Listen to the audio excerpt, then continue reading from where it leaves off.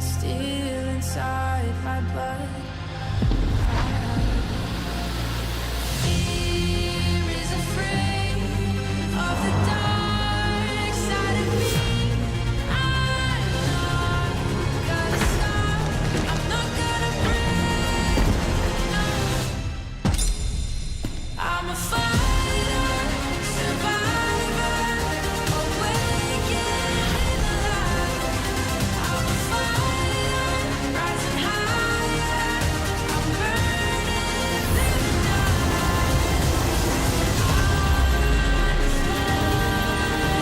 Sets the world on fire, and I will rise again and again, 'cause I'm a fighter, survivor, awakened in the light. I'm a fighter, rising higher. I'm burning through the night. I'm a fighter.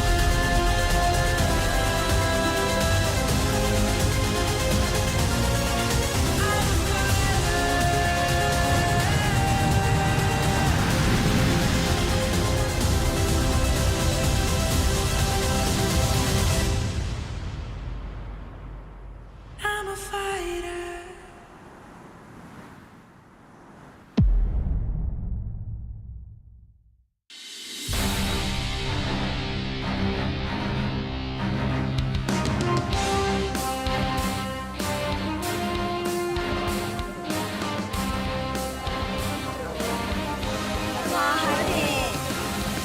생명 2연승 가자!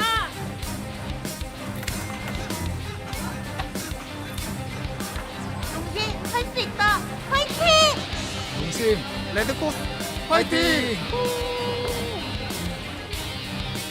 Welcome, ladies and gentlemen, to LCK Spring 2024. I'm Atlas, joined by Orcs here for the final day of the week and the final day before our big old New Year break as well, which is going to be a bit sad that we're not going to have more LCK, but hopefully today is going to be jam-packed with enough action to bring us all the way through. Am I right? Yep, absolutely. Also, the last day of the patch.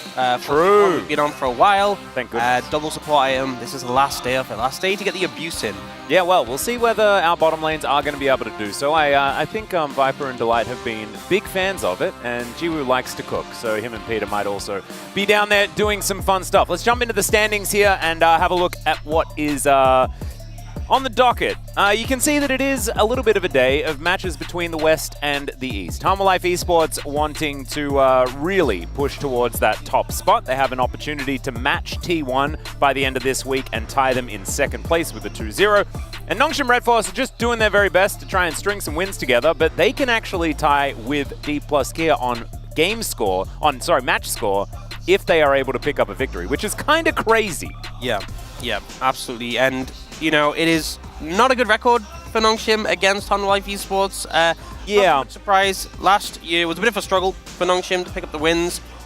I think they've looked positive relative to that, but I still think this is going to be a massive uphill battle to beat Humble Life Esports, especially with the roster changes that have come in. Yeah. The addition of that trio from Gen G. Humble Life Esports have looked pretty good, I think it's safe to say. Yeah, I think that they have definitely made some upgrades. We can see the Dundun versus Doran scoreline is not looking great for good old Reliable, but we know one thing, and that is it's not going to affect Dundun at all. I just don't think that his opinion of what he's going to do in this particular match is going to change because it's Dundun. He goes to the beat of his own drum. Yeah, unbreakable. Absolutely. His mental is just ironclad. Bot lane, I think it's going to be an interesting one. I feel like Jiwoo and Peter, a lot of people talk about as pretty like a high point for this Nongshim roster. Yep. Obviously, got their work cut out for them, that goes without saying.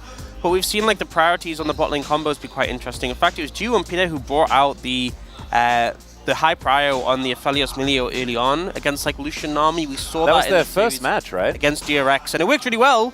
So maybe a return to that could be on the cards. Yeah, it is, you know, both of these teams have been struggling with the Zyra Khan. I think Zyra Khan is just not working out very well on this patch just in general with the prevalence of it being, like, just blind picked. so many punishes have come through. The Jinx comes to mind, of course, that Teddy was able to pick up DRX's first victory utilizing. So I think that we are going to see maybe that Xayah Rakan fall down in the priority list just a little bit. Even Viper and Delight aren't finding the same success. And when Delight is struggling to win on Rakan, that's when you know things are going wrong. Yeah, and the thing is, I feel like Rakan definitely is a bit more versatile than Xayah, but there's just so many long-range comps where Xayah just can't play the game. And I feel like this season so far has really been about the bot lane duos. A lot of it's been these combos that you put together, the Lucian Nami, Lucian Milio, Felipe Milio. We've had like the Senna, Tom, Senna, Ornn, also Senna, Seraphine. There've been varying combos, but a lot of focus on what you're pairing with it. Caitlyn Lux, we saw from T1 the other day, so a lot of value can be good from having a favorable matchup in that bot lane 2v2. We'll see whether Jiwoo and Peter can do it. Call Me back in the mid lane once again. Not going to be Fiesta, and I think Irene actually stated that they were planning to give Fiesta another start, but looks like Call Me has been doing a little bit better in practice. They are going to play with him here today, and Fiesta didn't exactly have the greatest re-debut. And here now, we're going to welcome Harmalife Esports out onto the stage. Pretty relaxed is what they're looking right now, and it's understandable because they have been pretty strong here in the LCK, only losing 2 games, and it's interesting because they were both games where Zeka was playing Corki. Yeah, I think he is definitely the weakest performer of the roster so far. On Corki. On Corki specifically. I think, when I think about Harmalife Esports, they've obviously done extremely well so far this season, but I feel like expectations are so much higher than they were for this team last time. The fact that they have this trio from Gen G, this team who have been so dominant in the past couple of years, the expectations really are high. And I mean, Viper and Zeka felt like the 2 pieces that could slot together with that. I don't think they're quite at the 100% we expect. We hope they'll reach by the end of the split, but for now, definitely looking like the stronger force here. And we can see bot lane featured matchup, Viper has been a force to be reckoned with so far. He certainly has. These DPM numbers are looking relatively high. I feel like the mid 600s is higher than the average that we saw for seasons past. So it's good to see that AD carriers are actually doing a fair bit of work here. But dual proximity at 14 minutes, that's the crazy thing, is the fact that Delight's actually sticking around. So him and Viper really are making sure they get around the map, get as many plates in the early stages of the game, and it shows that Viper really is what they look towards for carrying these victories later. Yeah, I think as well, I definitely think when I think of the 3 big supports in the LCK with Keria, Lehens, Delight, I feel like Keria, very lane dominant focused, Lehens is kind of the opposite, and Delight I put somewhere in the middle. So I think with Viper as well, I think that's an AD carry you can really look to challenge in the 2v2, so expect to see that coming out here. Yep, and I think it's really stylistic as well. It's not necessarily the style of the support, it's the team and what is required of them. So Lehens, obviously, because they can play through any lane, they just use him wherever the champion is that can do the most carrying, and it sort of works out for them. This, here on Harmalife Esports, it feels a little bit more like Viper is generally the guy no matter what, and then they build compositions around him. Yeah, I think it's been kind of similar to how we saw Gen G operate last year, where it's really about Chovy and Pays. This time it's about Viper and Zeka, but it is very mid-bot. And a lot of the times we've seen like a tank top jungle, and they've really played to facilitate those other 2, which has obviously for the most part worked really effectively. But it does make me wonder, I mean, I'm not sure Dun Dun is the guy, but he is the guy. Well, he is the guy. It depends which kind of the guy you're talking about. I'm just not sure that's going to be enough to make real big headway in the top lane up against Doran, but we'll have to see. Doran's also been performing very well, especially this week. Their previous series, Doran, I think, was quite impressive. We know that he is a bit of an up-and-down player, but we'll see whether he is up or whether he is down here today, because, I mean, speaking of ups and downs, I mean, Dun Dun had an absolute stinker in their first game this week, and then came back to hard carry immediately afterwards on his Gnar. And then got taken down by his rival in Game 3. Yeah. Gromp. Yeah, we'd prefer not to talk about the the Gromp situation. His Yone did want to win a 1v2 though, so that was relatively impressive. That was a crazy series. If you haven't watched the previous Nongshim series, you probably should go back because that was silly. Up against Fearex, I'm pretty sure. Which is why even though This is heavily stacked in Hanwhife's favor, hoping that Nongshim show some of that life again, and we get to see some positive from them. That's what we're all hoping. That's all we want, is just to see more life. Am I right? More life, Orcs. That's what we need. Yeah. Just to let you guys know, he opened some card packs and he got 5 lives. There was like 21 cards I got in total, and 5 of them were life. Yeah, it was fantastic. I think I made that joke last time we were casting together, and I am probably going to continue to do so as the day progresses. Speaking of progressing, we do have some bans that are coming through. The Maokai and the Rumble both taken away from Hanwha Life Esports. And Kasante and Senna taken off the board as well. The Vi ban is a pretty obvious one that we have seen targeted at many of our junglers, Peanut certainly included, as that's an Azir ban. Bit of a weird one. There's still like Orianna open, still Corki open, Varus and Ashe open, Lucian open, and they opt to go for that Lucian first pick. So my expectation is the typical answer we've seen into this is just the Milio Aphelios. You definitely want to deny the Milio away from, because Lucian Milio I feel like is a lot stronger than Lucian Nami. Kills so well. You don't have to take the Aphelios immediately though. They'll probably take that on 3. We have seen though Milio plus Varus, on-hit Varus, be pretty effective, so could go for something else in that third pick, but they will just take that Sejuani. Rel is still available, and Poppy in terms of those super strong tank junglers, but you know Nongshim going to lock that Nami first and foremost. So they have a choice here. You can either match jungle, or you could take something like the Orianna and then assume Hanwha Life can't respond, right? Because they need to pick up the Aphelios on 3, you would assume. And it means you can kind of pick the Orianna, then you can ban away things like the Corki. It's definitely an angle you can pursue. They're going to go for Corki for themselves, but same concept, you know? Does Zeka want to get a counter pick here and risk the Aphelios getting banned? Probably not. So now Nongshim have a chance to ban away troublesome mid lane matchups, which Orianna is definitely a pick which can really challenge, but it's not really been that much of a Zeka pick, so maybe something like the Yone or the Akali are things you could definitely see him leaning towards, especially paired with that Sejuani. Well, Trundle going to be the first ban here as Hanwha Life Esports look towards the jungle. Sylvie not going to have too many more things to play, but his Wukong hasn't been banned just yet. We know that he very much enjoys that. I was thinking that the on-hit Varus might actually work out better than the Aphelios, and then I remembered that Viper has a skin on this champion. He's pretty good at the old Aphelios, so we can't really blame him. Right, you know. Yeah, he's so I'm not going to nitpick that one at all. Orianna going to be taken away from Zeka, regardless of whether it is one of his favorites or not. It has been a tough matchup for the Corki. And Poppy taken away from Sylvie here as well. So that Wukong that we were talking about going to be a possibility. With Poppy banned, I mean, I'm feeling Akali, things like this that Zeka can try to get in on. But there's a Sejuani right there.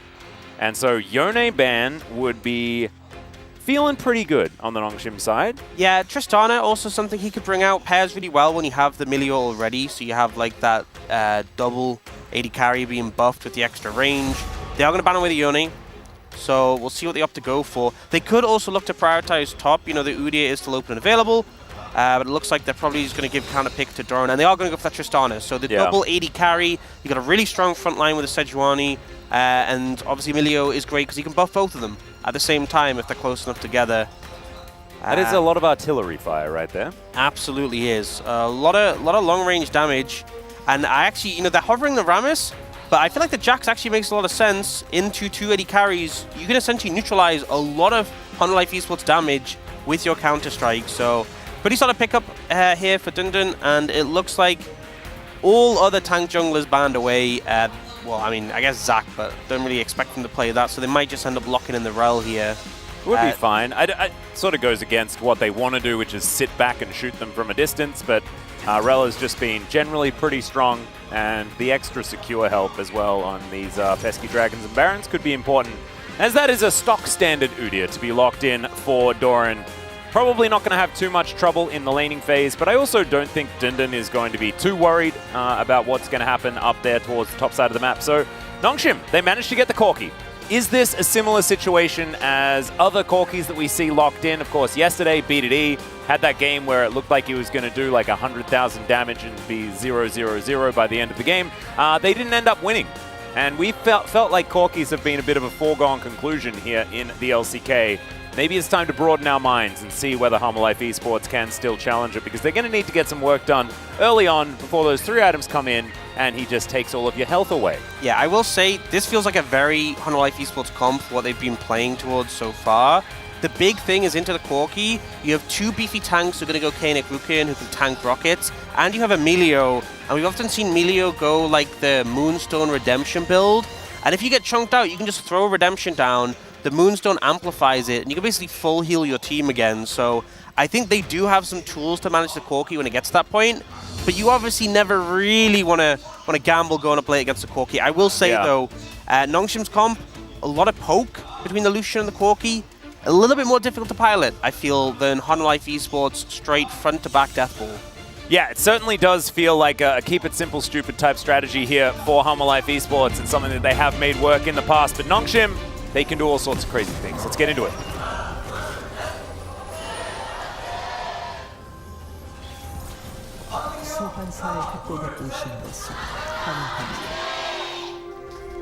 All right, here we are, ladies and gentlemen, onto the Rift for our very first game of the day, our final day of the week.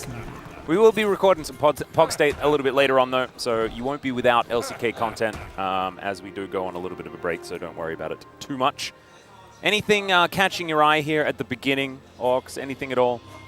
I will say a lot of confidence coming out from Viper on the Aphelios going Ghost. We often see into Lucian Army things like the barrier heal or the exhaust heal. It's actually a weird sort of mind game, because Jiwoo has gone Cleanse, which is obviously good into Sejuani, but often we saw Lucian start going Cleanse when their opponents would go Exhaust. So they exhaust you, you just cleanse it. So it's actually really good not to go Exhaust when you expect the Lucian to go Cleanse, but sometimes they'll go Ignite.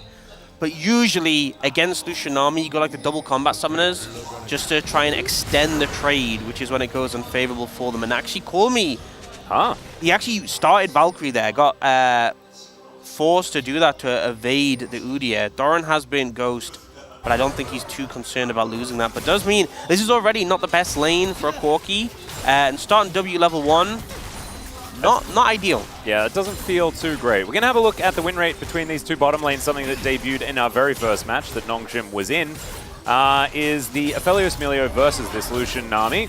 Already Jiwoo going a little bit aggressive here, but Viper able to mitigate a fair bit of that with the help of Delight. See how this race to level 2 is going to unfold. Right now, things actually working out very well, especially with Viper wielding his Severum for that extra lifesteal.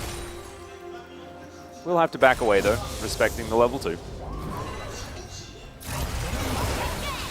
Owie. Ooh, ebb and flow value, though. That was huge. Absolutely. And you want to go for, even if you don't, got to care for the W. Yeah, Moonshot does come through here as Jiwoo, they are forced to heal. Gets themselves out of there. Long cooldown, though. See whether Jiwoo and Peter can actually utilize that window as he dashes forward. Yeah, and even though it looks like the Lucian Army are losing these trades in terms of health, with the Nami, it's not that big of a deal with all the sustain you have. And they actually traded up in summoners there. You know, they got the Ghost from Viper and the heal trade. Obviously, just the Ghost is not that big of an advantage, but I think Jiwoo and Peter are still doing fine. And level 3, I feel like, is really where the Lucian Army gets a lot of power. Oh, absolutely. Being able to dash around and throw out your Light Slinger is quite important. So, Nongshim getting there, relatively close, but just playing with the health bars. You can see it's not really translating to too much when it comes to CS or anything like that. There is that level 3, but the wave is going to go missing. As Viper does manage to get a little bit of a snare onto Peter here. Gravitum Calibrum helping out as far as landing those long-range shots, but still Peter is going to be able to make it to safety. Life Esports now with some time with the wave. Yeah, you can see Nongshim, we're looking to potentially reset. I think probably a good timing for Jiwoo to buy the World Atlas. Yep. World Atlas. The World Atlas? Atlas. He's buying the World when he goes back? No, he's buying the World Atlas. Ah. Yeah, but Life Esports, especially with the Infernum shoving power, actually managed to keep them locked in lane a little bit longer at least. And Jiwoo, he does have biscuits if he needs the mana, but currently kind of running on fumes, so they do still can just go for the recall now, but it means the timing isn't as good as they initially hoped for. Yeah. They're holding off. This is a cannon wave as well. They might have been able to, but wanting to opt into it as Jiwoo taking a bit of damage. Dindin down to about 400. Oh, no. As we turn off the vision. Oh, dearie me. Well, Peanut is going to come up here towards this top side, and Dindin will have to flash. That's a good flash from Peanut to follow off. And they pick up first blood. Doran collects that one, and Peanut just says, easy gang.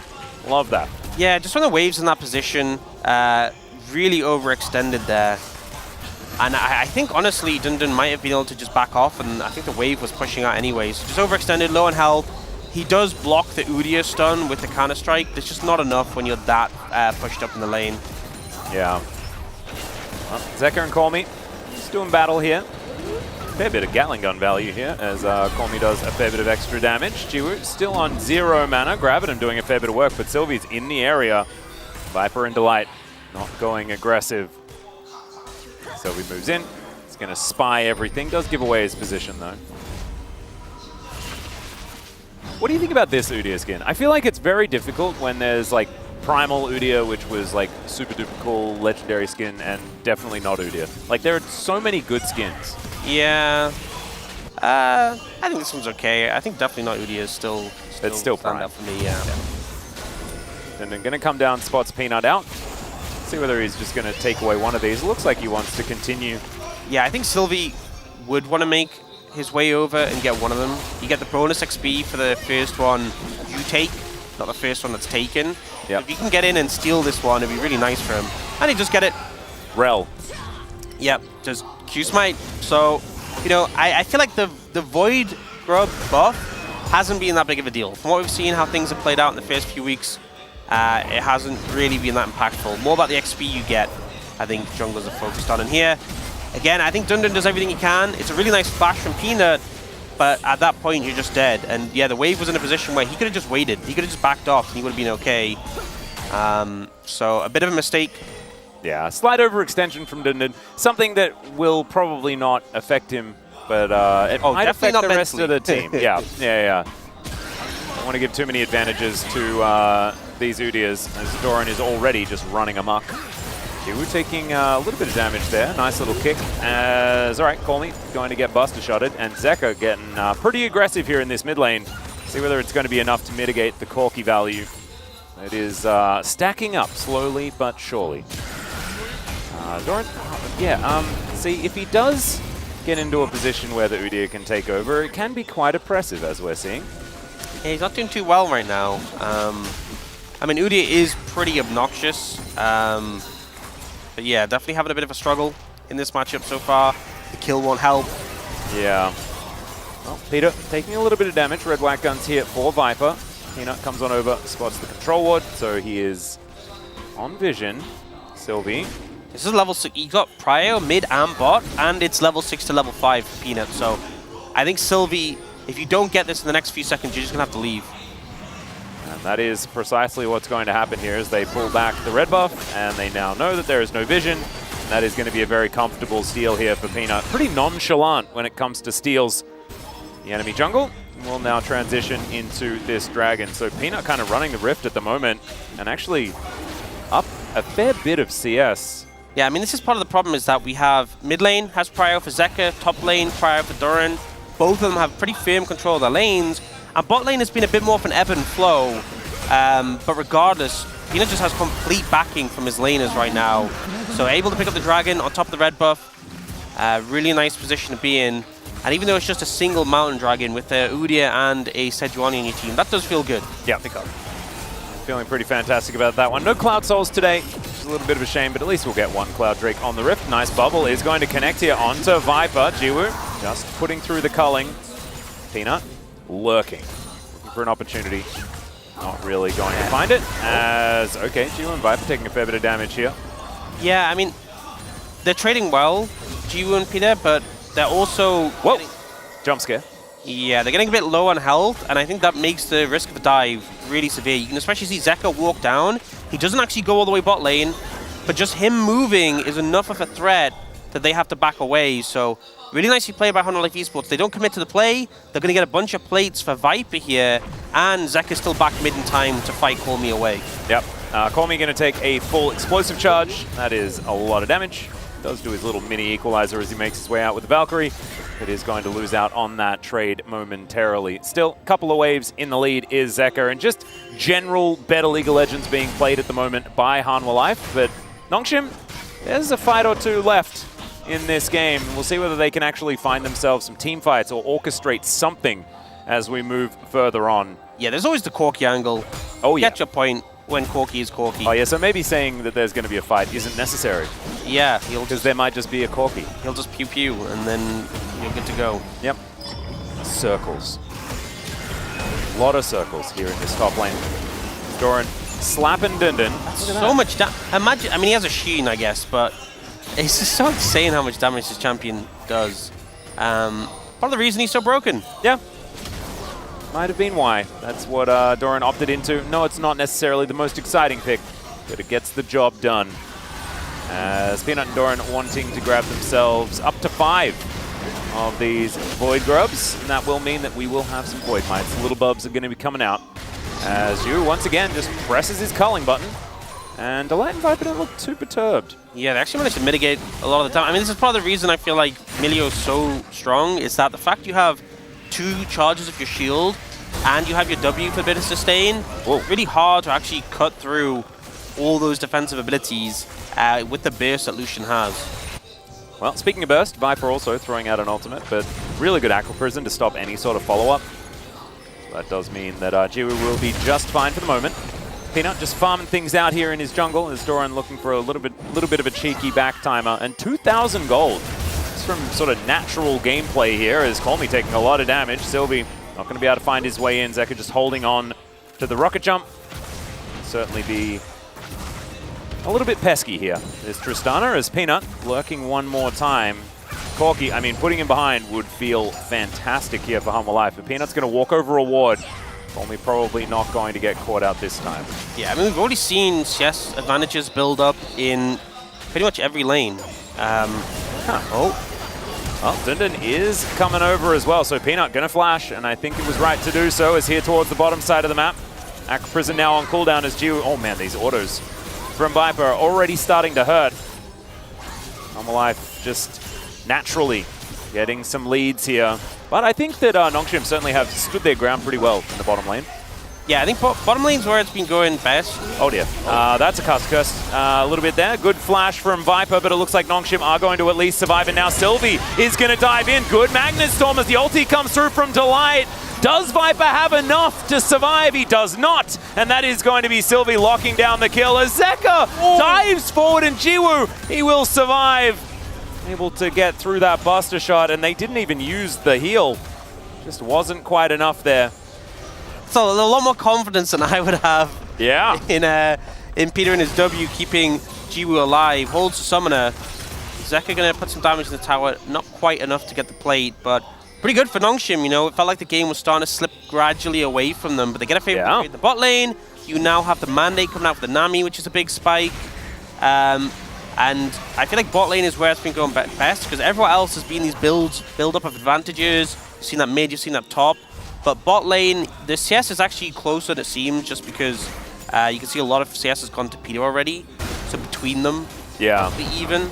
And they've been holding up in trades for the most part. So now with the one-item spikes coming in, should be in a decent position. But you can see TP coming out from Zeka, second dragon spawning in 5, and they definitely want to set up for this. Colmy already has the package in tow.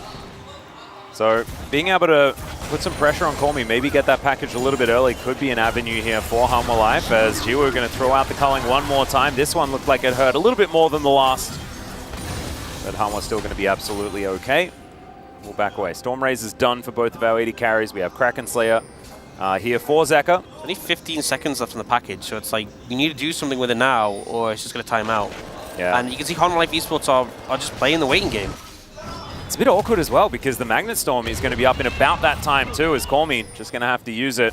They do get positional advantage, that is true, as Jiwoo goes into melee range against Peanut, but it seems to have worked out. Good interrupt with the tidal wave as well, but Peanut does have the Melio there, and now the Moonlight Vigil comes down, and Doran, he's booping all of them! Oh my goodness, it's a disaster. He's running amok. Viper, though, is in melee range. I don't know whether that is exactly the best, but Zeka, he's the backup 80 carry, and now he's finding the resets. Colmy trying to get that plane to move faster, but Doran, he'll just slap him. And that is going to be a triple kill for the Udyr. What is that? Okay, wait, there's the quadra kill, as Doran is just going to die because he knows that's the right thing to do after that. feel like he could have almost ran out of turret range there, but no, he accepts it. 5-1-0 on the Udyr right now. That's just, oh dear. Just out of nowhere, completely takes over that fight, and honestly, although he dies, the shutdown goes over to Sylvie, which you're probably not too bothered about. Much better than it going to Komi or Jiwoo. Peanut should be able to just pick up this dragon and get away, but a huge fight for Hanwha Life Esports. And I think Nongshim, I mean, part of the issue is you're opening up the Sejuani, who is very tanky. You commit pretty hard, and then they start to disengage here, but Viper gets this great ult, catches the Corki, allows Doran to follow up, and bear in mind, Komi's already used Flash and his dash. Jiwoo ends up going in for Viper, and now has no mobility. And you're just getting run down. Zeka's getting the resets, and Doran is just an absolute menace. His health bar just doesn't seem to change, does it?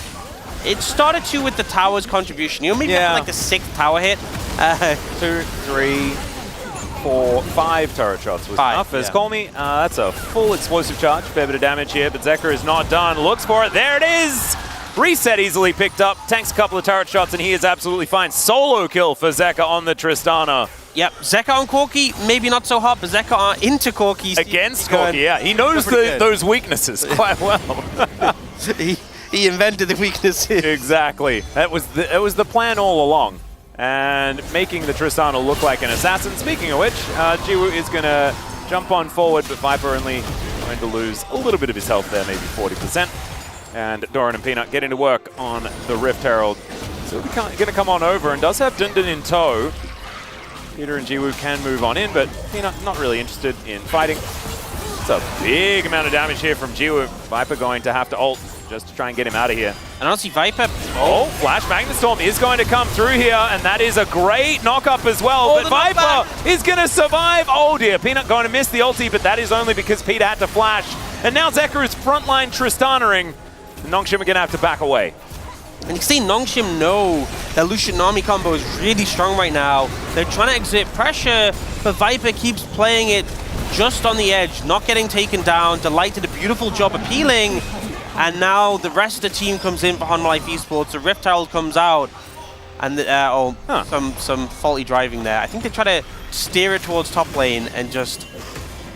Yeah, did manage to get the initial charge, so still great work from Peanut to be able to make that happen. Some of our other HLE pilots straight have lines not are been, easier, yeah. we'll say. I mean, you say that, but we've seen a fair bit of the wrong direction happening with those straight lines. Yeah, Peanut is one of our older players, though, so probably more experienced driver. Played probably a fair bit more Nunu as well in his time. I imagine that Peanut would certainly be a bit of a fan. Yeah, this is how Zeka found him. Yep, just has the confidence, gets the reset on the rocket jump with the explosive charge, goes in for the final combo, and gets the reset to get out again. Just really well played, knowing the limits of your champion. Yep, beautifully done here by Zeka. That is going to only extend that lead. Quick Blade's going to be coming even quicker. As now Viper and Delight just going to back away from this mid lane. Slight lead there as well, but no kills, and Jiwoo does have at least one of them, and I do like how aggressively he's playing. Always moving up in this lane, now almost towards those 2 items. It's a rapid fire cannon very, very close. Peanut and Delight will spot this vision. Jiwoo will need to back away as Doran is very scary. And do you have enough dashes? That is the question. Bubble does come in. Doran is practically immortal. He just doesn't take damage. No. I mean, there's no other way to spin it. I mean, he is so fed, but look at his items. That's a lot of blue things that he has in his inventory there. You know, we used to have the blue Ezreal build, and now it's just like it's Blue Deer. Yeah, Blue Deer is doing pretty good. Yeah, he certainly is. 5 kills would certainly help out there. That's the gank and the quadra that he got earlier on. And the thing is, it's like, by the time Corki comes online, both Doran and Peanut are going to have Koenig Rukins, and it's just going to be... Yeah. This is the thing. I actually looked down at his items, and I was like, oh, he must have the Koenig Rukin already, but no, not quite yet. So it gets worse. It definitely does for Nongshim. He is going to be doing less and less relevant damage, I guess, as the game goes on, unless he builds like a casual Leandris or something, because he's just got so much money. We'll see. Probably not, though. So maybe, just maybe, these rockets, if they find the squishies, will be able to save them. But Hanwha Life Esports are looking to try and not get to that time, right? They're going to try and take down these turrets as quickly as they possibly can and avoid the Corki win condition. if that is possible. Dundun 50% healthier. And okay, Moonlight Vigil is going to go wide. Jiwoo not going to go aggressive. And I feel like Jiwoo has been going aggressive. That's why Viper that time throws out the ulti. And this time, Jiwoo just backs away.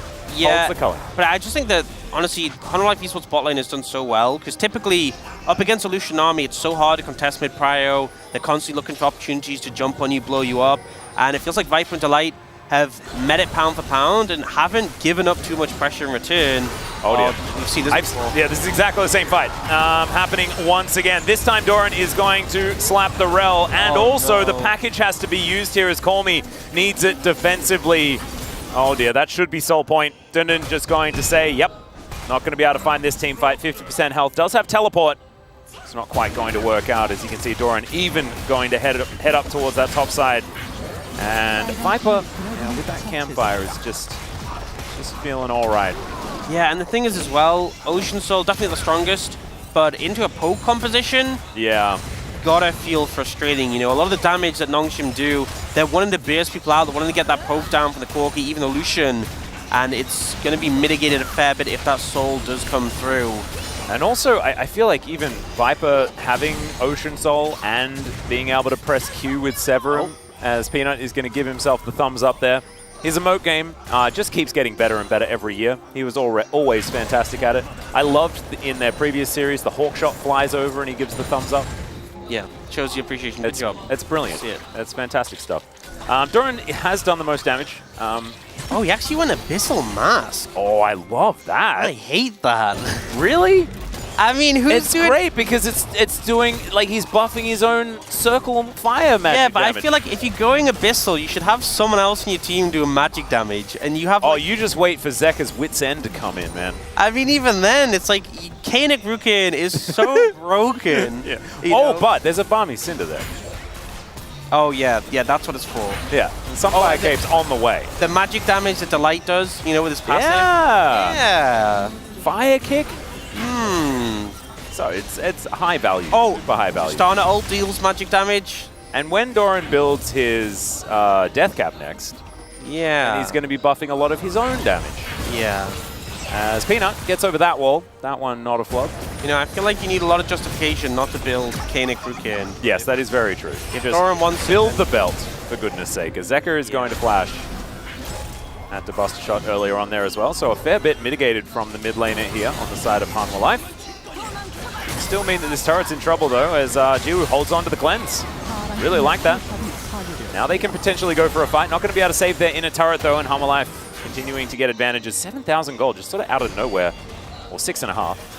Oh. And Zekka, if at first you don't succeed, try to kill the Tristana again, and these rockets... That one didn't land, but there's a Magnet Storm, and that should mean that they will. And that's 500 gold to the Rel. I mean, Colmy probably should have that money. Yeah, and you know what's frustrating as well is the Rel got the Doran shut down when he got 5 kills, and then gets this shut. It's not ideal, but it is going to be a tanky Rel, I guess. Gonna have the Ruka a little bit earlier. Yeah. And stuff like that. Honestly, I'm not sure you even go the Ruka in this game. Yeah, that's true. Not that much magic, other than Doran with his Abyssal Mask. I was going to say, the Abyssal Mask might actually, you know, you might be perturbed by it. But yeah, it was pretty nicely played. I don't think you need to go for that last Q from Sylvie. I think you could have given it the kill to your Corki. I think Zekka was pretty dead. You know you'd already been in the flash. Yep. And the rocket jump. But regardless, a nice pick. You know, something that they definitely need. 2 minutes until that dragon, 2 minutes until Soul. And I feel like this might be curtains if Nongshim lose that fight. They will have the package available, but you can see they're trying to find something else. Ow! Okay, Jiwoo goes in, and Viper just doesn't lose health. What the heck? Jiwoo now running for the hills. And Colmy, he's in trouble as well. What happened to this Aphelios? He's absurd, and now Zekka is coming for the flank angle. It's a good cleanse. Peanut flashes a little bit off there, but Jiwoo's running the wrong direction, and he is not going to survive. And now Colmy as well. Oh, dearie me. They are just scattering as much as possible. And, yeah, Colmy just going to stand in the circle. You know, I feel like this was one of those plays where Nongshim were like, okay, we have Dragon in a couple of minutes. Let's try and get Viper's summoner spells. You know, we'll go aggressive. Yeah. And Viper was like, oh, you want my summoners? You can have them. But they got a lot more than they bargained for on that one. And now they lose Baron. And I'm not even sure they're going to get to the Soul fight. I think things might just be a bit doomed now. Yeah, I think Sylvia was considering going for a gank onto Doran, but I don't think that's really going to work out. He's going to teleport back home, and they will sacrifice this outer turret in order to get full control on that top side of the map. Inner turret does go down over there. We're going to see this one more time, and this is Jiwoo dashing in and then just pressing all of his buttons, and Viper's health bar does not move. Yeah, he's still full, and they just don't really have a response. And then you actually see, look where Zeka and Doran are. Like, they're flanking from your side of the map. There's just nothing you can do in that situation. It's like as soon as you commit to the play, it's just over. It's like you either one-shot Viper, which we saw was never happening, or you are locked into a very bad situation. Yeah, Viper just, his health bar seemed to go up. So maybe not doing damage to him is the answer. As Doran, he's going to take a fair bit here as Jiwoo able to free hit, but well, I said fair bit. Yeah, not What really. a shield's worth, you know? Yeah. Oh, look, he's basically full health again. Yeah, it's a 6-1 Oh, no, he is full health Udyr. again. Yeah, he just eats a bit of honey fruit. Who So actually kills him? Well, maybe we'll find out. Or maybe it's no one. Maybe he just doesn't die again. Maybe turrets. Turrets worked last time. Maybe that's going to work this time as he's just walking at them.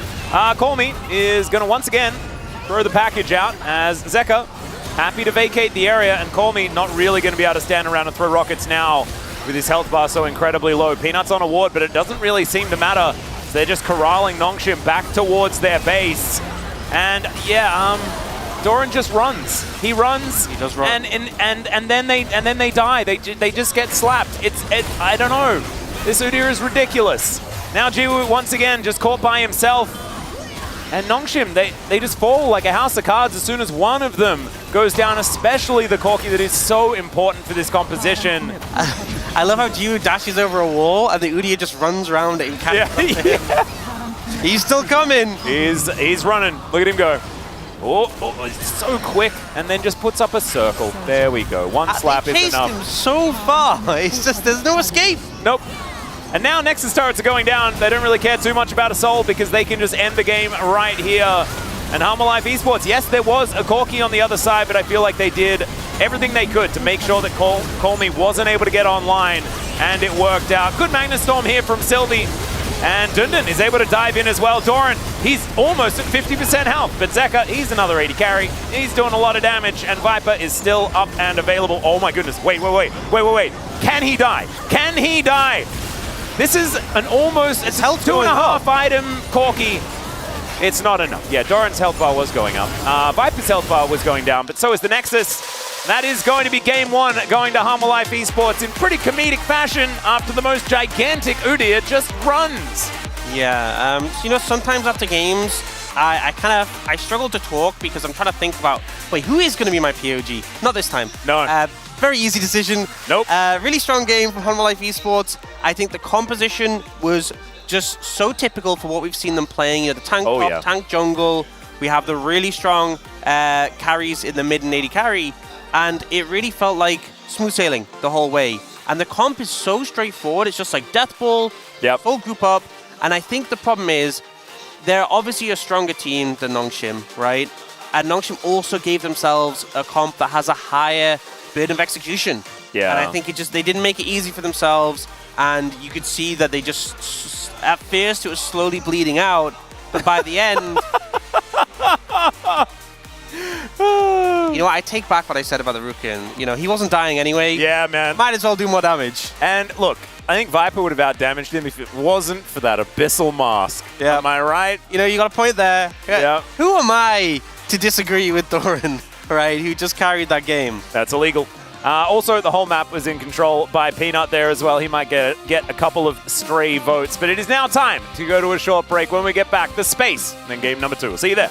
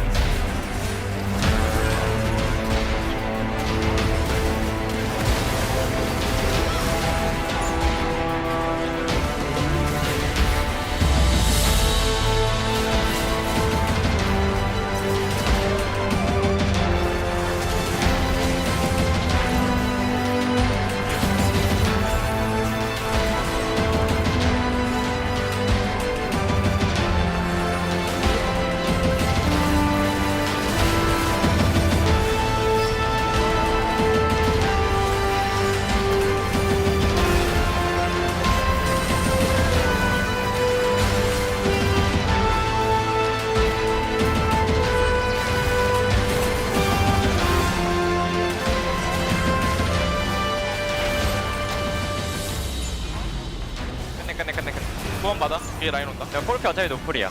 야 레플 찼다. 아렉 걸 테니까 생각만 해.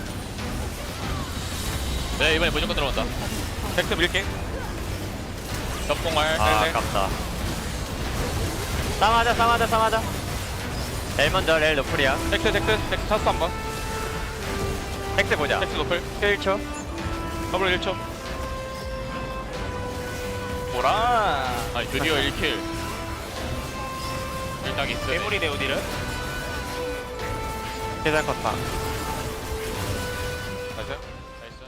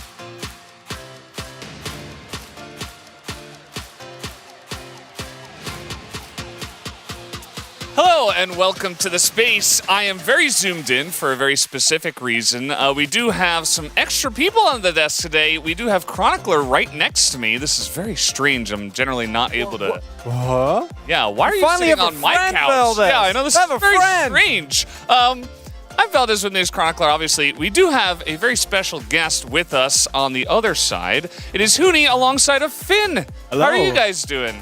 I'm chilling. I mean, I've been here forever, so we got the new special guest right here.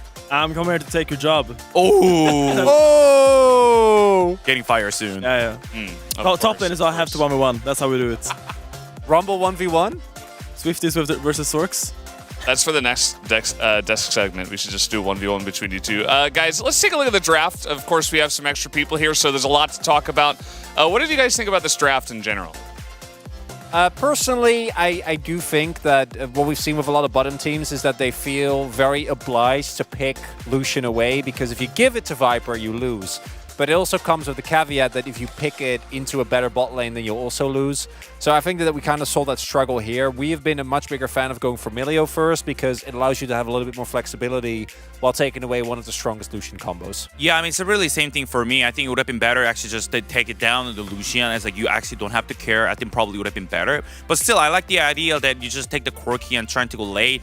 But I just didn't like the go 4-5 and the ban is like just banning Orianna out. Like you could just keep to the Zek and just playing Orianna and you just play Quirky into it. And it's like Yone ban is correct, but there was Udyr up. I feel like when you pick Corky blind, you actually don't mind the Orianna because it's kind of a handshake. And what you fear when you play Corky is the enemy mid just roaming a lot and actually being impactful on map. But Orianna won't really do that. Yeah, definitely was a pretty interesting draft that we did have after all.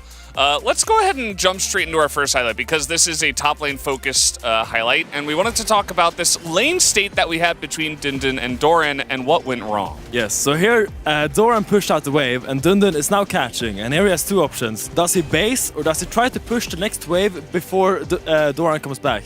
He chose poorly. He chose to push this. And now we're gonna see that he actually can't push this in time before Doran's reappears and starts to hold this wave. Now Dundun, not wanting to base and waste his TP, he's staying in lane. He's like, I can push this in. No Dundun, you cannot push this in. What happens now is Doran holds this wave and it's like, Peanut, his wave is really bad. What if you come over here and hit me up with a gank? And so he does. Very well executed by Peanut, holding his Q until after the W connects. And it's just a very clean kill for the Doran, and this started a snowball, which just means that the Udyr is gonna perma-push and do whatever he wants on the map for the next 15 minutes. I mean, I'm just saying, if I was a player, if my head coach will coma, I'm insta-bench after that death. Immediately. I can't play the next game. That's it. That's all I gotta say.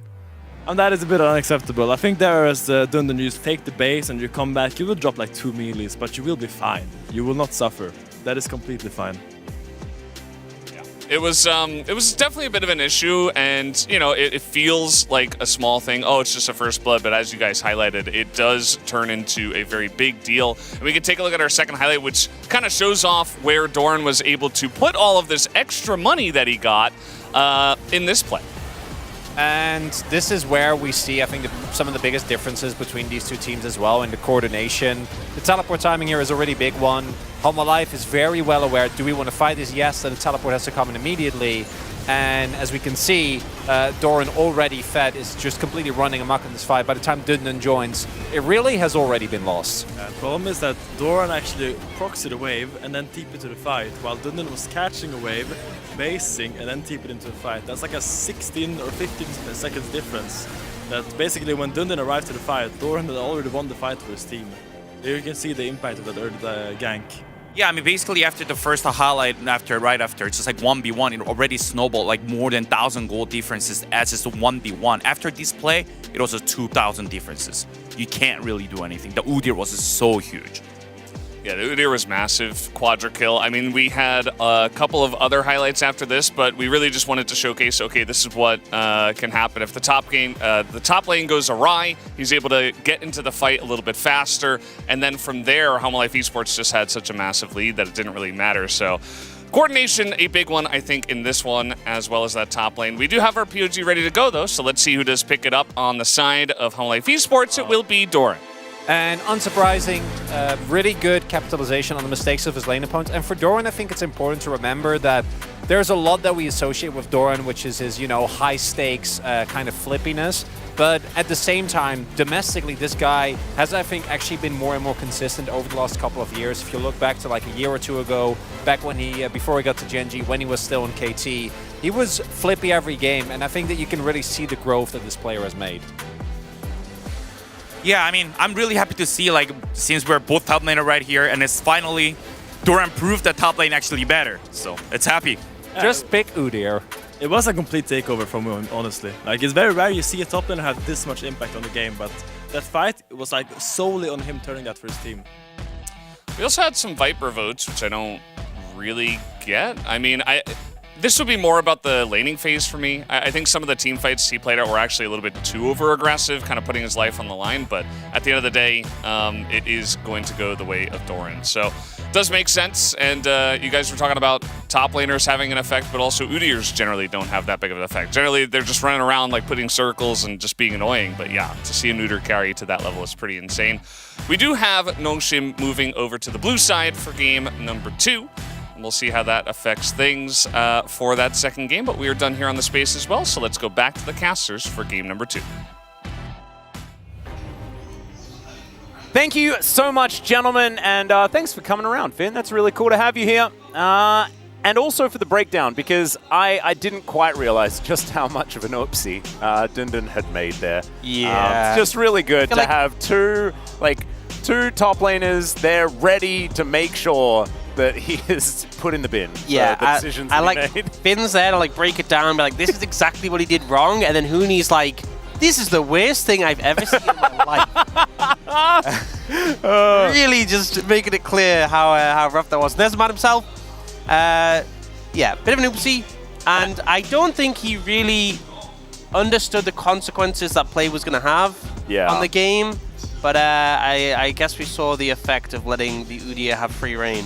And it's also just really good that it's Dundun as well, because we know that he just straight up doesn't care what other people say about his play. He'll just come back and he will do something better the next time around, because he can make catastrophic mistakes in a game 1, and then he can pick Gnar and just win in game 2. We'll see whether that is what's going to be on their mind, because I think a change up in draft is going to be necessary, and thankfully that's exactly where we are. We're here in the draft as Maokai and K'Sante both going to get banned away, and nothing really changing so far as the draft is concerned. Will the picks change? That's the question. Yeah, so Sejuani instead of the Rumble is the first difference we've seen so far. Obviously, Pina had a really good game on that. Also does mean that maybe things like the Yone aren't as scary for Zeka to have. Life is also going in the same direction. I don't want to see the Lucian first pick. No. Well, you will see the Lucian first pick, so deal with it, okay? Well, I can kind of predict that Life Esports... Melio I think jungler. I've heard... Yes. Melio and Aphelios is pretty good into Shinami. I don't know if we have any footage that demonstrates that. It's just a hunch I'm going with, you know? No, we don't. I get the intuition that Viper is pretty good at Aphelios. You know, like, yeah, he's kind of good at that. Yeah. I would prefer just to see Varus, just to mix it up, because it's also really good. Change your pace? Yeah. The Orianna going to be locked in this time around. I think this is actually much better than the Corki that they attempted to play. They could, of course, Life Esports, that is, head towards the Corki themselves, but I think picking an 80 carry does make some sense. And wow, this is so surprising that they do lock in the Aphelios for Viper. Yeah, blown away, gobsmacked, if you will. But I think already the Orianna does make things a little bit better here for Nongshim. Yeah, I think Nongshim probably going to look to target jungles here, particularly the Nocturne, really good with Sejuani. And already we've seen a lot of these tank junglers banned away. So Rel's been picked away. We've seen Maokai, Sejuani, and Vi taken off the cards. We're actually going to ban the Trundle. So I expect the Nocturne as a final one. And Nongshim are looking to target Zeka's champion pool, limit what he can play into the Orianna. Yeah, Kali has worked out into Orianna in the past as well, so just wanted to make sure that he doesn't get back on one of his favorites. Yeah, definitely a decent idea. I wonder... So here's the Nocturne there. I wonder if they're going to actually ban away the Udyr here for Nongshim, you know? I think it clearly caused them a lot of issues, and as much as, like, you could pick the Udyr yourself, there's a chance Life Esports just take on 4 if they're that confident, but we'll see. Regardless...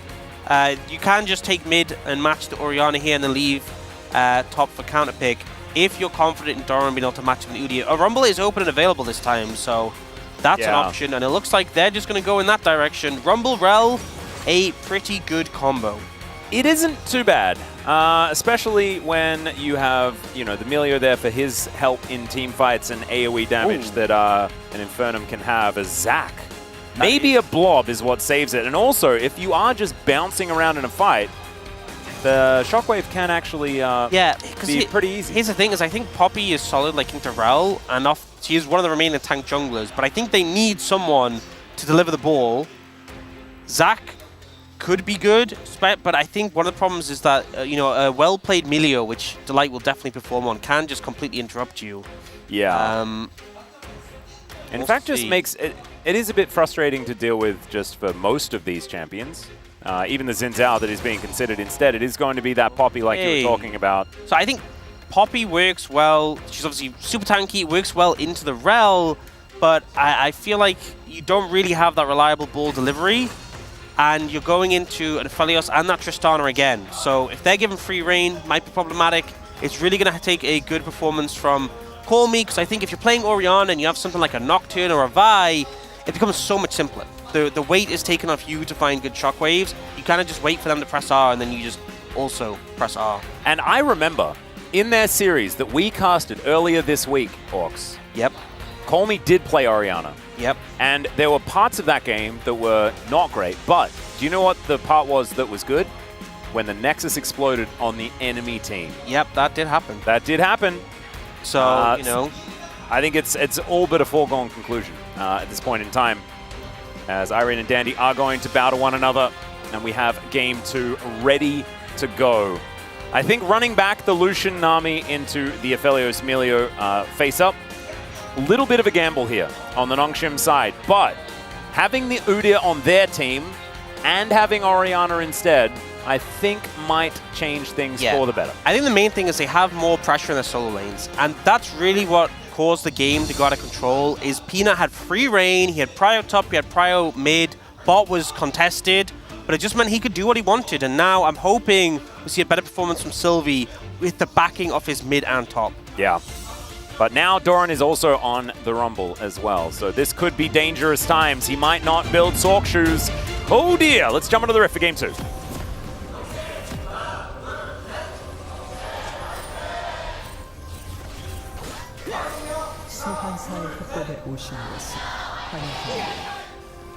All right, I like the little bit of a raise at the end in the Hanwha Life fan chant. Not realizing, they felt like they weren't necessarily as enthusiastic as they should be at the very beginning, and everyone together crescendoed. Yep. Gorgeous. I like that. Don't really need to analyze every one of the fan chants, but I do find myself doing it anyway. Do a full breakdown, the different fan chants. Maybe they could do that on the desk. Yeah. Depends. This game might be even more interesting. But also, they might want to talk about fan chants and not the game if Doran does build the wrong items and perhaps makes the wrong choices. He does at least have Comet and Ignite and Flash, so that part of the test he has passed. Yeah. One thing to mention as well, for people wondering, because we've seen a fair bit of Swifties in general, they're actually bugged. So normally, when you read Swifties, they say it reduces slowing effects by 25%. Yeah. For some reason, it's 40% instead. And no one really knows why. And I think 14.3, they're like fixing the bug, but they're just better than they should be for now. It's really weird. Just a bit high value. Yeah. Like that, as Peanut is just going to find the whole camp and then crash away from it. So Sylvie doing some supervision. That's not a good feeling, man. You wasted so much time, and I feel like Peanut definitely the sort of player who can take advantage of that and look to challenge you. You have so much extra pace now. Like Sylvie, it's 2 minutes and he's only just started this camp, and it's just the power of the rel. It's so easy to secure camps with that Q smite.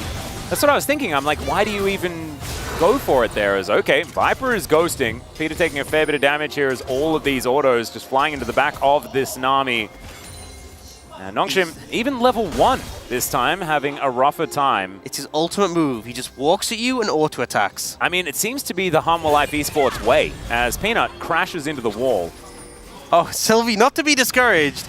is like, it failed the first time. Oh no, was he briefly spotted there? I think he may have been. As Doran and Dindin fighting one another. The Ignite going to tick down. Doran's taking a lot of minion damage. Yeah, that's a lot of minion damages. Now Peanut is going to find Sylvie. There could just be kills all over the place. And Sylvie is going to be able to take the blue buff. And Zeka is also fighting Call Me. He's able to get himself out of there. How's the top lane? Are they dead yet? No, they're not. They're okay. And no first blood. It's fine. It actually worked. You know, Sylvie got the blue, manages to answer back, make up for some of that lost time. And this is the big difference maker, though, I feel. Call Me has pressure mid.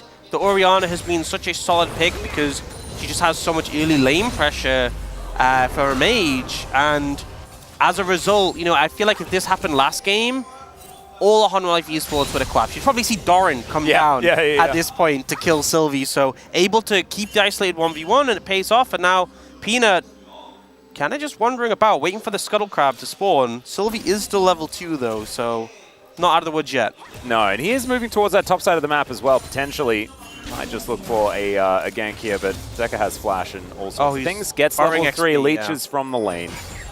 And Peanut going to be able to grab this Rift Scuttler before he does head towards his top side. They did know, of course, that Sylvie was moving up here. Tommy going to get that information. And now Sylvie going to have to make quick work of this Rift Scuttle. Should be able to do so. Oh, Smite not up yet. Is in a second, but should be able to get this. Yeah. Yeah, you have Call Me resetting. And we saw actually Doran move down for a second, so Sylvie has his own camps up in his blue side jungle. Probably just going to clear those. Don't think you really want to go chasing Peanut again. Oh, never mind. You know, forget everything I'm saying. You know, given the choice to clear your own jungle or to try and kill Peanut and steal his camps, Sylvie knows what he wants. Sylvie is just wandering around, getting to lanes. That's what he wants to do. They get the ward over, and Zeka not in heroic charge range or anything like that. Yeah, it's not about Sylvie having fun. It's about stopping Honor Life esports having fun. Exactly. And fun is always relative, you know? So if the other team is not having fun, you're having more fun because of that, right? That's surely how that works. There are people who take Exhaust and ARAM, and they say they're having fun, and it's not true. They're just stopping other people's fun. Exactly. So, similar sort of thing. Were you hurt in the past by an exhaust? That seemed personal, as this also does. As Sylvie's going to have to flash. Peanut is in position here as Zeka able to get the follow-up autos. Call Me not able to wind up the clock that much. There's an Udyr. Yep. Oh, Dindin going to be walking. See how effective it's going to be. Walking away. Not exactly going to help out. And I think the Peanut should be able to steal away this blue buff. A very delayed 3 buff, I guess, is what's happened here. And make that a 3 buff plus Gromp. Like Sylvie's game plan has somewhat backfired. The strategy has potentially soured. That is true. You know, I think there's a limit to how many times as a Poppy you can invade a rel, and I think we've seen it on display. Yeah, I felt like the first time was a little bit, actually, a little bit silly. It's 3 now. 3 is the limit. 3 is too much. Okay. 2 is okay. 3 is not okay. Well. And now Peanut's gonna be quite far ahead, especially if we can secure all 3 of these void buffs. Then, but no, obviously Sylvie's gonna contest it. Why wouldn't he? No, he absolutely should. He's hex flashing, as they are going to be able to share them. Oh, able to. Never mind. Got a 3. Oh, you got 3. Never mind. So Doran now could just be dead. Dindin. Oh, he's trying to turn it. The scrap shield is decent, and Doran just cuts him down. Oh, and in the player cam as well, just heartbreaking. Dindin. Oh, sometimes you just get hit by a really hot drill. Yep, that overheat did so much there. And honestly, like, you look at the health and you think it's going to be fine, and then just the overheat comes in, the big slaps come through, and now Doran has the money to buy those swiftness boots. Oh, yes. You love to see it. Huni really, really proud of the boots decision. I'm sure of it. As Zeka and Call Me, some biffo here as he gets pushed back. Peanut not quite here in time, and now Call Me's flashing on top of him. No! Oh, denied again, and even Zeka gets the kill. Oh, this is unfair. Yeah, this is... You know, I feel like if you get stomped in a game, it's obviously not fun, but it's like, okay, we didn't really have a chance. This game feels painful for Nongshim. Yeah, right. Plays in a row where it's like down to the wire. So close to having it, and now Zeka's going to be able to get a push in. He's got a pretty big CS lead. Top's obviously got that advantage as well. Sylvie quite far behind in terms of XP. Oh, here's the replay. Yeah, we get to see it again. And it just looks like the Udyr has such a health advantage. The ult comes through for a bit of a bin, but like, look how low Doran is. But he gets the W, the scrap shield into the overheat, and just bursts him. 노플 Oh, 노플. no. Yeah, very, very close though from Doran. Yeah, I'm From, kind of glad we don't from get. Dundon. I'm glad we don't get the point of view of this one as well, because I feel like it would just be too much heartbreak. Yeah, or maybe bad words as well, because this was also, it was another gimme, a back-to-back. Oh. All right, well, Sylvie trying to repair the wrongs that have been inflicted on his solo laners. And Dundon is thankfully still Dundon with the Iron Mental and still Udyr. So he can still walk and stuff and hit and do those things. But yeah, the Rumble is just feeling more and more difficult to deal with. And Doran having a great day today, just in general. Yep. Yep. I mean, game one, obviously, you got POG. Pretty much everyone voted POG for him. And game two, starting off pretty well already. Especially with a Rel on your team. It's such a good setup for the Rumble. Now, Dragon is up and available, and it feels like Nongshim trying to establish some control around mid. Yeah, Colmy actually playing very aggressively despite what happened last time around. Peanut sweeps out this ward. Colmy with information of where the jungler is, though, as Peter is moving over. Also, Sylvie just dealing with his camps on the top side of the map. Has actually made it back to relative parity when it comes to these camps, so not the end of the world for the Poppy, but oh, this is tough. Okay, Colmy gonna once again get booped back as Sylvie, he comes in. Tidal Wave is there to assist, though, and now Zeka has to get himself out. Magnet Storm to come forward, and Peanut just gonna get slammed. Hey. Great Q from Sylvie, gonna lock down that kill. And Delight here just a little bit too late, and even Jiwoo able to get aggressive onto Viper here in this bottom lane. Heroic Charge comes in, and oh, Harmon Life Esports, things starting to fall behind as Delight is forced to flash. Nongshim, that's some positive moves, Orcs. Yeah, some good aggressive play, and now looking to potentially lean into something, but don't think they have the angle to go for it. Ult's still available for Viper and Delight. But yeah, they find a play. It's actually Harmon Life Esports who are looking, but they managed to punish Peanut there. Really good return play by Sylvie and Peter. And now, and Hope's still alive. Indeed. And the Drake, an opportunity here as Sylvie in the area. Peanut just going to come on down, though, after respawning. Clears out Vision himself. And so now with Zeka taking control of the mid lane, might just be Harmon Life Esports that are able to get themselves in the right spot for this. And you can see Peanut thinks so. This is a really tight window as well, because Dundon nearly has teleport available. And obviously Harmon Life don't have teleport in the top laner, so they want to get this Dragon now before they face a Udyr-shaped issue that we saw Nongshim experience last game. Yeah, this is such a tough steal if Sylvie does decide to go for it. We've already mentioned Rel exists. Shattering Strike Smite, just a little bit too strong. As the bubble is going to go wide. The timing is literally perfect. Like, Udyr's teleport is up in like 3 seconds or something like that, so couldn't have gone better for Harmon Life Esports to be able to get that before they risked a 4v5. Same dragons in the same order, I'm pretty sure. Yeah. It needs to be an Ocean Soul immediately afterwards, and then we've just got mirrored If that dragons from happens, game that's a bit sus. Yeah, it is. So it's a very strange situation. Hopefully we get a different one. I would know, of course, because I'm very conscious of whether or not it is a possible you say Cloud that, Soul. and all I'm thinking is like, we'll get Chemtech just for something. It is an Orcs Day. Yeah. That is true. You have graced us with your presence. And the Chemtech Drake might do the same thing. But that's all right. I feel like Chemtech has gotten a little bit more interesting recently. As Dundon and Doran just fighting one another. Dundon's still doing pretty much fine. Has gone with the Swifties himself. If you can't beat him, join him, I guess. Yep, just two guys running really fast around in a top lane 1v1. We are going to see the Leandries first, which, you know, we're not seeing the Rocket Belt, which I think is the other thing that really made Huni lose his mind. Yeah, we need Crypt Bloom and all that sort of stuff. All the things that does make Huni frustrated. Getting a very early Zhonya's also, that bothers him. Yeah. As Viper just soaking the culling once again. The bubble this time is going to land. Gets the ult out of Delight. Tidal Wave is going to follow up though. And Harmon Life struggling down here. Jiwoo and Peter still want more. There's the flash forward. And Viper, he is not going to be able to deal with this. Oh, that was sick! Was so sick from Sylvie.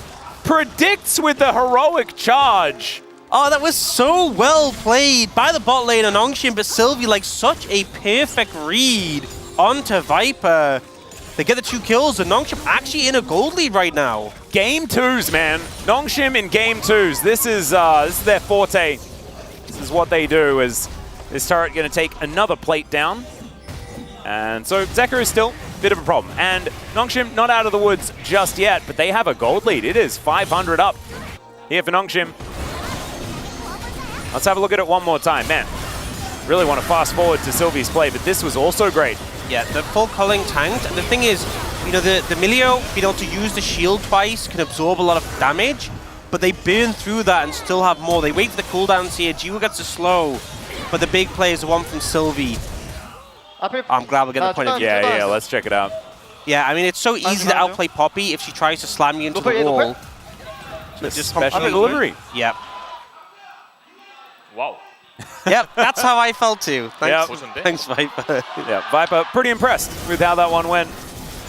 Sometimes you just got to recognize that you got outplayed. That 100% happened. Really nicely done. So Nongshim wanting to keep up the pressure here. As Peanut making a visit towards this bottom side. Didn't really see jungle attention in the bottom lane all that much in game number 1. This time around, Peanut thinking that maybe wants to try and get some advantages here for his Aphelios Milio.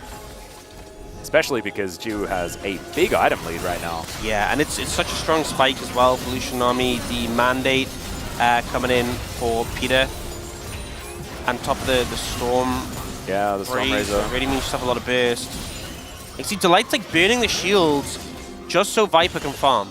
That's how like concerned they are about this. The Dreammaker as well really syncs well with Nami. We sometimes see like the Slay, which gives the movement speed, but this does a lot of damage. Well, they spot out Peanut, I'm pretty sure. I think that Ardent Blaze stopped a little earlier than it really wanted to. Still, Jiwoo going to be moving forward, playing aggressive. Peanut biding his time. Just wanting to make sure that they can get this shove to work out. And now Sylvie, he's walking over, and there's the Magnus Storm, the re-engage. Teleports coming down from everyone, and Viper, he's just going to be executed. Now Zeka gets in here, but they've already lost the fight, basically. Peanut is just looking for something as Buster Shot comes down, and they manage to get at least the kill onto Jiwoo.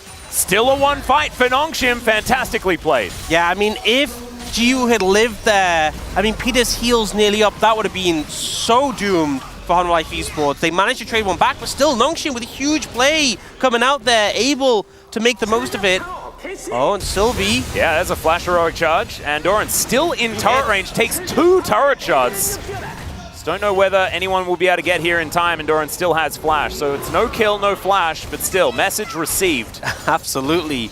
Swiftness Boots didn't get you out of tower range quick enough. Yeah, there we go. Maybe Sork Shoes would have been the better choice. We'll get the breakdown, I'm sure, on the space. As Doran now has his Leandries, that is going to be a lot of extra damage here for the Rumble. Second Dragon should just be a lock for Nongshim. We actually see the bot lane of Honor Life Esports moving over, but I don't think you can really do anything about this. No. Yeah, Rel already on the top side doing the Herald, which is a mixed bag in terms of objectives. It really comes down to your skill at driving it. Yeah, that is something that I'm just not willing to adjudicate at this point in time. Doran coming on over, looking for Call Me here. We'll find him as Call Me takes a turret shot as well, I think based on moving the orb around and hit a Rumble with it. Oh, it is Chemtech Soul. There we go. Oh, Matt. Gorgeous. I can only blame myself for this. Yeah. And you even spoke about it. Yeah. Yeah, disaster. It really is my fault. Sometimes I feel like I get a bad rap. People blame me for all of them. This time it really was my fault. Yeah. I take full responsibility. Well, Dundun is going to try to protect this turret from Zeka, but first turret blood going over to Nongshim there as well. That is going to pad the coffers even further. 1.5k now the lead. And yeah, it'll dip under 1,000 as Zeka does take down that outer turret as well. Let's have a look at this fight one more time. I feel like Honor Life Esports just thought they kind of had it even in the 3v3. Yeah, I mean, the ult was so good from Peter to start things off, but track Jiwoo. So he dashes forward, takes out Viper, kites up towards the top, which baits Zeka, then dashes to the other side to get away, and only right at the end do they finally kill Jiwoo, but so much time was bought that the cleanup came through from Nongshim. So yeah, they get that 1 kill, but definitely a big win there for Nongshim. Jiwoo just piloted that fight perfectly. Well, now Peanut is going to drive the Rift Herald. Ooh, I like that one. Sneaky. Didn't try to go. Oh, never mind. Gets some knockups. And now Peanut may have just killed himself. There he goes. We're going to put that as probably the worst one so far. That is really up there. You know, I feel like we need to have like a, what's it, you know, the home movies sort of thing? Yeah, yeah. Or like just driving fails, have like a top 5, and that'd probably be at least number 2. Yeah, I'm. It might just be at the top by itself. Yeah, that right now. That was really was. That was some piloting. I hope we get a point of view replay for that one. It's just. I did see Zeka's face afterwards, and he was definitely having a little bit of a laugh. So at least don't laugh, you'll cry. No, it's very, very true. Well, they would have liked probably to take down the outer turret in the mid lane. So I think a little that bit was, unfortunate that that didn't work out there at all. Hard to read sometimes, but I think that was the goal. Yeah. I think that's the impression I got from that play. Well, hopefully the space now has a highlight that they can go over, because I really want to see what went wrong there. Viper and Delight just clearing out wave after wave in the mid lane. And Sylvie moving through the enemy jungle. There is so much control for Nongshim. I think it's at the point where they should just send players into practice tool and just have them like drive the Herald. Yeah, it should be on like Lolly Night or something like that. You know, one of the Korean shows where they just test all of the players' ability to drive Herald. Yeah, I think it will be very useful with MSI approaching, things like that. Here we go. Let's check it out. I think he just couldn't get the angle in time. No, he tries to turn to avoid the first wall, and then he couldn't get a sharp enough angle. Yeah. Didn't get stunned, but then died, and then had a giggle about it.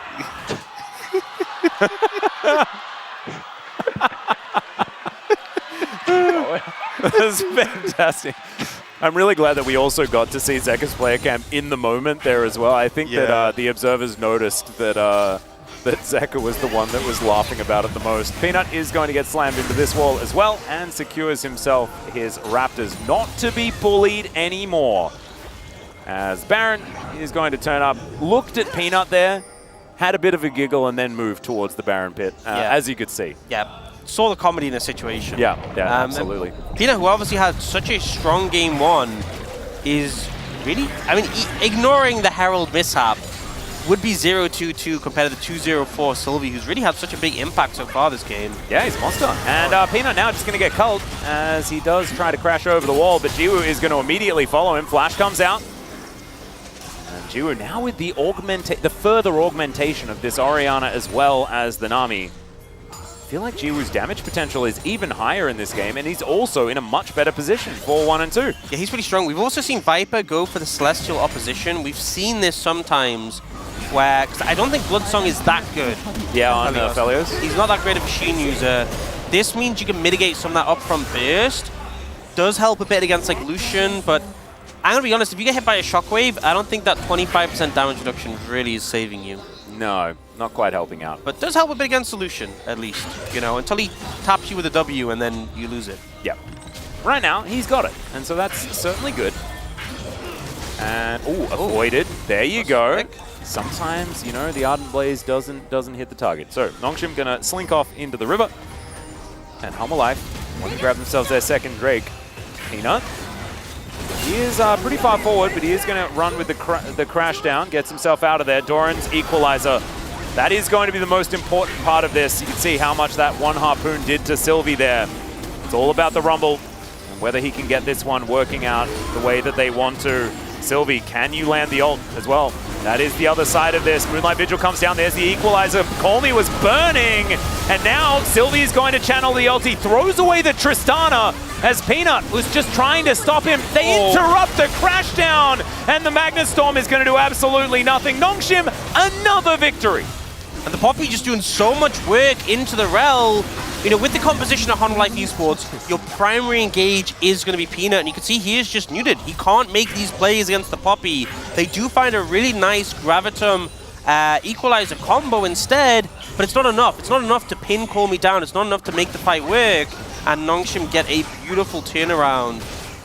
Yeah, and then Zeka, unable to participate in the fight either, was just immediately booped away by the Keeper's Verdict. Now let's have a look at it one more time, and I felt like Hanwha did get themselves into an okay spot. The Equalizer was positioned well, But as soon as Peanut was stuck in that pit and they were separated, there was nothing they could really do. Yeah, so the ult from Viper comboing with the Equalizer was really strong. Oh dear. Never. Jiwoo is just looking to kill Viper. There's the flash forward, picks that one up. And with Peter's help, Jiwoo is just a monster. 5, 1, and 3. You know, we were kind of critical of the Lucian pickup again. Yeah. And they have completely proven us wrong. You know, we were saying, I mean, even the desk was saying as well that, like, you know, weaker teams, it's a struggle to pilot the Lucian army. And Nongshim are just making it clear that we shouldn't think of them as a weaker team. They are really delivering in this game. Especially on the bottom side of the map. Jiwoo and Peter, we talk about them almost every single time. They are the ace card for this team. But right now, it's feeling like Sylvie's performance is what's really stepped up. And that was after the early game. Didn't necessarily go the best. So we're going to see this. Jiwoo just finding his target. Viper alone. Peter was there to augment the damage. And yeah, he's just dead. The 25% damage reduction did at least mean Jiwoo had to flash. There we go. But it didn't really... I think people... One of the things is people think of Celestial Opposition like Crown. But Crown's damage reduction was way higher. Yeah. You know, it actually really would stop a ton of burst. Whereas, especially for a range champ, Celestial Opposition is like, okay, you know, you get slightly less one-shot, but you still die. Yeah. And Viper definitely knows that now, if he didn't already. It has been made very clear. Yes. And the gold advantage, moving to about 4,000. Nongshim getting to work around the map as well, wanting to clear out as many of these turrets as possible, just extend that gold advantage ever further. And the Baron has been up by about 4 minutes now. And Nongshim, I think, after the next, if they get another pick, it could just be Baron and then Curtains for Humble Life Esports' chances in this game. If they're able to play it out cleanly, they have been much cleaner in this game. Yeah, honestly, I just feel like it's so hard to find a good angle into these fights, you know, with Poppy being able to shut down Rel. Even if you have Gravitum, like Gravitum means you can set up plays, but it means you don't have as much power for the Aphelios. And the Equalizer, you know, Doran isn't actually that strong. He's not even finished his second item now, despite being pretty farmed. Whereas Jiwoo is almost on his third item, fourth, including the Blood Song. Yeah, Doran doesn't really seem too worried about them diving him, especially with Delight turning up. And so he is able to get himself the rest of these minions. And yeah, you're right. I think, you know, it's a flow-on effect from last game and him being so incredibly strong in that one. This is a different story. Was able to get that one kill from earlier on. We felt like things might be moving in the right direction. But Dindin just sort of stood his ground. He's got Ruka and he's got his Frozen Heart. He is just being the Udyr that he wanted to be. Yep, and, you know, Udyr's been looking pretty good. Who would have thought a champion who does so much damage and is just immortal would be strong? Yeah, it's kind of crazy. And runs really fast. Yeah, Pim and Kale look pretty strong. Yeah. It really gives a lot of value. And now as well, with how strong Sylvie is, like this front line is so hard to cut through.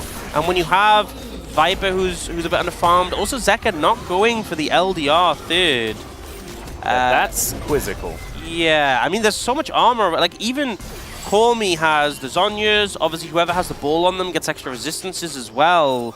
And the front line, double Frozen Heart, it's just so much value into double AD carry. And Nongshim just trying to work out what their next target is going to be. Humble Life Esports, I think, wanting to get themselves a pick, something to eke their way back into this game. But just a straight-up team fight just feels like Nongshim has it under wraps. Yeah, I think the main thing is that if you see a team fight go well for Humble Life Esports, they need to take someone out quickly and get the momentum, the resets from Zeka. Zeka is the person who's strongest right now on Humble Life. And he could really carry through a fight if they get that initial kill. If they take out Call Me, for example, you could find real potential just to end up getting like a clean ace from there. But it's a big ask. Certainly is. And he can't do it with only Delight and Peanut in the area as well. As level 16 though, so his range is very, very high. It's Tristana. Dindin moves over, just taps the Rift Scuttler. And is going to continue running very quickly. Such a Dindin champion. I feel like Udyr is sort of perfect for the enigma that is Dindin. Yeah, we talk about how he just doesn't get shaken mentally, and it feels like Udyr just doesn't get shaken by anything. Yeah. And now Doran is going to find a lot of damage onto Sylvie. Yes, the harpoons do a whole lot when you don't have any magic resist built up just yet. not opting to go towards the Rook, and I think going for a Warmugs instead, which you have seen a decent amount, just going for that big amount of HP, but I don't think he quite meets the health needed to get the sustain from the passive that heals you up. And now you can see Life Esports setting up. Oh my god. Zeka just taking so much damage, and that is going to make sure that this inner turret is going to be secured. Now Life, understanding that there can only really be 3 people in this area, should be able to grab themselves this dragon, but the Keeper's Verdict is coming in.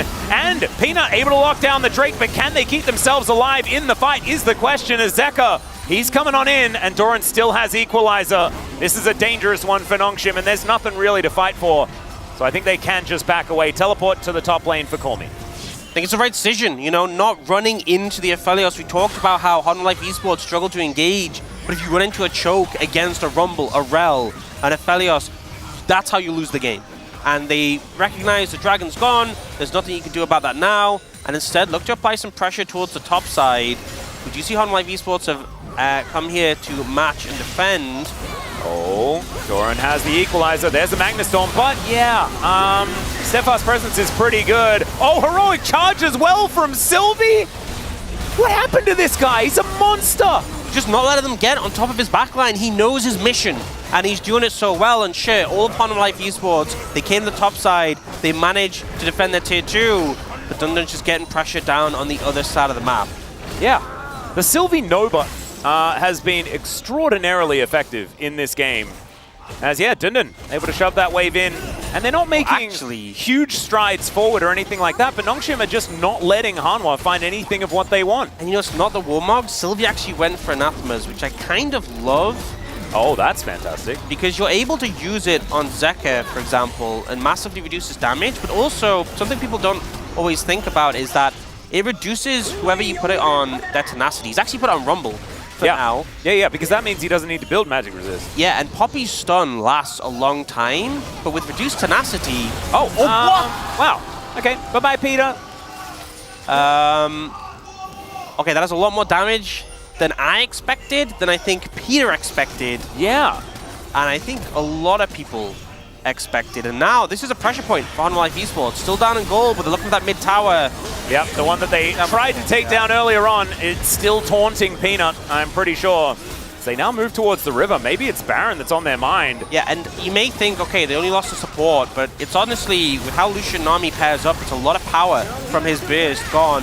So they're going to try and look for this Baron. They want the fight. Doran looking for a flank angle, but he has been spotted. Yeah, they spot him out. Sylvie understands exactly what the task is. Has to try and get in there as Dundun being frustrating Jiwoo already. As Zeka feels like he's hit critical mass as the Equalizer does come down. Keeper's Verdict gets rid of Peanut.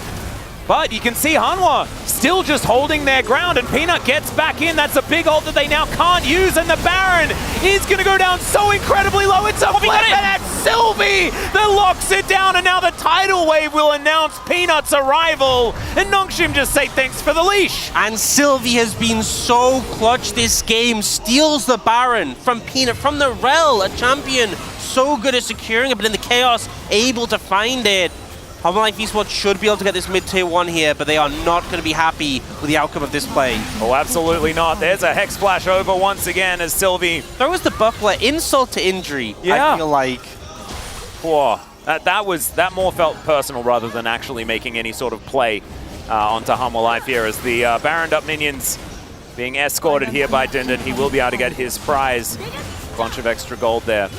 And the Baron power play. So you get 1,800, closer to 2K, and we've still got 2 minutes on that one. And they already had a big gold lead. It's now ticking towards 7,000. And let's see this one more time as Peter... Oh, we get to see Peter exploding. Yeah, just caught off guard. And that just seemed like such a large amount of damage. Obviously blew him up. But here, I feel like it's a big play. Sylvie actually finds a really good ult to stall the play out onto Peanut. So this buys time for them. It's a bit of an awkward one because Zeka's tanking the Baron. Peanut has to dash in to take aggro and also to be ready to smite. But here, Sylvie dashes in on the shockwave. Oh, so Peanut Shattering Strike early, down to 13, up to 26, and then goes to Sylvie. Just mistimed. It didn't have the read correctly on the amount of health, and Sylvie capitalized. So, misplay from Peanut for sure, but great composure shown from Nongshim's jungler. Yeah, really nicely played. Now Nongshim with all of that extra control, grabbing him from, Yeah. we'll save him that time. I expected the base to come through, and then it was just like, nope. And then he stops. Hold for a second. Yep. Sit there and think about your actions. Well, I think they definitely are. Not out of it just yet. There's now Peanut thinking about getting towards Jiwoo, but oh, Peter, a little early on that play. I think the thing is, Sylvie wasn't quite close enough to block Peanut, and I think you have to throw the ult preemptively, otherwise Jiwoo could have just ended up going down or burning flash, so seems a bit premature, but safe rather than sorry, I think, is the aim in play. Well, Shattering Strike here from Peanut does a fair bit of work as Zeka is diving in. There's a shockwave from Colmy though as Buster Shot gets rid of the Orianna. Now the redemption comes down and Zeka gets a bunch of his health back, but in the meantime Jiwoo is just killing structures. All he wants is to win this game and bring them to a game 3, and it's looking pretty good thus far. Nongshim just have all the answers. That is not a sentence I was expecting to say after last game, as now Magnus Storm comes in. Speaking of answers, there is another steadfast presence. Peanut is put in the Aqua Prison and then in the Death Chamber. And Moonlight Vigil comes out, but Humble Life Esports, they are just losing everything. Both of these inhibs will go down in quick succession. And they're not allowed to let Sylvie play Poppy again. He is just too good at this champion, man. Absolute masterclass. You know, I feel like he's done everything right this game. Oh, Zeka? Yeah, it takes a lot of damage. The Piercing Light comes in, another celebratory wave flies past, but I don't know whether they need it as Jiwoo's flashing towards Doran. Takes a lot of damage when he finally does get that Light Slinger proc, but these Nexus turrets are the story. The first one is going to go down. Shockwave celebrates as well as it spins around majestically and does absolutely nothing. And Nongshim will back away. Dundun just being so tanky means it's so hard for Humble Life Esports really to find any headway. TP's coming in. This is Zeka. Okay, Dundun is going to boop him. And yeah, I don't know whether Zeka really wanted this. I'm going to go with no. On that one. And here's the thing, you know, sometimes if you overstay in the enemy's base like that, being flanked by TPers can be a concern, especially if they have something like an Udyr, but they don't have a TP in the top laner. And the flanking Tristana did not pan out. No, it's not the deadliest. No, it definitely isn't, but I just love the aggression Nongshim was showing. The cancel there from Sylvie, so good. Does put him in a little bit of hot water, but allows a turnaround onto Peanut. And Sylvie has just had his number this entire game. Absolute jungle gap so far. Just ridiculous. And it started off with him trying to go for these steals over and over again and it not working. And try again, and it all worked. I don't know why we're watching this again. Zeka just going for an overly optimistic teleport. I can understand the thought process. You're like, okay, they're low, they've overstayed, we don't want them to spend, but I think it's just a little bit ambitious. The game is in a very bad spot for Humble Life Esports, but I don't think that was your best play available. But sometimes you just have to try and throw stuff at the wall and see what sticks in moments like this where you are very far behind. It is 10,000 gold the lead. Soul Point now picked up for Nongshim. And next Baron going to be up in a minute's time, almost exactly. It's a 5,000 gold lead between Jiwoo and Viper. Whoa. Half of the gold lead between the teams is just between the 80 carries, and you can see that on display. Yeah, Doran took his health bar, basically, of damage. And yeah, like, we are going to illustrate all the damage as well. Oh, it's ridiculous. Tidal Wave going to fly through once again. And Keeper's Verdict just going to guarantee that they can get free damage on this turret. They will be able to take that one down. All three inhibitors now under fire. And Nongshim feels like an inevitability, a matter of time before they just finish this one off. Shockwave lands onto Doran. He's not going to die just yet, but they have to use so much to keep themselves in it. And they cannot use Redemption on their inhib. So that is going to go down. And now one Nexus turret between Nongshim and bringing us to a game number 3. Keeper's Verdict once again, not going to be opted into. Humble Life still trying to hold on, but my God, Viper taking so much, unable to hit the ulti that he threw out in relative desperation, and Zeka gonna have to rocket jump defensively as well. Sylvie just gonna try and find a wave, escort that one in as Jiwoo is a one-man army. And Dundun is unkillable. Yep, he's immortal. Yeah, there's a lot of things that are just going very wrong here. As Viper taken down low once again, the Shockwave almost back off cooldown. And this Nexus almost exposed. Humble Life still trying to hold on, still trying to find an opportunity, find a team fight if they can. Homie TP'd back in full HP. He was the one chunked out. Oh my goodness, that was one Light Slinger as Peanut. He dives in, tries to find a Magnet Storm, but Dundun is being so annoying. The Rel is going to be taken down. Jiwoo collects that kill. And now the Nexus turret surely going to go down, and the Nexus will follow. Shockwave, everyone going to be flashing to get out of the way, but the Nexus can't flash. It's just going to explode. Nongshim bring us to game 3. You know, and sometimes we get upset games where it's like, okay, you know, maybe the team who were the favorites got a little bit silly with their gameplay, maybe they misplayed. I don't think that really went on here, other than that Herald play. Yeah, the Herald might have been a bit of that. I think it was just clear Nongshim dominance, the difference between Sylvie when his lanes had backing for him, when he had that prior, when he had that support, night and day. Oh, and yeah. the bot lane as well. You know, we look at Honor Life Esports bot lane, Viper, Delight. Those names should inspire fear, but it's very clear that Nongshim just don't fear anything. No, they don't. Their bot lane dominated, you know? And I love that you say that as well, because they don't fear anything. They don't also win like this all that often. Yeah. Right? This was just better play that we've seen. And Irene actually mentioned the fact that it's been a lack of confidence that's really impacted them. Everyone knows that Nongshim also started scrimming a lot before other teams, much like Kwangdong Freaks did.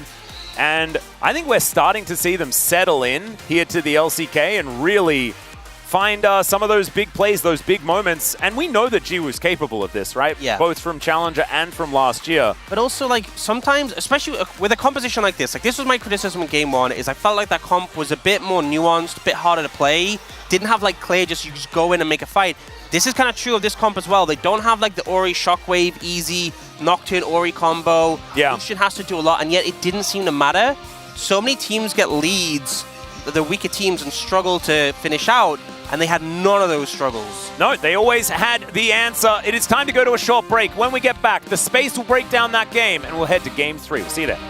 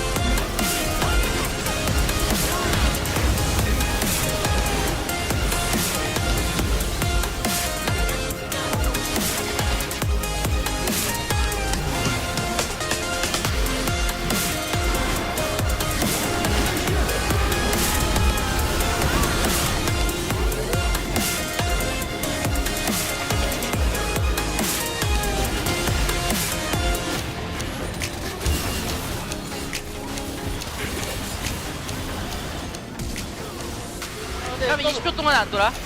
나 이 있어 지우야? 나 궁 있어. 지우야, 지우야, 이번에 나 땡기자. 나 3초. 한번 빼고. 레레레레레. 얘 딜러도 딜 못해, 딜 못해. 나 이. 뚜까 날라갔어. 천천히 붙이면서. 이겼어. 아, 뭐야, 우리 팀 왜 이렇게 잘해? 나 툭툭한데 얘들아? 못한 좀 끝나고. 뭔데? 어떤데 승국이 형? 나 이제 믿어? 아. 아 근데 윌러 좀 잘생기긴 했네 확실히. 윌러 형 잘생겼지. 창현이가 더 잘생겼지. 그렇긴 함. 맞더라도. 요새 사람들은 창현이 같은 얼굴도 좋아해. 그것도 맞지. 아 괜한 자신감 주지 마라. 악영향 준다. 나 심장 터질 것 같아. 어떡해. 그래? 똥싸 롤 똥싸 그냥. 혹시 D 전멸인 사람? 저요. 누구? 저요. 왕호 형 D였어? D인데? 아 그래? 나 몰랐어 지금까지. F가 근본이야. D냐? F지. 너 알고 있었어 F인 거. 아 D 종자가 있네 여기. T 종자라고 볼 수 있죠.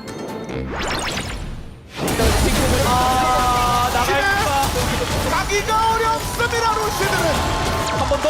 네, 또 탔어요. 피드 쪽도 못 들고요. 또 탔어요. 아름다운 무비. 이거 둘이 합체했는데요? 예.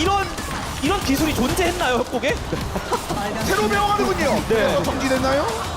이거까지 갈래? 뭐야? 야, 2명이 탔다. 야 2명이 타다. 타면 안 되는데? 저 일단 박아. 일단 박아. 뭐야? 잠시만. 풀어야 되는 거 아니에요?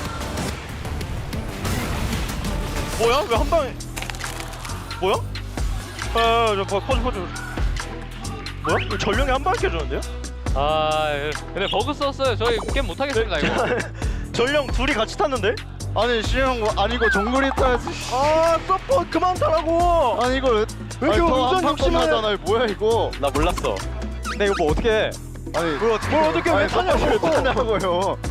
탈 수도 있지. 캐리어는 왜 탔어 그러면? 미드 갈게. 다시 미드 갈게. 자 이제 캐리어 탈 때도 뭐라 해라 그러면. 혼자 탔잖아요. 시영 제가 탈게요. 조수석에도 핸들이 있네. 나 못 찾겠는데? 크로노 브레이크 사용하시니까. 네. 자 한 번만 더 타기만 해. 내가 탄다. 제발. 알았어. 씨. 말이 없네 그냥.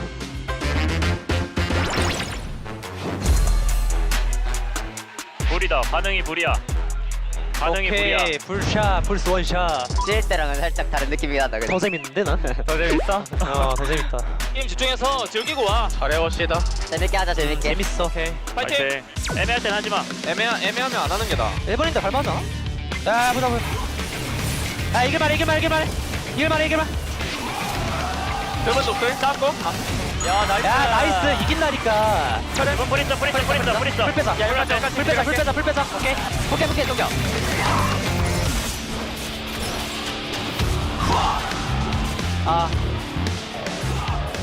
이거 보는 거 안 좋았냐? 괜찮았는데 이게 살짝 애매했다. 까비. 좋았어 근데 보는 거. 얘 여기 갈 수 있다. 아니야. 빼. 물리면 맞아. 야, 건다. 야, 쌈바. 찬생. 걸렸어. 나 죽었어. 소세 이겨. 이겼어. 빨랐어 그냥. 너무 좋았다 얘들아. 오케이. 나이스.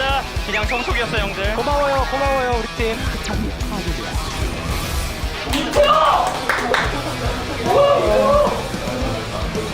마운 어플. 밀고 들어가. 야 들어가. 밀고 들어가. 야 개재밌어. 움직여. 나이스. 움직여버려. 이게 누구야? 이게 불이야. 이게 뭐야?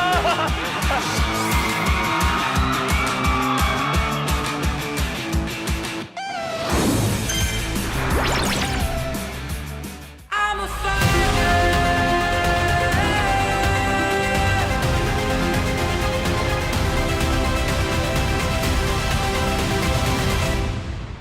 I'm a fighter.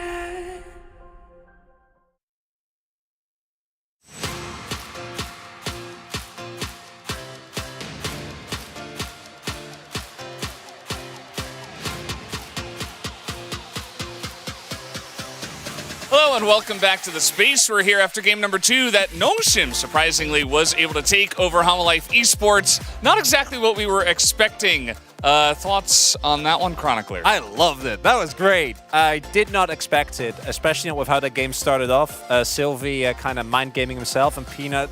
You could tell. We've seen Peanut get invaded, and he's like, "What are you doing, you silly poppy?" He got the camp, and then that's when we thought, "Oh, this is gonna head towards a quick 2-0." But then they won. Yeah, I mean, at least I'm happy to see the Swiftness Rumble, the Crypto Bloom. He lost. I'm really happy. That's actually what Huni. Like that's it. We were like talking about the rest of the game, and Huni was just sitting there stunning. Agonizing Huni noises in the background every time Rumble. Every ult, every item finished.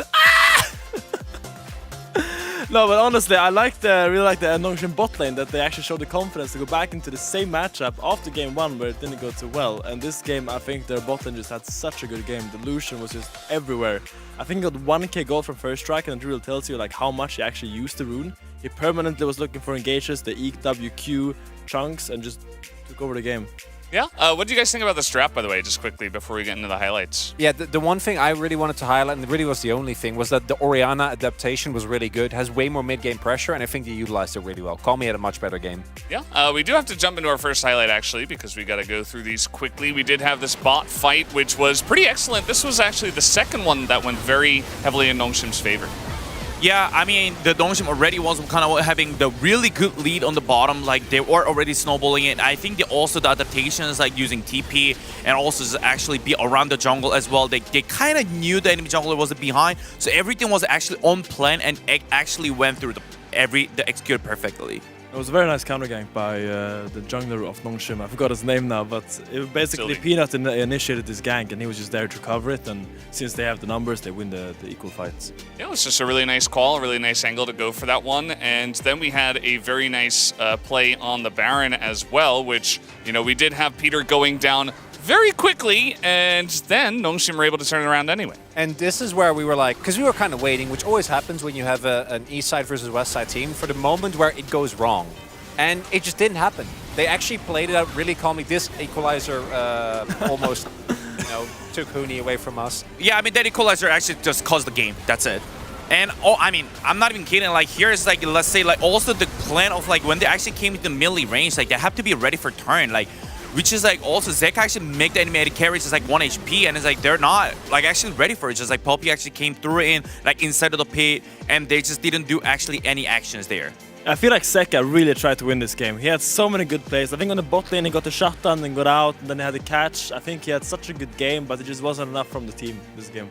Yeah, I feel a bit bad for Peanut as well. Like, Homolife Esports were on the cusp of getting that, and he smited down to 13. I mean, that's pretty rough. And then Sylvie did get the second smite, but I guess as a jungler, you just have to be slightly more accurate than that and make sure you do get the objective.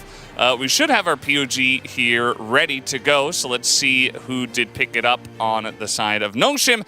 It will, of course, be Sylvie for many of his plays in this game. And the other standout for us was the bot lane, as already mentioned. Jiwoo in particular really having a redemption game, but Sylvie just did too much. And he started off so rough.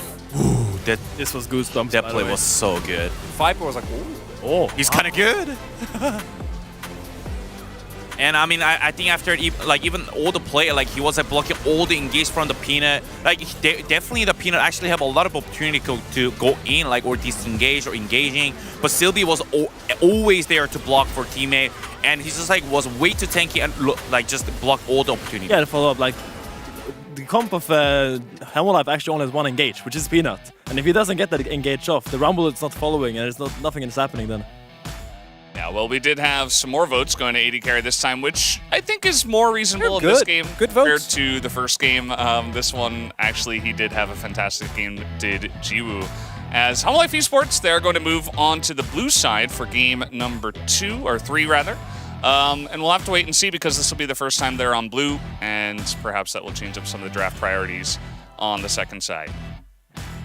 I'm personally going to be looking towards that Orianna pick. I do think that is the pick that makes it through the draft most often, while being both insanely oppressive in lane and also combo really well with a lot of the popular junglers at the moment. I'm really excited to see like what's gonna happen to Lucian and Luciana Felios matchups, because like the game 1 HLE took it, and the game 2 the Nongshim took it. So what's gonna happen game 3?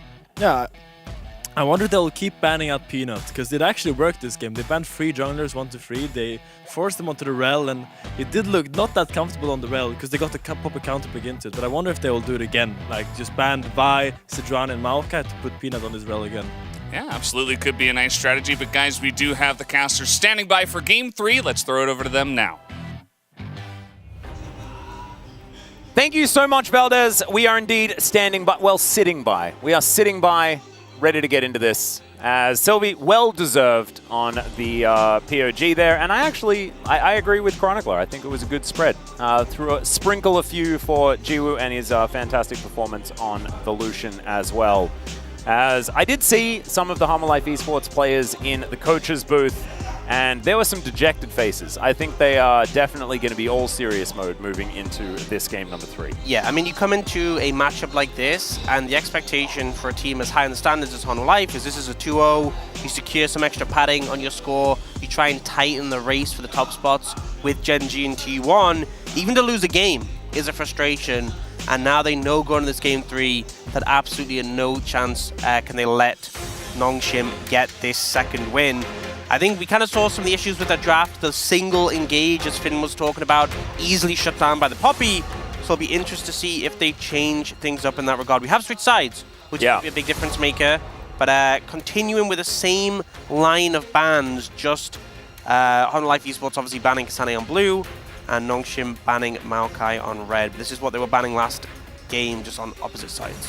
Yeah, and I don't think too much is going to change when it comes to these bans. I want to see whether the Lucian will be the slight adaptation that is made here, and whether or not we're going to see again the priority on the Rel. I liked what Finn said, try to force Peanut onto that pick once again, but I think the Poppy is now at the forefront of Harmor Life Esports' minds, and I could certainly understand either picking it away or just banning it in the next round, as Lucian is going to be the adaptation and Orianna as well. So a very different draft is going to be incoming here as we're zoomed in on Zeka. I wonder whether that means the Corki is going to come out. I hope not. Yeah, I mean, Zeka hasn't had the best Corki performances, but even if you think about how the last game played out, it was very much a matter of the mid-prior really gave a lot of strength to Nongshim that they didn't have in game 1. So I think going for an early pick on an inactive mid, even though Corki is super strong, it might not be the play in this series specifically. And we see that they're just going to secure Sejuani for Peanut. You had a really good game 1 on it. It really works well with a lot of the picks that Zeka likes to play the melee mid laners, and it doesn't reveal too much. So on the other side, we're seeing the Varus come out. Varus Milio is an option here. Can be very, very strong. I feel like you could leave the Milio until 3, and because I think it's really good in Sejuani, but I don't think you definitely want to show your cards too soon. I think the Varus is good, but it would be nice to see what Honor Life Esports is going to take at the bot lane first. And well, call me having a giggle about this. I hope that... Oh, no, never mind. Okay, they are going to lock it in. Lock the Azir in, which I think, you know, we've seen like Orianna do well in the laning phase against him, but I think of any mid laner in the league who has a range of picks that are effective into Azir, I think Zeka is definitely one of them. And yeah. Honest, even though they lost game 2, he had a really strong performance, and that's the Corki. I mean, you can also just Corki it, right? If you want to. Yeah. I would prefer like Yone or Akali, but instead it is just going to be the handshake as the Corki comes through. They could also just pick Yone, maybe just pick both. Maybe just play Corki in the bottom lane, who knows. That is Corki Kalista though, something that we have seen many times before. Get your Renata bands ready, is what I'm thinking, as Poppy going to be taken away for Sylvie as well. Yeah. I'm a little bit worried for Harmor Life Esports, just based on how well Nongshim played in the last game, and they played it around the Poppy. So we're going to have to see some differences here. I think the thing is, Poppy's good into Kalista, Poppy is good into Sejuani, good at answering both of those. But into Corki, you kind of need someone who can get on a Corki. We've seen the compositions that have done well against Corki are things like Nico Nocturne, you know? Yeah. Or even like Nocturne Orianna, or with multiple dive threats that can get to him. I fear that Nongshim's composition may never reach Corki, and if they don't have a really strong early game, they may just end up getting 3-item level 16 checked by Zeka. But we'll see. Regardless, we're going into the bans. We can see Ashe being banned away. Obviously, really popular pairing with the Varus. Nautilus and Kalista taken off the cards. Udyr. And the Udyr will be the final one. So Rumble's still available. We'll see what Nongshim want to do. They could go for, if they have a strong blind top here, but I don't think they'll want to do that really. I think they'll probably just take support here. Milio is still up, right? It is. They could just go for that. Very good in the Sejuani. There is only one problem with it. If you're taking Milio, you're kind of leaning into on-hit Varus, and you need range. You need poke Varus into the Corki, and you need engage, which I think the Rakan provides, so I do like to see that. But it does obviously set up Honor Life Esports try and find a good matchup bot, but honestly, I think Rakan's a pretty stable blind. Well, Pyke is being considered. We'll see exactly what Delight is going to go with. Rel support could be an option here, and of course, with Fate's Call, you have a lot of extra safety. You can see some big grins, though, on our top and support player. Aatrox going to be locked in for Doran as his blind top lane option. Quite a few top laners still up and available outside of the Udyr and the Cassante for our wet noodle fight, boys.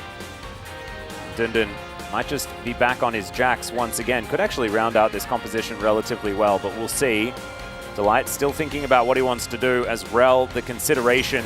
Rel into the Poppy once again, but they do have backup engage this time around. Not as reliant. And also the thing is, you can just rely on Corki poke. You're not forced to engage. You're not the solo engager. So I don't think it's as bad, but definitely can have some issues. Oh, he did it. He's just gonna, I mean, this is so Dundun, right? I am not surprised at all. Picking the Yone into the Aatrox, the counter we see Zeus masterfully pilot, and Dundun has had in the last series had a really strong performance in this matchup. Yeah, not against Gromp, but against top laners and junglers, he was absolutely incredible, actually. A very surprising performance for Dundun, a player who often likes to play the tanks, you know, and just be good old reliable up there, but he was playing really, really beautifully on this pick. It's something you kind of need, right? It's another form of engage, especially if the Yone goes in after the Rakan, or the Rakan uses him kind of as a ride to get into the fights. You can't just let the Corki go unchecked. So I think Nongshim have done a good job of drafting some tools to help deal with the Corki, but I'm still concerned about this Azir, who I think is going to have a rough time. Yeah, we're always concerned about Azir here in the LCK. He just does not do a whole lot of winning, as the Thomas the Tank engines are really out here in the LoL Park. As, yeah, Nongshim fans very close to the 2-1 here. And I like the crossed out 2-0. Always the best. This is a pretty tried and true composition that they are piloting, though. Zeka and Viper on the Corki and Kalista, as a lot of spread out damage between magic and physical. But this Nongshim composition, if it gets team fighting and if it starts working, it could also take over the game. Let's jump into it. Game number 3.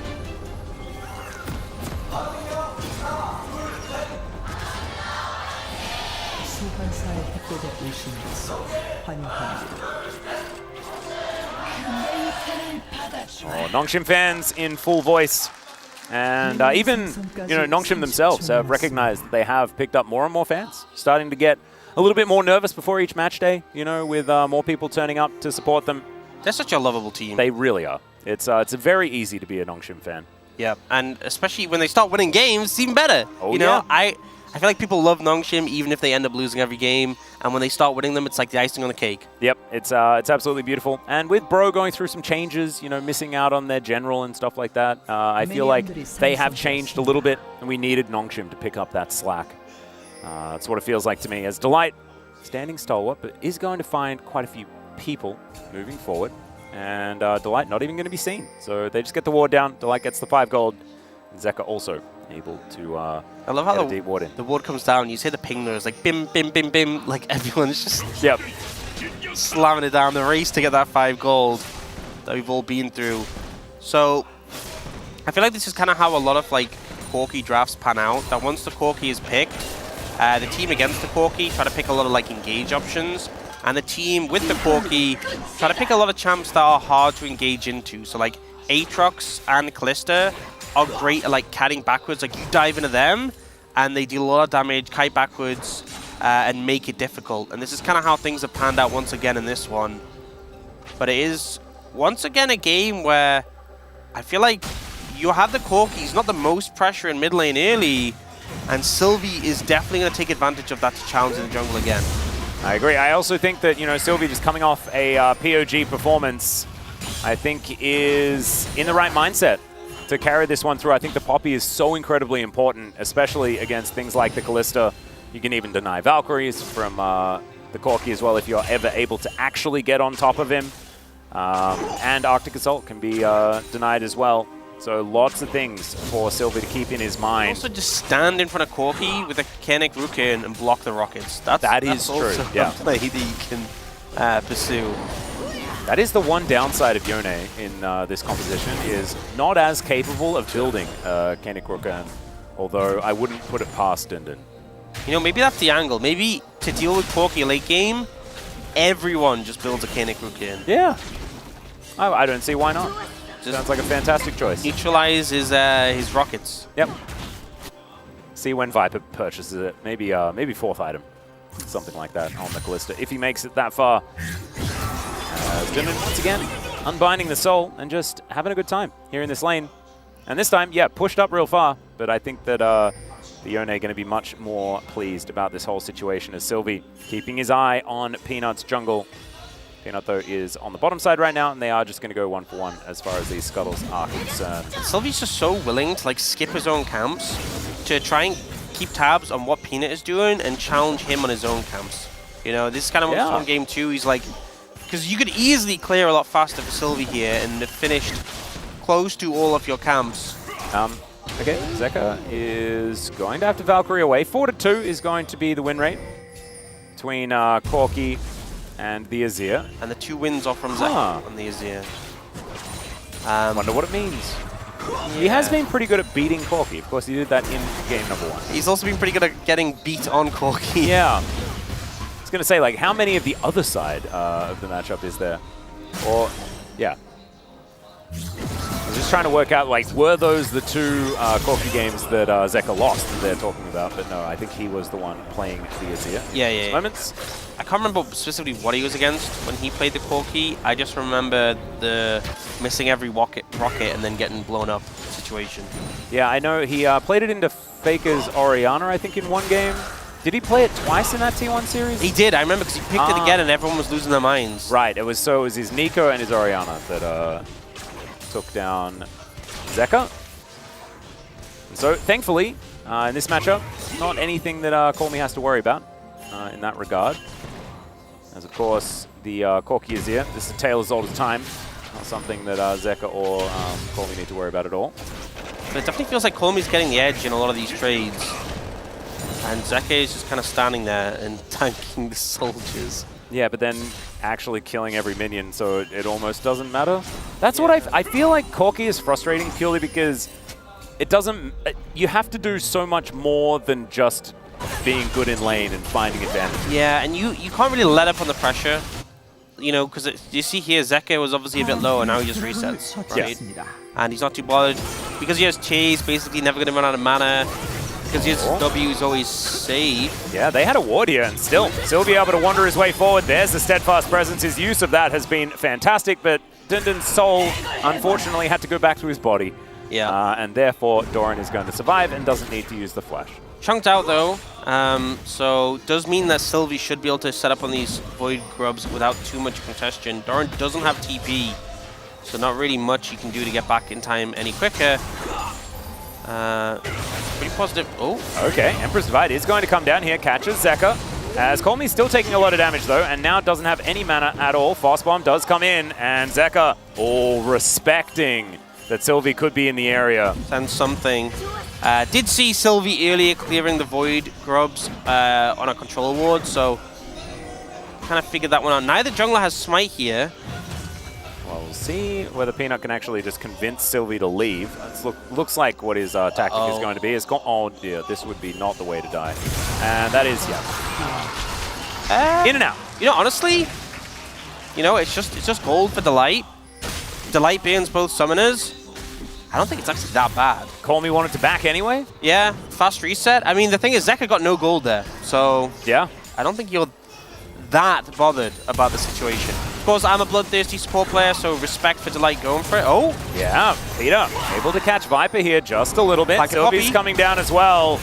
And the flash going to be used very early from Viper. I like that, the respect given, making sure that he couldn't get in there, but still, that is 3 summoner spells now missing, or 4, sorry, missing on the side of Humble Life Esports, and Jiwoo still has his flash, as does Peter. A lot of extra power now available. And especially the fact that the cleanse is gone, and Jiwoo is going to be close to level 6. Oh dear, Sylvie just caught out here a little bit. Heroic Charge does come in. Peter is going to turn up, and he is Poppy. So deceptively tanky, and able to walk his way out. It is Rel and a Sejuani, who are also very tanky and not very damagey, so we'll see. Sylvie able to walk that one out with the support of Peter. Plate goes over to Nongshim's bot lane, and Jiwoo is now level 6. He's a bit low on mana, so not sure they can... Actually, he's got 3 biscuits, so they can make a play whenever they want.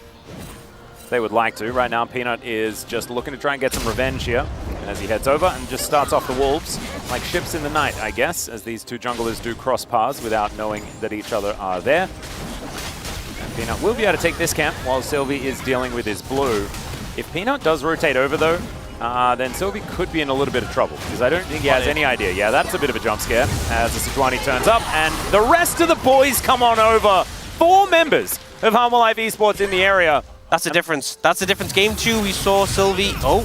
Okay, there's a flash from Dundun, as Doran's going aggressive as well. Caught off guard by the ultimate. But yeah, that's the difference, is when you have the support of your team. We saw like the 1v1 between Sylvie and Peanut last game. Kind of got uncontested. But here, Humble Life Esports are there to back up Peanut, and because he smited the blue, leveled him up to 6 so he could just instantly take down the Poppy. Nicely played here by Humble Life, and this is sort of what we were expecting, right? That it would be a little bit more guns blazing. for Harmor Life. A little bit more clean play. And that is what we're witnessing right now. About 1,000 gold the lead for them as we tick towards 10 minutes. And let's have a look at this play one more time. Yeah, spots him out with a sweeper. And then, yeah, hits level 6 of the blue. Stun into restun. 전판의 복수다. And hopefully we get a translation there, because it might have had something to do with what had happened in the previous game, where Sylvie did kind of have his number.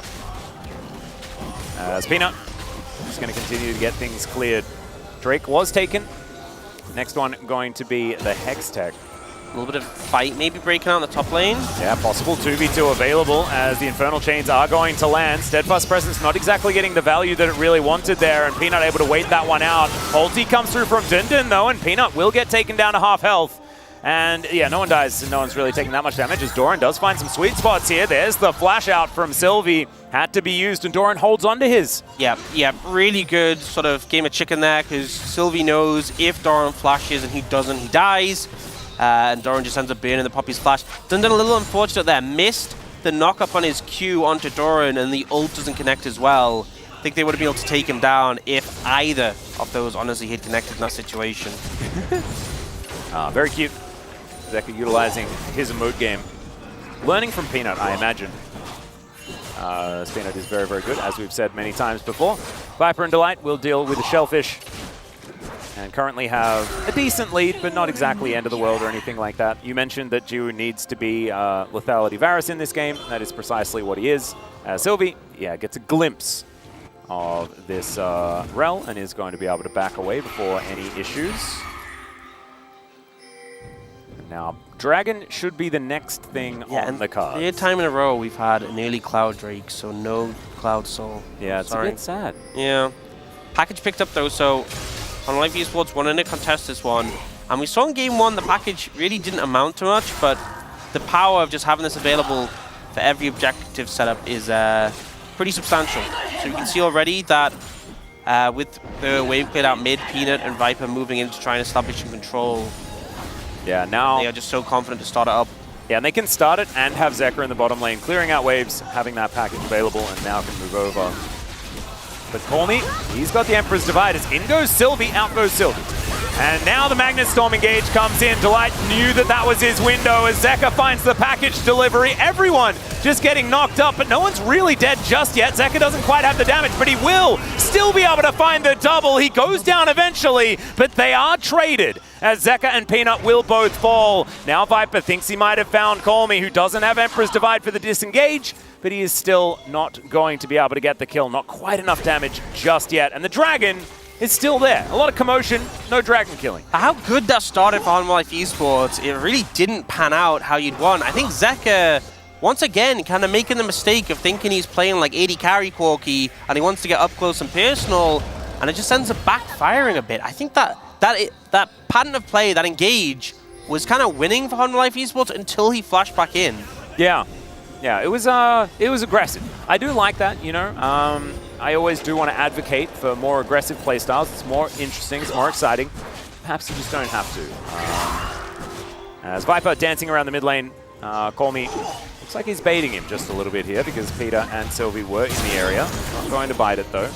Yeah, we're just going to get trade in neutrals. So Dragon picked up by On Life Esports Mountain Soul, which pretty fantastic soul to get, especially for Nongshim to block some of that rocket damage, but they are a long way away from it. In return, Nongshim will just pick up one Void Grub, give Sylvie some extra XP, but not going to go for the full set. So not exactly the best of trades for Nongshim. This is kind of how it's been with the Void Grubs. It's like you just get the one that gives you extra XP, and then you kind of like, Yeah. You know, especially here where Nongshim can't actually hit the 5 Void Grub threshold. No mites available, that is very true. A couple of them already picked up here by Harmor Life.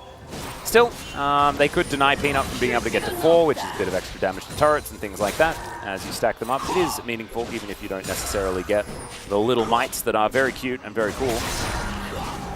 Still, Viper going to crash this wave towards Jiwoo. And Delight is clearing out vision while Doran collects a plate.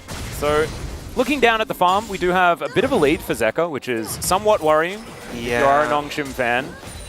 And same can be said for Viper as well on this Kalista, who's now looking to really start to take over. This is about Kalista's time, as this first item is going to be coming through, and the next one as well. We are very, very close to that. Sylvie. I feel like that's just been... Sylvie just slams Peanut into a wall, cues him, and then just runs away with phase rush. Yeah, and says, yeah, what, on his way out. Every single time. I think. Call me... Should be able to get out of this one pretty easily. Yep. Decker is not exactly the biggest right now, as he does clear up these minions. Went back, got himself a book. So not able to augment the build too much just yet. Wants that Malignance as quickly as possible. He does have the most gold in the game, so he's getting there.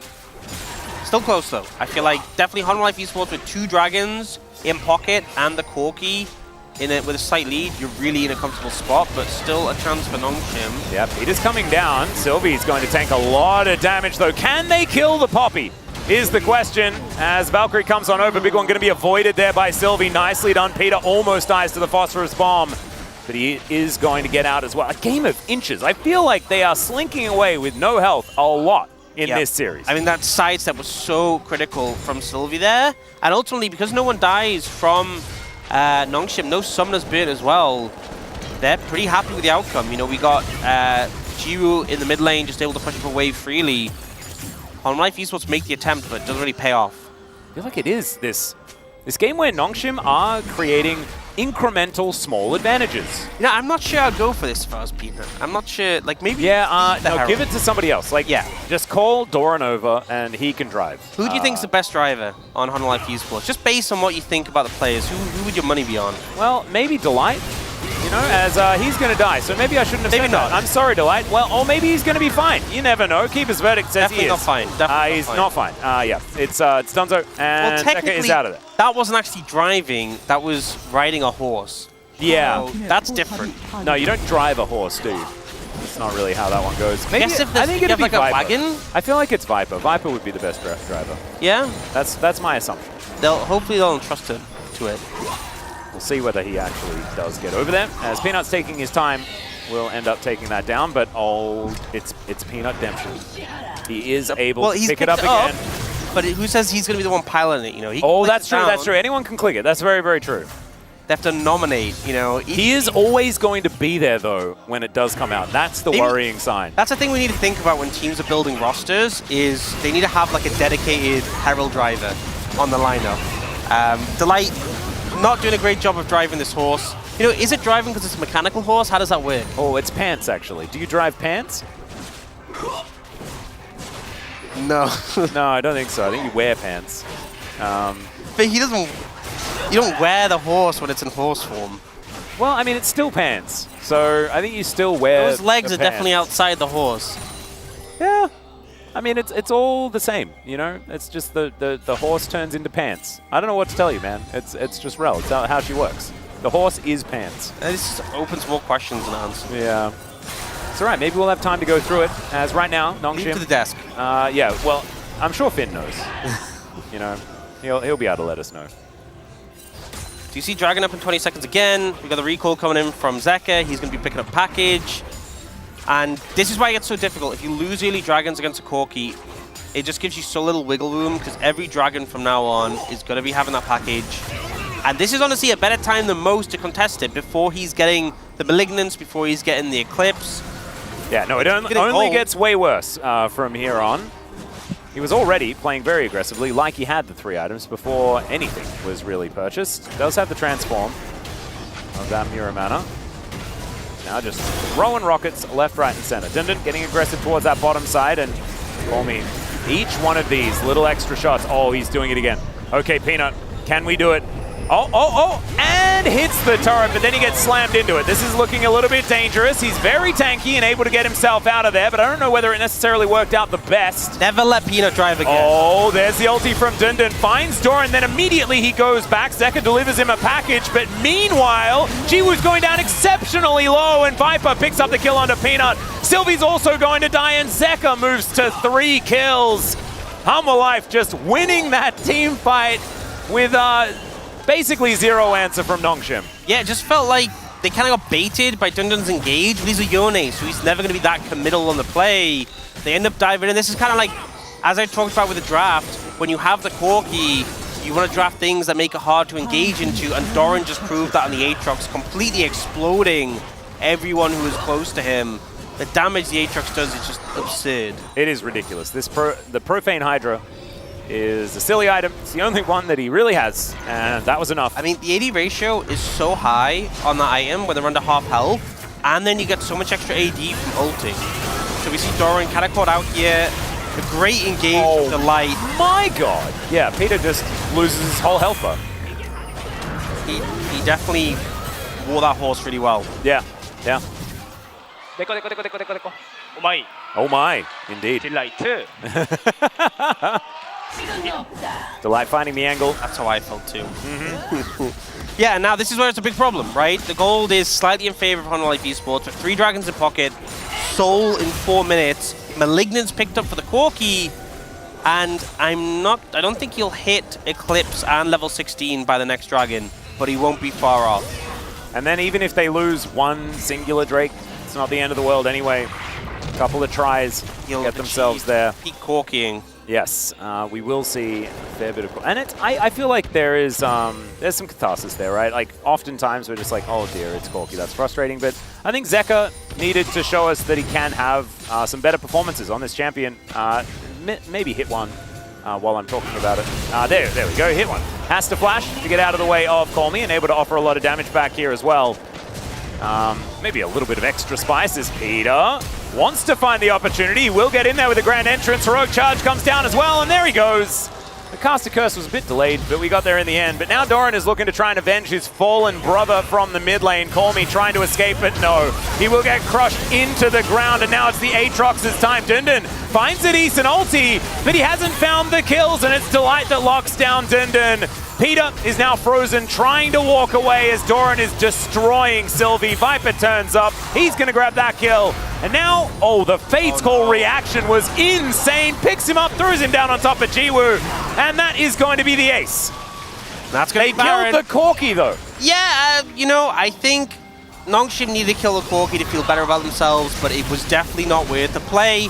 And now, I think they had to try something.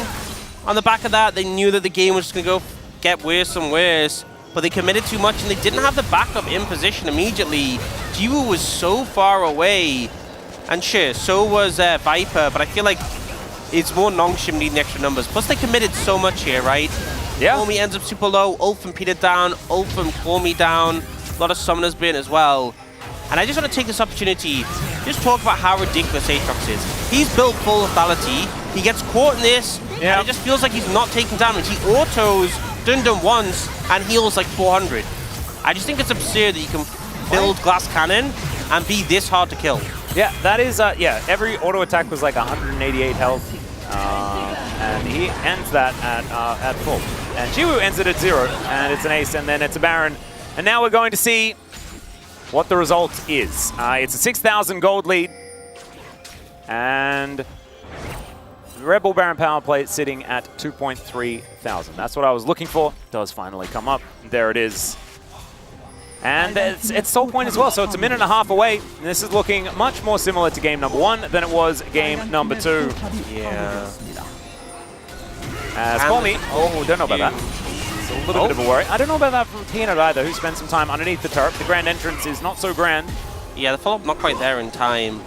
It's not enough support. Second time that Peanut's got knocked into a turret and has just lived off it. Oh, they're lucky. I don't think. Yeah, I'm not sure about that. I said, maybe they've caught Doran, but is that real? I'm not entirely sure. Dundun trying to get some work done on this outer turret, but the inner turret is falling. Humble Life will be able to grab that one. Some bounty gold, though. Yeah. And then grabbing it for the rest of his team. Doran coming on over. Jiwoo going to have to get out of here. I don't think this is nice to leave Jiwoo against the Aatrox, I'm going to be honest. Yeah. He is standing his own, though. You know, maybe they're like, he's lethality too. You guys will get along. Different story. He's playing 1v1. If they don't respond for the next, 3 minutes, maybe Dundun just ends. Oh, there we go. That's the strat. They've got them into a false sense of security. Hope they forget about top lane. Yeah. People often do. Like, if we sacrifice our Nexus, eventually Dundun can kill their Nexus. Yeah. Now he's That's able a to big get influx of gold. Yeah, a bunch of bounty gold coming on through here. So that's at least something. The Baron power play has not moved. 10 seconds till... Okay, it's 10 seconds till Dragon. Yeah. It's sold for 100 Life Esports. They're about 6,000 gold ahead. And they still have Baron. And they have a Corki. And then he now has 3 items. He just picked up Eclipse. He's not level 16 yet, but he's pretty strong. He has a package. Good luck. Okay, yeah. Keeper's Verdict is going to come through. Viper just hops to the left. Package now not really doing too much as Delight crashes on forward. There's a Magnet Storm and isn't actually dashing. Colmy does use the Emperor's Divide, but oh my goodness, he just erupts. Dundun gonna have to go straight back to that soul immediately as they're looking to try and get on top of Doran, who does seem immortal. It's not gonna be the steal for Sylvie. The shields come in from the Mountain Soul, and Zeka, he is now, he might have to take a consolation, Peter, or maybe he's not going to be able to get them as Jiwoo is just walking on the other direction. And Doran was even thinking about backing. A little bit of a sad and sorry tale here as a teleport is going to flank them. Dundun down to 100. Peter just trying to help out. He gets a little shield, but Doran is just going to say goodnight. And Humble Life Esports, it got a little bit rocky in the middle of the series, but this game was pretty elementary. They'll finish it off at 25 minutes. With about an 8,000 gold lead. Close to a shellacking, may not necessarily go all the way there, but a very clean win for Humble Life in the 3rd time of asking. Bit of an interesting one for Colmy, but yeah, just a really strong win from Humble Life Esports, Redemption. Oh, is Peanut? Yeah, Peanut goes down just before the Nexus. And you know, I think the key takeaway from that was in that last passage of play, Dundun took some time to hit the Glump a little bit, so that rivalry still is there. Yeah. We needed that confirmed, just to make sure. But honestly, just Game 2 felt like it was Nongshim permanently in the driving seat, and Game 3 felt like they were never in it. You know, the Corki was obviously a problem that was going to arise in the late stage of the game, but it felt like in these skirmishes, it always went in favor of Humble Life Esports. Doran was an absolute monster on Aatrox, but the setup and the engage is really solid. I think Delight did a fantastic job on the Rel. You know, that big engage around that dragon completely caught the side of Nongshim off guard. I wonder whether Delight can give Peanut some tips, because he was playing into the Poppy very, very well. And of course, Peanut is a great role player just in general, but Sylvie had his number in game number 2, and Delight did manage to still find some of those opportunities, largely because there was also a Sejuani there. Yep, I think we definitely saw some weaknesses from Humble Life Esports, and we definitely saw some strengths from Nongshim that maybe we didn't expect. But I think on form, when this team has a draft that works for them, when they're on comfort champions, Humble Life Esports are just a hard beast to match up to. Certainly are. And also, you know, giving Delight all of that extra agency with that Fates call as well. It's one of those things. We say it all the time about aggressive, fantastic supports that we have here in the LCK. You play Kalista alongside them, they only get better. And with Viper and how great he is on the Kalista, it's these sort of lane combinations that have been very, very effective. And Zeka's Corki this time, not a liability at all. Yep. Landed quite a few of the rockets. I just love the evolution we've seen when we have these Corki drafts. So one team's like, okay, we need to engage, we need to engage, we need to engage. And the other team's like, you know what, we'll just pick Aatrox and Kalista, engage into that. Yeah. And we literally saw it play out like that in that top lane fight. Here's some of the replays. Peanut obviously doing a good job getting some revenge on Sylvie for the previous one. And some big engages from Delight here, comboed with the package. This one was a little bit messy one where I think Zeka maybe didn't need to flash over the wall. He thought that he already had the 3 items at the first dragon fight. Count, yeah. So that one was a bit more even, but this one was, I feel like, the game-sealing play. That 3-man catch. And especially because Sylvie was in it. Like, he caught Sylvie off guard and did get a chance. Sylvie, who was so good last game at denying the Rel. And then here was the, we killed Corki, but at what cost? Yeah, the good old Corki for entire team trade that we're going to put in the comms column this time around for Nongshim. Of course, I think it does make sense to try and target Zeka when he is available, but they were very far behind at this point. And Viper even gets there first. Jiwoo then, unfortunately, wrong place, wrong time afterwards. He goes down. That's the Baron. And then this, the final fight of the game. And I just feel like the Aatrox was just a problem they couldn't really deal with. Especially, like, you have to go the lethality Varus, because you're just not going to be able to auto freely into this composition. You're getting outranged so hard. But you're against 2 tanks and Aatrox who just can't cut through. Yeah. Dundun, no flash. And now, yeah, not a whole lot of much else at all. Yeah, you can hear some relief in the voices of Humble Life Esports here. Yeah, and Delight actually said, Peanut, this is how you play Rel. So when I made that reference, I guess it was entirely accurate. Very accurate. Maybe Delight giving some one-on-one coaching to him after the series. Yeah. Give a great demonstration in that game. Oh, it's fantastic. Now I'm hoping that Delight wins POG so that he can have that conversation in the interview, because that would be absolutely perfect. Zeka does do the most damage in the game, but Doran is very, very close behind him. How little damage Viper did, and he was kind of just, I press ult on my Rel, that's my job. And he did it like really, really well. Yep. I'm just surprised that Jiwoo did so little, right? This is lethality Varus. Like, he's normally... That's like 3 Qs or something. Yeah. It's just really not very much at all, but didn't have much of an opportunity to play the game. Yep. Not the best performance, but I did have that really good game too, so not all sad on the day. No, exactly. I think Nongshim fans can be in high spirits. And speaking of people in high spirits, let's throw it over to the space. Thank you, Atlas and Ox, for that wonderful breakdown of game number 3, which was a lot more of what we were expecting from this series. Hamaleif Esports able to get the job done. Guys, what do we think about that one? Chronicler? That to me felt like Delight in particular was like, guys, that game 2, that was not okay. Let's showcase why we are thought of as one of the better teams in the LCK. And then they did. They just kind of stomped them in really where you should, I think, stomp these weaker teams in how they played around the map, how they're able to set up fights and skirmishes and their objective control. And they didn't kind of buy into Nongshim's insanity, which is a great way to beat them.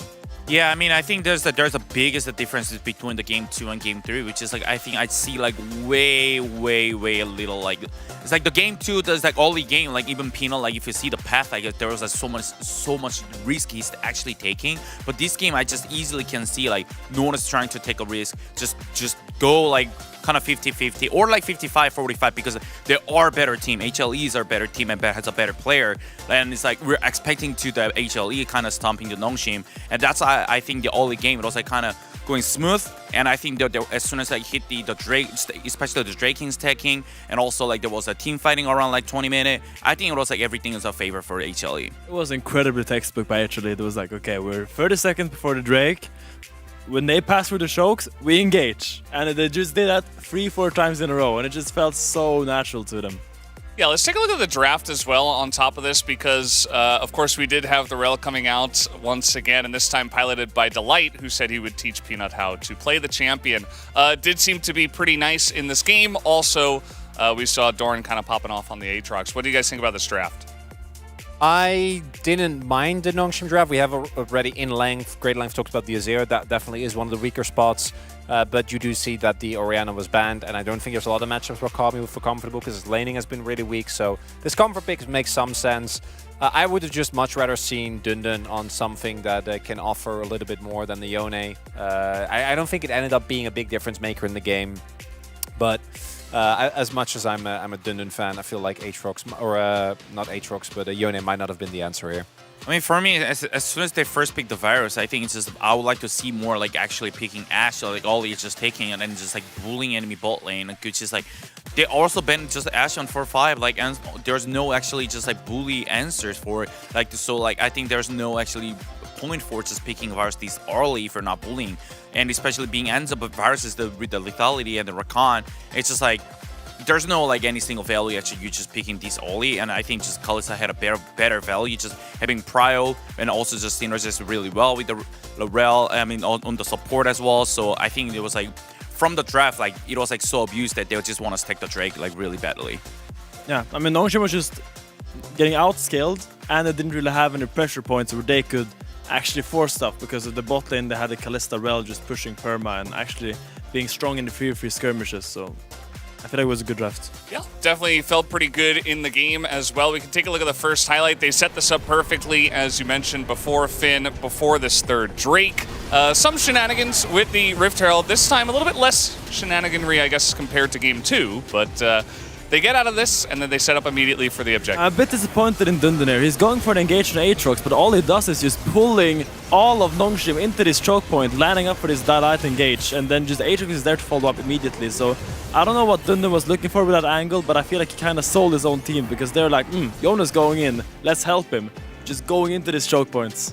Yeah, I mean there was no any single visions as well. I mean I think it was a nice try to burn the package out from the Corki, and it's like it has to be more coordinated between the teammates, right? Like even though it's like Dindin went in, like he's completely safe, and if he's like actually already tell to teammate, oh I'm just gonna look for just Corki burn the package, like you guys can just chill out, like it's just back out and just wait for it. But instead, like every single teammate trying to help him because like probably was like no like the clear communications or like clear the plan was. So I think it was like it looked kind of really scuffed.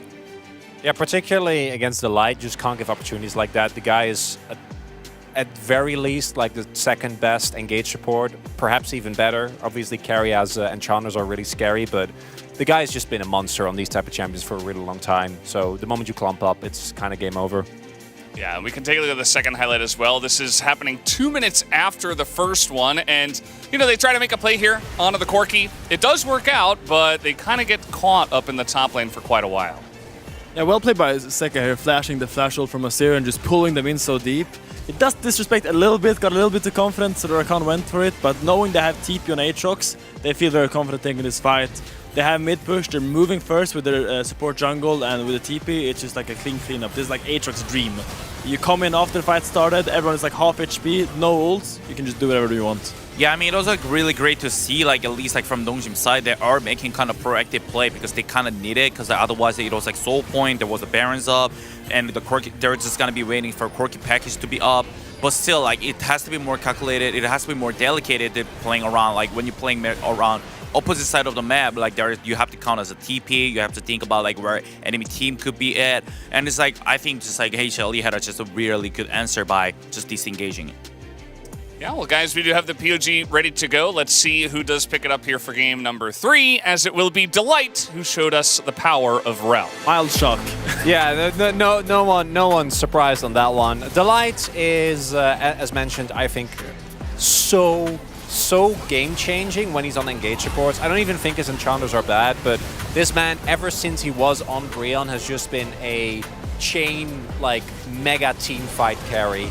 And I think in this Rel game, he kind of flamed his teammate, but it's justified when you have performances like this. Well, I mean, I just knew it. Like he would just pick up the POG as soon as he just solo killed mid laner, and I honestly almost just submit the vote. He did for support at 3 minutes. Yeah, I knew he'll pop off. It's gonna be Delight. Like I knew he'll pop off. I just love his patience when he plays engages. He's just waiting for that moment. Like he knows Papa is W, and the moment Papa W is down and they clump up slightly, he's just going with no remorse, and he's just so precise with it. And it's nice to see it because a lot of supports they panic, they go early, and then the Papa W blocks you. It's an artful craft. Yeah, we saw that a little bit in game 2. Not going to name any names, but guys, we do have the interview ready to go. I'm going to hand it over to Deer for the translation.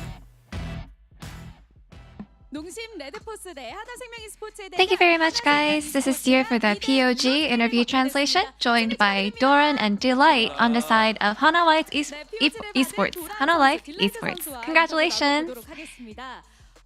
다시 연승을 이뤄낸 하나생명 선수들입니다. 승리 소감 먼저 여쭤볼게요. 도란 선수. How do you feel about the victory today, Doran? There were some moments where the game was going against our favor, but I'm really glad that we were able to secure today's victory. And Delight? Yeah, there was some dangerous moments, but I'm glad that we were able to win. So whether it was a win or loss, Hana Life Esports have only scored a 2-0 match score previously. And we got your first 3-game series today, so how is Nongshim as an opponent? I think Nongshim was able to pull off some really sharp plays. And so we were trying to think of ways to counter that, so we put in a lot of time thinking about that. And in game 1, you had a beautiful TP timing. There's this highlight where you quickly joined the team fight. So let's take a look at the replay. So you based and decided to TP instantly. So what was your read on this picture? I don't think I was actually initially thinking about TPing, but Sejani opened up a team fight, and I was able to identify a really good angle, beautiful angle to actually go in and engage into the team fight and group with my team. And you were able to get a quadra kill here, so how did you feel about that? Yeah, this is how you play Udyr, and I'm able to show off my skills as an Udyr on my stage, and I'm pretty happy about that. And Doran, laning phase is so important in the current meta, and perhaps that's why the Lonely Island top shines even more right now. And you seem even sturdier this year, so how do you feel about the way you're playing currently? I feel like there's even more room for improvement and more potential in me. There are a lot of moments where I feel regretful, so I think I can definitely do a lot better. So, Delight, since you've been playing alongside since last year, what are your thoughts? I feel like with all the experience that he got, I do see him as a better player, and I feel like he's going to grow as an even better player in the future. And in Game 2, Hana Live Esports Nexus went down against an East team, which is quite unusual. So the bot lane phase was pretty crucial. What did you decide to focus on in Game 3? We made a lot of mistakes and we were aware of them, so I think we were just trying to focus on not making those mistakes in Game 3. And Delight, you also had a wonderful game with Rel. In Game 3, you got an impressive pick off mid early, so let's take a look at the replay. Yeah, so I was actually looking at the mid lane for a while and I knew that Azir wouldn't recall. And I think that's why I paid attention and I just tried to look for a good timing to go in.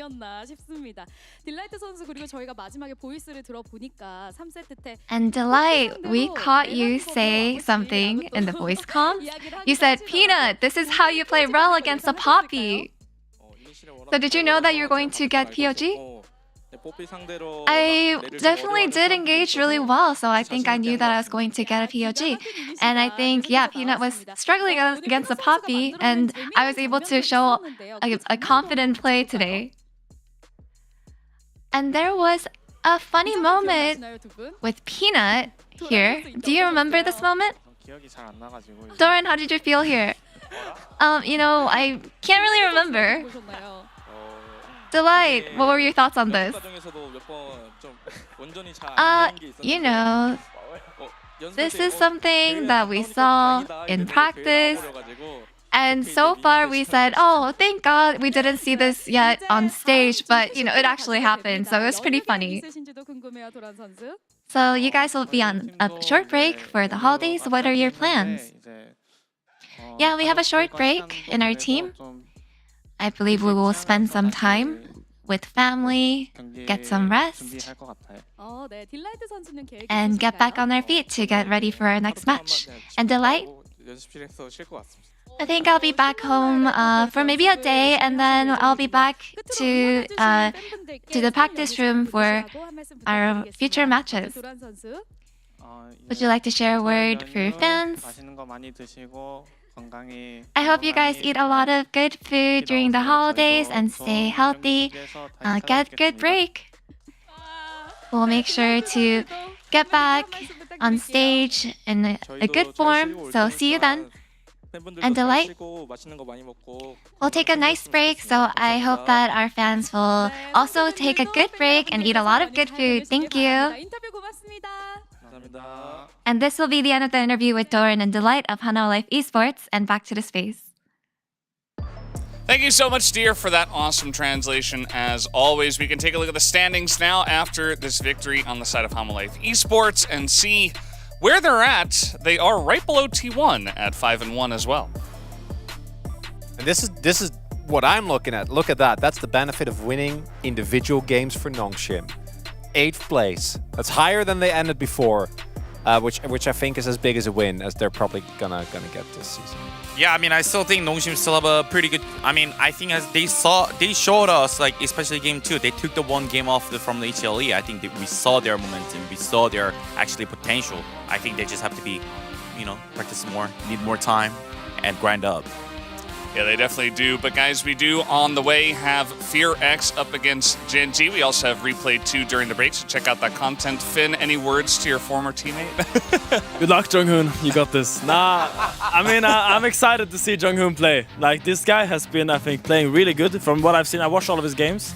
He has his moments that he goes a little bit too deep, but he has, in general, really like mechanically intense engages. I remember the Nautilus play on the bot side river where you R flashed to change the angle of the initial knockup.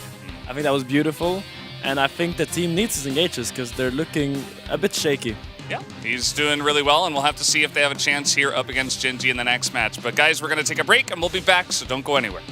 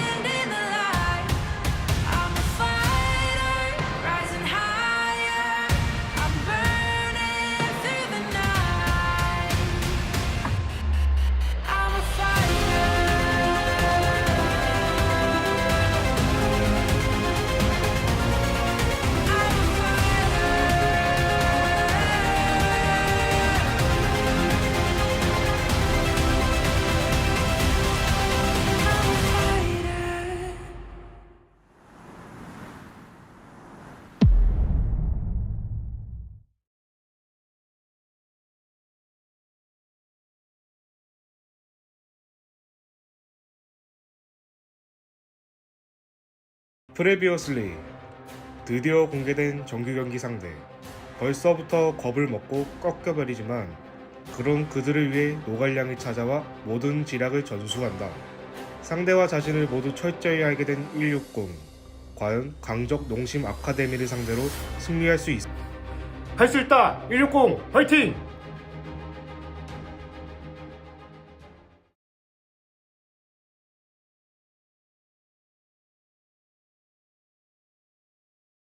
스크림 얼마 만에 해보지? 거기 한 6년 만에 해보나요 거기? 아니야 얼마 전에 해봤어. 정글 일단 캐리 해야지. 왜 바텀맨 기대 안 해주시죠? 기대해주세요. 기대를 하면 배신 당하는 거야지. 오케이.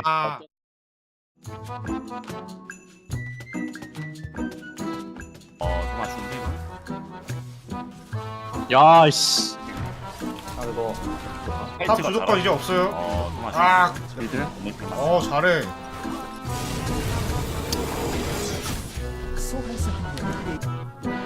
개인 연습이 굉장히 절실한 상황이라는 걸 느끼는데 중요한 게임이 아니었나라 생각은 드네. 너무 녹슬었다. 해관수로 하겠습니다. 안녕히 계세요.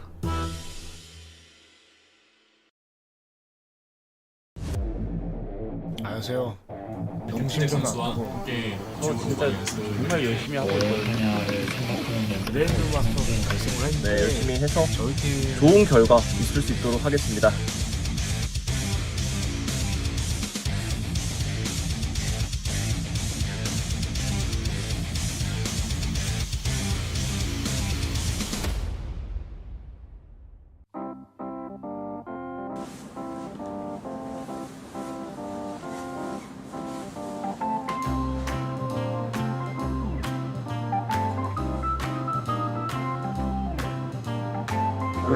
안녕하세요. 소통 있어요? 외환이 그 다이아 2 갖다 3으로 더 넣는 거 봤는데. 카메라가 뭐 이렇게 많아 부담스럽게. 다양한 각도로 찍는 거죠. 오늘 그만 찍었다가 원래 찍죠. 쉽던데. 거기서 유지를 해야지. 나도 200점 찍었다가 바로 떨어. 유지 말고 올라가죠. 나도 올라갈 거라고 생각했어. 안녕하세요. 마스터 찍었어요? 찍었었지. 내가 생각이 있다고 혼자. 잘 들어가. 아 진짜라니까? 알았어요. 내가 어제 끝나고 가만히 생각해봤어. 오늘 어떻게 연기를 할지. 얘네 일단 잘하지. 잘하는데 아질 티어가 존나 높아. 1픽 돌면 무조건 아질이야 무조건. 아지를 나오면 너 뭐 할 거야? 아질을 두고 차라리 그냥 애니 괜찮을 수 있어 지금. 아지르가 애니야? 응. 아닌 것 같아? 아지라도 너무 맞을 것 같은데. 그냥 애니가 메커니즘이 아질하면 일단 괜찮고 아니면은 이제 아질을 밴. 아지르가 없으면 상대가 오리 선택하자는 건 뭐예요? 오리 선픽하면 이제 거기서 나가는 게 이제 제이스 마우로 해야지. 제이스 마우야? 오리 대 제이스 마우냐? 아지르 주고 그냥 우리라고 애니랑 딴 걸 하느냐? 그렇지. 오? 뭐야? 오? 진거 먹어? 이거 먼저. 불량한다. 말리지 마. 먹어도 되나? 예, 드시라고. 감사합니다. 양이 좀 적은 것 같은데? 순서 먼저 뭐해? 먼저 주전 뛰는 사람 먼저 먹자. 근데 누가 먼저 나가요? 너. 아, 저희가 먼저 나가는 거예요? 다섯 개. 그거 꽂히면 나 레이브 시키는데. 그냥 먼저 먹을 사람 다 오! 이거 너네가 저도 이거 보고 아니야? 저도 얘네 나가는 거야. 저 사람 먹고 내려가서 먹고 없구나. 그레이브즈. 자, 오늘 드디어 결전의 날이 밝았습니다. 큐벤님이 포인토스 져가지고 레전이 형된 건 다들 알고 계시죠? 배짱해요. 큐사이드 주시는 거죠? 네, 딱 좋아요. 지금 딱 멈춤. 오케이. LCK의 KT 롤스터입니다. 심판진의 임의적인 결정에 따라서 숫자는 팀 160, 그림은 농심 e스포츠 아카데미입니다. 네, 그림면이 나왔기 때문에 농심 e스포츠 아카데미가 1세트 진영 선택권 가져갑니다. 농심 e스포츠 아카데미 팀 진영 선택 부탁드리겠습니다. 농심 e스포츠 아카데미 저희 진영 블루 선택하겠습니다. 큐베님, 큐베님 레드 걸려서 어떻게 해요? 팀원들한테 어떻게 얘기할 거예요? 농심 레드 포스인데 왜 블루 선택하는 거예요? 큐베님 자다 일어나가지고 기분이 안 좋아서 그런 거잖아요.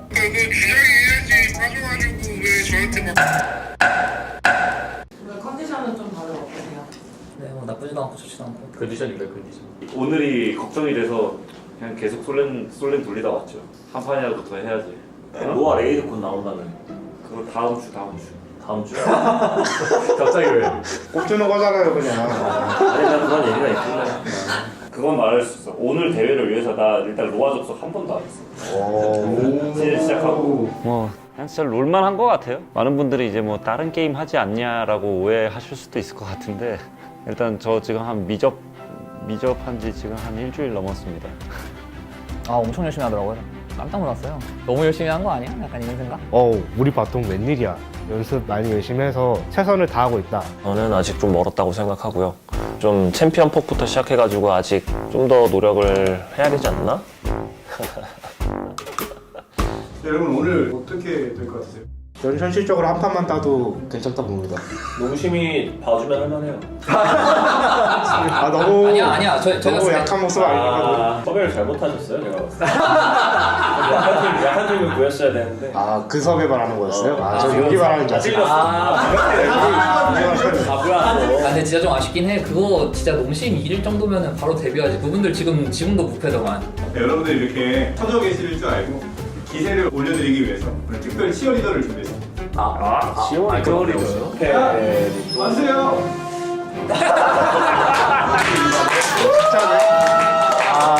예상한다. 근데 이럴 거면 뭐하러 저희 5명에서 머리 싸라고 그러니까요. 같이 하면 되죠. 왔다 그 밀려 때문에 머리 아팠는데. 근데 미안하게 이제 나는 감독이 아니라 해설이야. 저기 대픽 해주시고 가시면 아니 그게 아니라 근데 이 말은 진짜 꼭 해주고 싶었어. 팬들이 기억하는 너희 그때 그 시절의 모습을 다시금 좀 떠올리게 해줬으면. 근데 팬층이 좀 달라진 게 여기는 밥이고 여기는 로아고 너는 스트리머고. 아무튼 우리 좀 낯뜨겁겠지만 같이 한번 파이팅 한번 해보자. 네. 정말 낯뜨겁겠지만 팀 160 우리는 레전드! 레전드!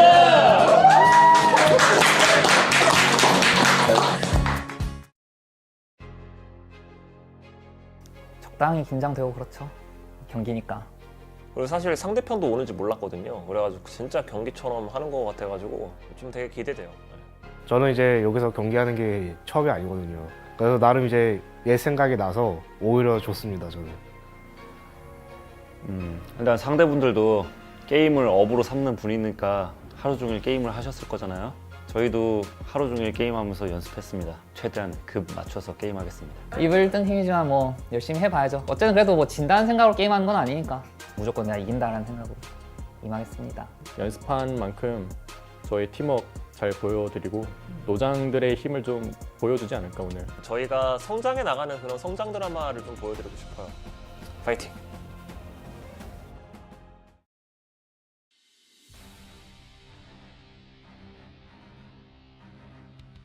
게임팬 여러분 안녕하십니까. 리플레이 시즌2 팀 160과 농심 아카데미의 경기로 인사드립니다. 오늘 저와 함께 해주실 포니 임주환 해설 모셨습니다. 안녕하세요. 네, 안녕하세요. 오늘 드디어 나이 앞서서 160살 팀 160의 첫 정규 경기가 있는 날입니다. 진짜 LCK의 오랜 팬분들 입장에서는 말씀하신 대로 그 나이 앞서서 160 팀 160의 오늘 경기를 진짜 기대하셨을 것 같은데 사실 오늘 상대가 진짜 강해도 너무 강해서요. 제작진분들이 뭔가 대여를 낚기 위해서 정말 상대를 좀 잘 준비한 것 같은데 과연 이게 대여에 낚일지 아니면 대여를 낚을지 오늘 경기 한번 지켜보겠습니다. 자, 그럼 경기에 앞서 양 팀의 팀 스탯 한번 살펴보겠습니다. 얘기하신 대로 일단 나이 총합에서는 팀 160이 확실히 우위에 있죠. 숫자가 많으면 많을수록 좋은 거라고 봐야 될지 이게 우승 경력이 많기도 하고 눈에 딱 띄는 게 짜체면. 근데 문제가요. 사실 팀 160 선수들이 약간 허풍이 들어갔다는 생각이 들어요. 왜냐면 이 선수들 위장이 슬슬 중국집 음식을 이만큼 소화할 수 있는 그런 위장은 아니거든요. 저희가 또 준비한 게 있습니다. 전문가들은 어떻게 예상했을지 승부 예측 한번 준비해봤거든요. 전화 종나는 그렇다 치더라도 정노철 해설위원께서는 왜 이런 승부 예측을 하셨죠? 근데 뭐 할 건 해야죠. 그리고 또 울프가 팀 160의 승리를 예상했어요. 농심이 늙은이 예우해주면 이길만하다. 예상도 예상인데 개인적인 바람으로 꼭 이겼으면 좋겠습니다라고 사실 응원이네요. 플레이 시즌 1 멤버들도 승부 예측을 해주었는데 마리는 우리가 했을 땐 다 졌다. 그러니 지훈이 형우가 이겼으면 좋겠어. 또 맞췄다. 반면에 마타 선수는 내가 없어서 질 것이라고 했는데 이거 뭐 메라는 뭐가 된가요? 이게 뭐 M강 간의 전쟁인가요? 약간 이런 거는 그 매드라이프 선수 입장에서는 좀 동기부여가 더 되겠는데요? 보여줘야죠. 자, 그럼 이제 경기를 준비하고 있는 양팀 선수들을 만나보겠습니다. 먼저 HKCL의 디펜딩 챔피언 농심 e스포츠 아카데미입니다. 네, EI, 사운다, 칼릭스, 바이탈, HLE를 출전하게 되는데요. 아무래도 이 선수들 같은 경우에는 지금 이제 CL에서도 좋은 활약 보여주고 있고 이 스프링, 그리고 이 서머, 그리고 이 3 서머 우승을 한 팀이기 때문에 또 어떤 경기를 보일지 너무 기대가 됩니다. 뭐 오브젝트 컨트롤이면 컨트롤, 교전이면 교전, 부족함이 없는 팀이라고 봐야 되는데요. 오늘 어떤 경기력을 보여줄지 기대가 돼요. 나이의 이 총합이 정말 어리잖아요. 그 젊음에서 오는 패기를 오늘 한번 이 대선배들에게 어떻게 보여줄지 너무 기대가 되네요. 적당히 해줄지 아니면 정말 잔혹하게 끝낼지 저희가 한번 지켜보면 좋을 것 같고요. 네, 전설 그 자체 LCK의 레전드 팀 160입니다. 휴베, 앰비션, 이지은, 캡틴 잭, 그리고 매드라이프까지 LOL을 정말 오랜 시간 동안 지켜봐 팬분들이라면 정말 그리울 만한 그런 선수들이 뭉쳐 있습니다. 이들이 뭉쳐서 다시 한번 LOL에 대한 열정을 살리면서 정말 맹연습을 준비했다고 하는데 과연 이 전설적인 브금에 어울리는 그 레전드들의 경기를 어떻게 터져 나올지 너무 기대가 되네요. 참 이게 게임 시작 전부터 재밌는 게요. 이 뱀픽에서부터 상대팀이 과연 어떤 카드를 밴할지, 뭐 예를 들어서 매드라이프의 블리츠, 앰비션의 자르반, 큐베의 나르, 이지훈의 아지르, 캡틴 잭의 시비르까지 뭐가 밴드냐에 따라 이 선수는 어떻게 리스펙하는지가 나오는 거거든요. 소위 얘기하는 본인만의 성명절기가 하나씩 있는 선수들이고 그게 또 레전드들인 거잖아요. 그 레전드들이 맹연습까지 했을 때 그때 깨어난 이 선수들의 잠재력, 그 옛 감각들 오늘 한번 보여줘야겠죠. 그래서 참 이 선수들이 준비하는 과정을 보고 있자니 제가 1일 감독이라 별거 아니긴 한데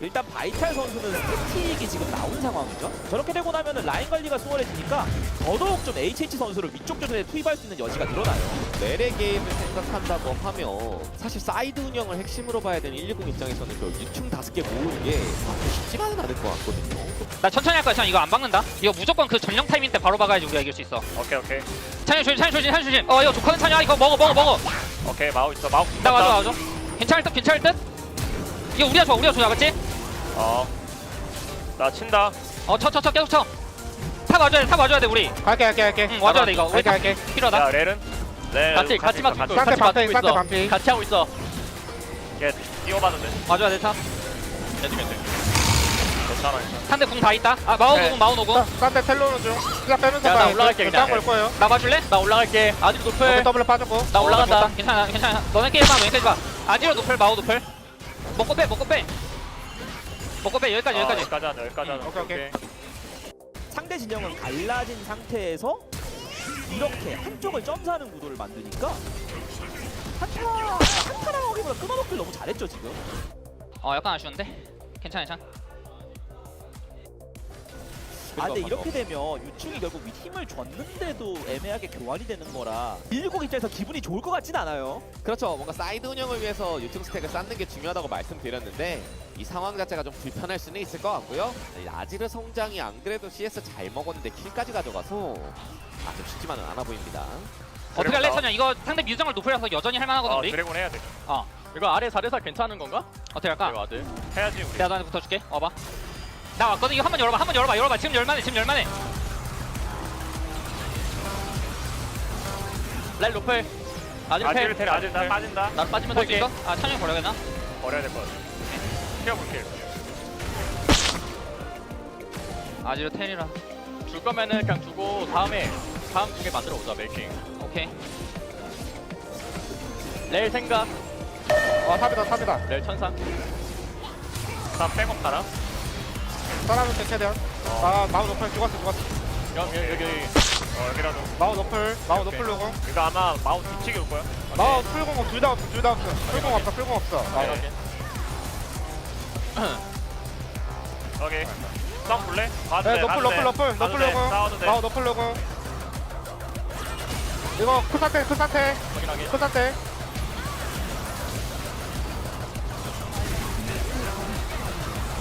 와, 오케이. 나 맞았고. 빼볼게. 아이고, 안 돼. 와, 아지르도 여기 있네. 쉽지 않네. 그래지. 저 아지르 노래봄. 같이 봐줄게요. 아지르 노플. 산태 노구. 에가나르. 점프가 없네. 아쉽다.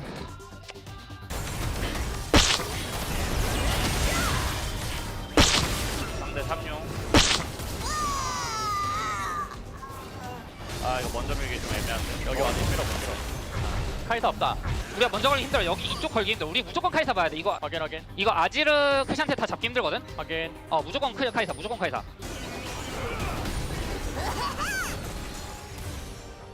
나로 와봐. 확인. 튀어 돼. 얘를 간다. 그냥 박아줘요. 야 아지르. 나이스 아지르. 좋았네. 와우. 안 들어가서. 아쉽네. 너무 망해버렸네. 근데 이번 판은 밸류가 너무 밀려서. 맞아. 우리 그냥 무조건 초반에 이겼어야 되는데. 초반에 못 이긴 거 없었어. 있었어야 되는데 건덕지가 너무 없더라. 맞아. 내 생각에 마오카이를 내가 먹었어야 됐어.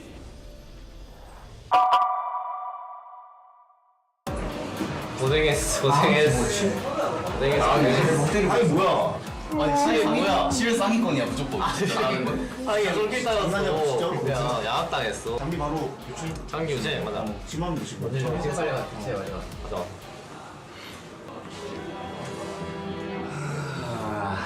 이거 그냥 아니 이게 근데 일단 라인전부터가 저게 결이 되니까 라인전 못 이기네. 앉아서 일단 그나마 코르키로 같이 맞춰간 거보단 나을 것 같아서 한 건데 해보니까 아예 안 되네 이건.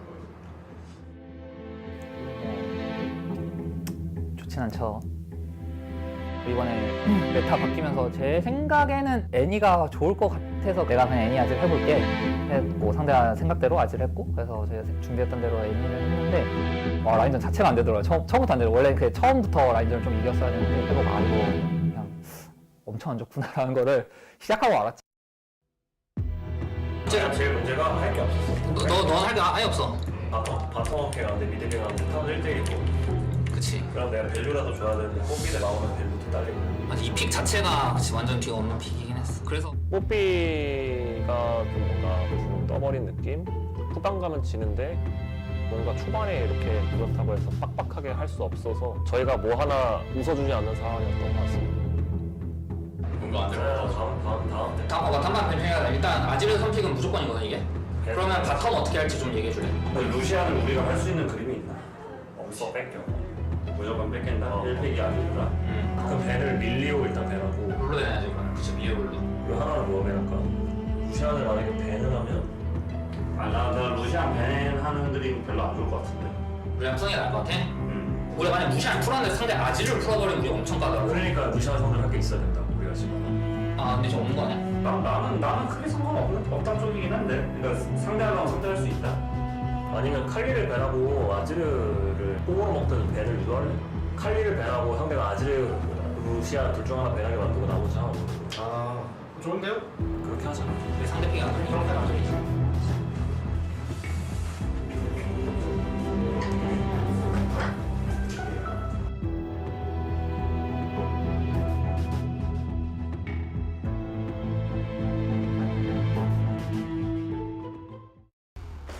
라인전의 그 날이 너무 예리하더라고요. 처음부터 좀 너무 빨리 미끄러져가지고 그렇게 돼버리니까 정글이 좀 갈 데가 없고 뭐 어떻게든 버티자였죠. 바론만 주지 않는 선에서 버티자. 불리한 팀이 할 수 있는 건 그거밖에 없었고. 제대로 깎아버렸습니다. 아니 이 선수들 스킬샷 왜 이렇게 좋아요? 이것이 젊음인가? 스킬이 없다. 안 된다.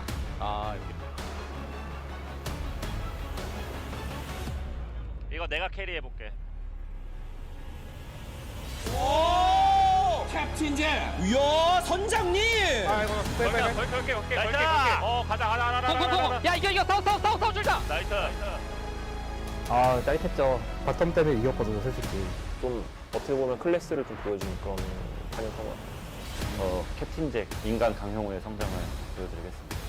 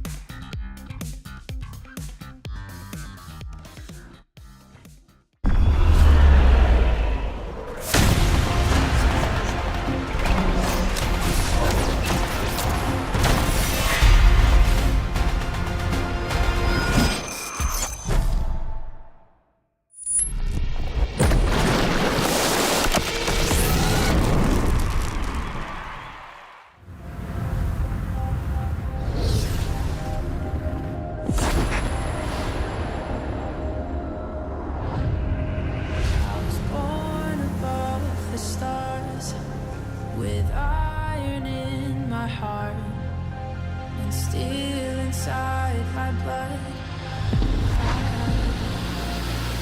Fear is afraid of the dark side of me. I'm not gonna stop. I'm not gonna break. No. I'm a fighter, survivor, awakened in the light.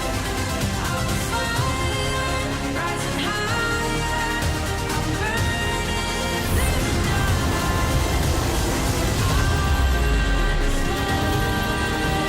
Sets the world on fire, and I will rise again and again, 'cause I'm a fighter, survivor, awakened in the light. I'm a fighter, rising higher. I'm burning through the night. I'm a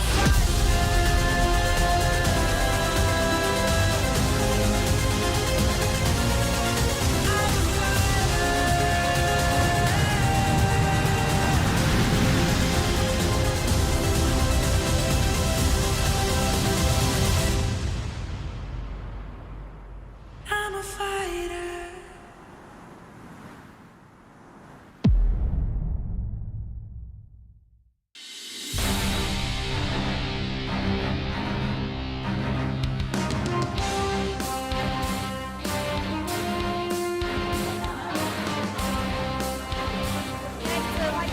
오늘 경기입니다. 젠지 오늘도 승리하자. 젠지 화이팅! QX 할 수 있다. QX 화이팅! 젠지 화이팅! Welcome back, ladies and gentlemen, to LCK Spring 2024. It is time for the final match of the week, the final match of the day, and the final match before we go on a week break for Lunar New Year as well. So we better make it a good one. And that is possibly a difficult ask for Fearex. Orcs, what do you reckon? You know, we've seen some big upsets, but I feel like this is like upper limit sort of threshold. Gen.G definitely, you know, we've seen some of the series against weaker teams, like the series against Bro wasn't as quite as one-sided as we thought it'd be. Yeah. But it was still very one-sided. Yes. And I'm just hoping we get some life out of Fearex. We saw that last series, you know? Last series we expected to be pretty one-sided, and Nongshim gave some life, but I think Fearex, of teams who were initially on the eastern side, the expectation was they've given a lot of life, and actually they're on the western side. Exactly. They're our 5th place team right now. Of course, things could certainly change, but not too far, to be perfectly honest. If Fox are able to take a game, then they are actually even with Kwangdong Freaks in equal 5th place. So just being able to get any sort of victory here would be good news. And Gen.G just wanted to keep up the winning streak. So speaking of winning streaks, this is the thing that's really difficult. It's been a long time since Fearex have been able to take down Gen.G. A very long time. In fact, 9 matches ago was the last time they picked up a win, and it was 8 games ago. So it's been 4 2-0s in a row for Gen.G over Fearex. So it's an uphill battle. Yeah. And I also just feel like they've got Gen.G have got a good read on the meta. Sometimes if even a top team, like they're reading the meta is not super sharp, then you can have an advantage. But I feel like they were really early to get on like the Corki sort of train, or like these poke hits answering to Azir, the tank junglers for Canyon. And also, you know, Chovy, generally speaking, is usually playing pretty well, but he's playing really well at the moment. I just think he's been such a mammoth force to deal with. It's definitely going to be a hard task.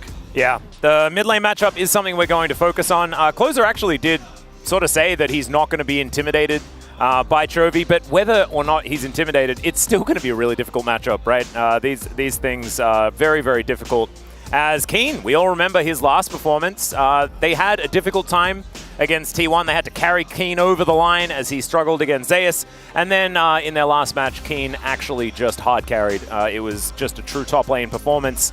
And him up against Clear. It had only happened one other time, because then KT swapped out their entire roster for the Challenger roster against Live Sandbox at the end of summer. So they've only matched up for one game.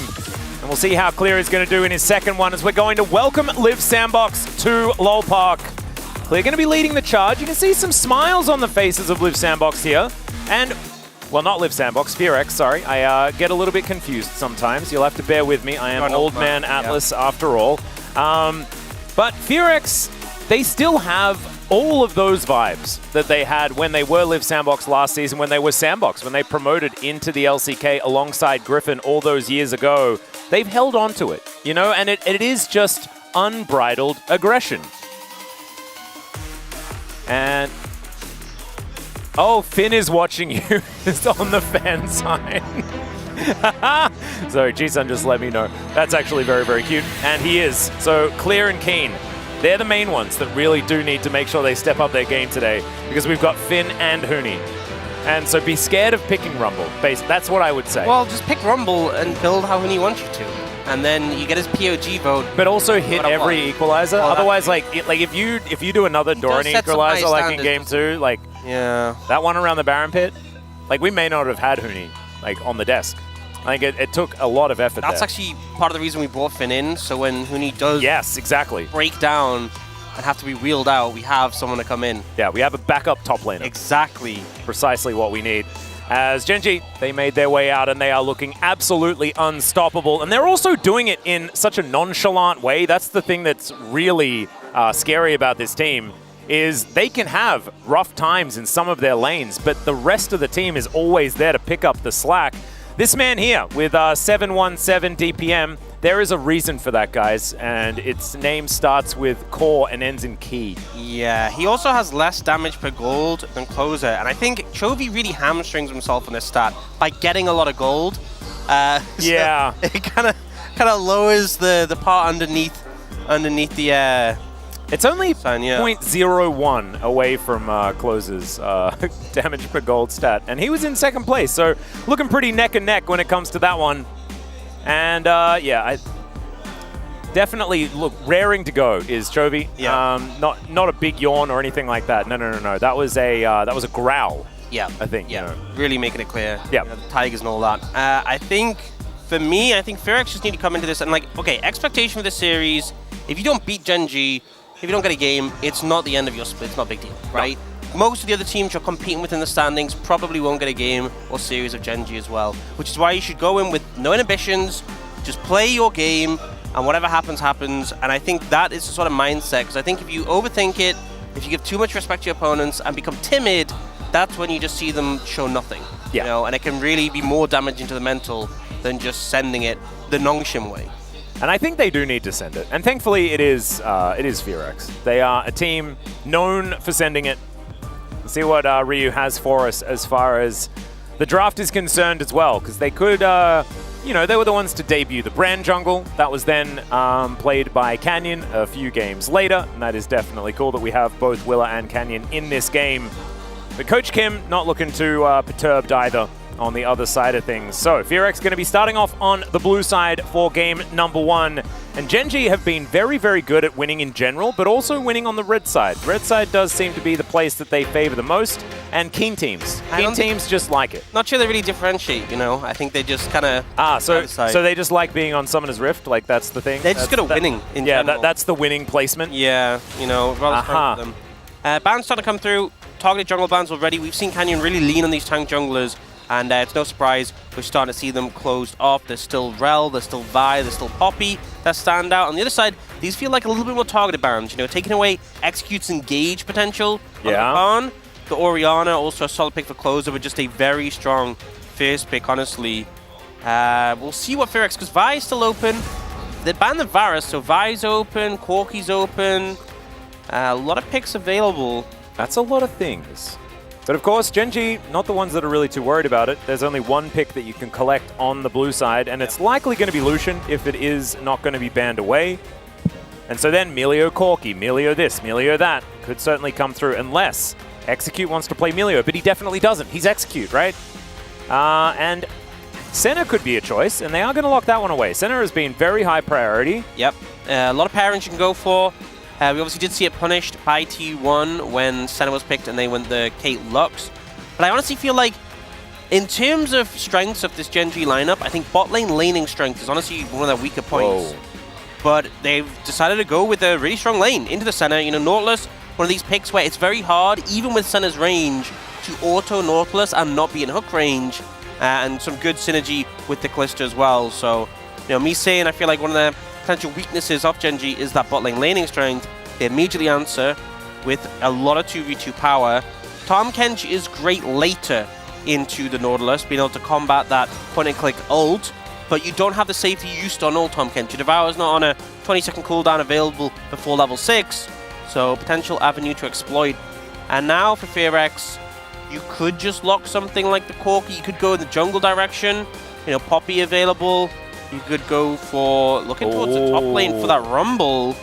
Definitely brave with Huni on the desk, as we mentioned.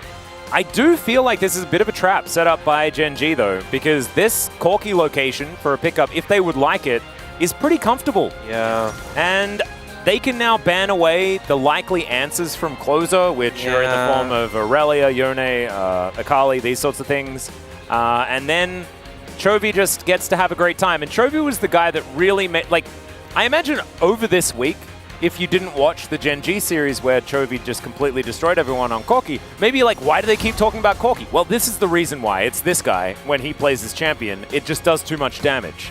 I think the thing is with Corki is, like, if you're stronger than your opponent and they're playing Corki and you have a good matchup, you can really punish it. But you're playing as Chovy, he has 2 ban opportunities within the mid lane pool. It really puts a timer on this game. And normally when you're playing the center, you're the one putting the timer on the game. Yeah.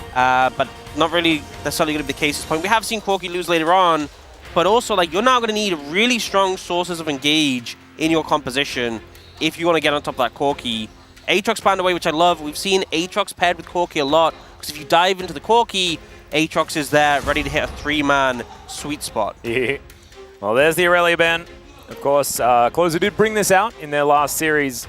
Wasn't able to pick up a victory, but they were able to turn it in the game afterwards, and his early game was very, very good. He's just really good at Aurelia. Probably want to get rid of that if you can. So that's their choices. The Akali and the Yone still options there if they want to go for a more aggressive choice into the Corki. And there is the Poppy ban, and I really like that, yeah. Yeah, a lot of disengage power. You've already got the engage from the Nautilus, so would pair really well. Rel is still available, though, which I feel like with the Poppy ban, maybe Fearx are hoping to get their hands on themselves, but Canyon is going to lock that one in. Yeah, the Poppy ban's feeling a little bit worse now, isn't it? Yeah, I think you probably go Vi here for Fearx, for sure.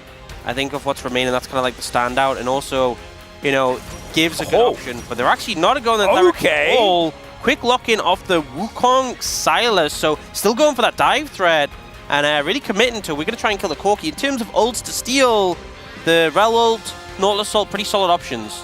That's true. Fate's Call can also, you know, get Willer out of there. It's kind of cute if you do steal that one away. Lehens, what are you picking for Keen? That is the question, as Jace, a consideration here, and they are going to lock that one away. So a lot of damage from our top laners in this game. Okay, we have seen some mid lane Jace. Of course, Chovy really liked that one as well.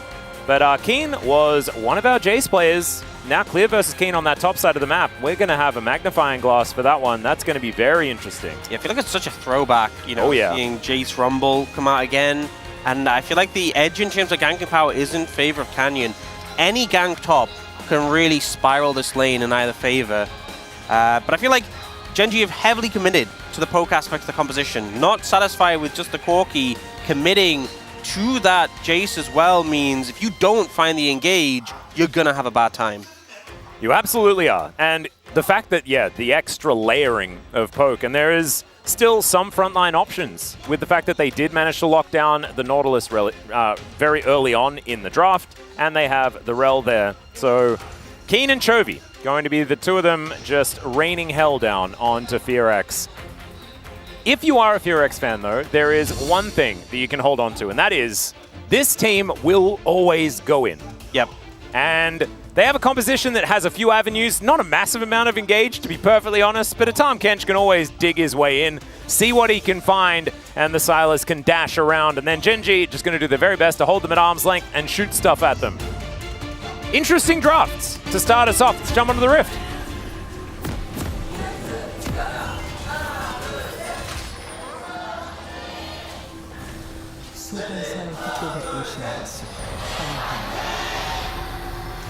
Ooh, Gen.G fans definitely at the top of their lungs. Start us off, and Gen.G themselves piled on top of one another here in this mid lane. You gotta be careful here, because as much as if they find an isolated person, fantastic, but they actually could easily lose the level 1. You know, Silas, Tom, Senna, all really good. Oh yeah. Level 1 spikes. The ward will spot them out. They will just clear that, so keep them clear. And Willa goes for a pretty deep ward himself. Now ward on that brush near the Raptors, and Keen not going to be in any trouble from anyone collapsing on the other side of the map. So it's all a bit quiet here on the Rift as we wait for these minions to make their way down the lanes. Looking at jungle starts, it looks like blue side for both. As you can see, Canyon is moving on Wants down. to invade, it seems like. Yeah, okay. Why not? When you've scouted this out. Indeed. Easily do the Raptors star as a Wukong. I think getting an advantage in the jungle can really pay off. As I said, top lane matchup can be heavily influenced by the jungle, but also this bot lane matchup, not just for the matchup itself, but against a Corki comp. If you let Gen.G stack dragons, you're going to have such a hard time keeping them away from Soul as the game goes on. So getting control early, getting a dragon or two ideally, means that you have more time to figure out the package situation, because fighting around those dragons is a pain against the Corki. And Willow will spot Canyon and he will just leave. He is just... Oh, never mind. He's doing a little loop-de-loop. The good old loop-de-loop. I love this. Is like an approach you see a lot of junglers do when they know they're being evaded. They're just like, you know what? I'm good. How many times is he going to go around the Brambleback pit? That is my question. We're going to check in on the win rate as there is a bit of an engage towards the bottom side. Execute taking a bit of damage. Lahen's absolutely fine, so good trade here for Gen.G. Willa, 68% win rate on this Wukong. He is pretty practiced. As Closer takes a chain he would probably have preferred not to. And Chovy is putting the pressure on. Of course, melee versus ranged, things like that. It's not going to be for a while that the Silas can really start to go for these all-ins and get the Corki out of here. It's really okay though. You got Doran's shield, you got second wind. You can just kind of weather the storm a bit, and then once you get level 3, you can pose a bit more threat. Ward comes down just to cover the Raptors, and looks like Canyon wants to answer back. Willa's level 2, so definitely disadvantage here. And if you look at the bot lane, he's getting no support from there. So he's gonna try and steal this. Gets level 3. Nicely done, and then but look at the bot moving already. Yep, Canyon says, yeah, well, you can contest me on that one, but can you contest me on this one? Because I have Smite and you do not. And so round 2, he's going to lose out on it. Level 3 is going to be picked up like you were talking about. Honestly, it's a pretty smart play to kind of like contest the Raptors and force the Smite from Willa. And then you know there's no chance he contests the red. They continue that pressure down to the Krugs as well. So Canyon really doing well in this regard. Oh, another hook is going to come on through here as Canyon doesn't find the Shattering Strike. Ignite actually coming on through as now Willa is in this top lane. Keen could be in trouble. Tries to look for the hammer boop as he's going to get taken down. There is the first blood and it goes over to clear. Oh man, okay. Willa just basically does the one thing left available to him, and that is go and kill someone in a lane. Yep, really solid dive attempt. The Ignite helps secure it. A lot of minions denied, but Keen TP's back up to catch it. They're posturing for a dive here. This is dangerous. Okay, they do manage to layer the CC decently, but Execute's going to flash his way out of there. Lahen's down to about 200, but is able to successfully tank up the turret for his teammates. Yeah, it's actually really dangerous playing Tom into Rel because she can actually Q and destroy your Grey Health Shield. Yeah. You can really catch you off guard. What they went for there wasn't that, though. They tried to just burst Execute before he even had a chance to use the Grey Health, but he managed to get the flash in time. And survive the situation. So flash bid, he's okay. That's a good trade. Yeah, really nice chains. Closer taking a lot of damage from Chovy on his way out, but still damage has been done. Nicely played. This mid lane going to be very important for both teams. Of course, if FearX are ever in a good position, it's often because Closer is able to make some of these plays. Currently, he is even on farm. Things are working out just fine. Let's check out this dive one more time. Yeah, so Keen tries to act really quickly on this one. You know, he tries to do like the E flash backwards, but kind of doesn't really find the angle. Jace E is very temperamental when it comes to doing like E flash. Like the angle it goes at isn't as intuitive as like a Lee Sin. Yeah. And he's in trouble again. Yep, Willa's coming in. The Harpoon, second one is going to land as he does manage to hammer boop back the Wukong, and Clear gets another kill. This Jace not working out so far. Maybe we're going to have to go into the school of Nogari to find the 0-2 power spike for Keen. As good knockup is going to connect onto Lehen, steals his own ulti away. And Lehen's once again limping away from the battlefield. Yeah, not quite enough damage, but not too far off, honestly. A bit of support there, and Closer could have had that kill, but I think this is a problem with top lane, which is why all top laners hate junglers who just come and gank them and ruin their lives, because it's one of these situations where the first gank is obviously punishing, but the first gank ends up with Clear dictating the wave state going forwards. So he sets up the wave to bounce back towards him. Keen had to overextend, and look, like the wave is permanently in a bad spot for Keen. He needs to be bailed out. He can't stay. If we end up seeing Willa turn up, he's just dead again. Clear has level 6 as well. Like, what are you supposed to do in this situation? Well, you call your Corki and say, please come and help me. And he says, okay, but there's another wave coming in mid. And so he goes back, and now Keen's just going to have to wait. Yeah, it is bouncing back now, so he's kind of avoided the difficult window. It is slowly going to push into him, and he's going to try and farm from a distance while he can. So, not end of the world, but still down a couple of waves. And then Willa comes back. Is it can stack up into a big wave, and you can get Dove it. So never an end to the pain as a top laner if the enemy jungler decides to make your life hell. But Canyon just move topside, try and contest the Void Bubs, and we actually see Lehens and Pays make a move. Lehens has been spotted, so Closer should be fine. But the signal has to be made for Willa to back away. The bot lane is they're getting free farm bot. They can even maybe get a plate. Just give up the Void Grub. Yeah, Canyon moving on in here, and Willa will just be able to get out.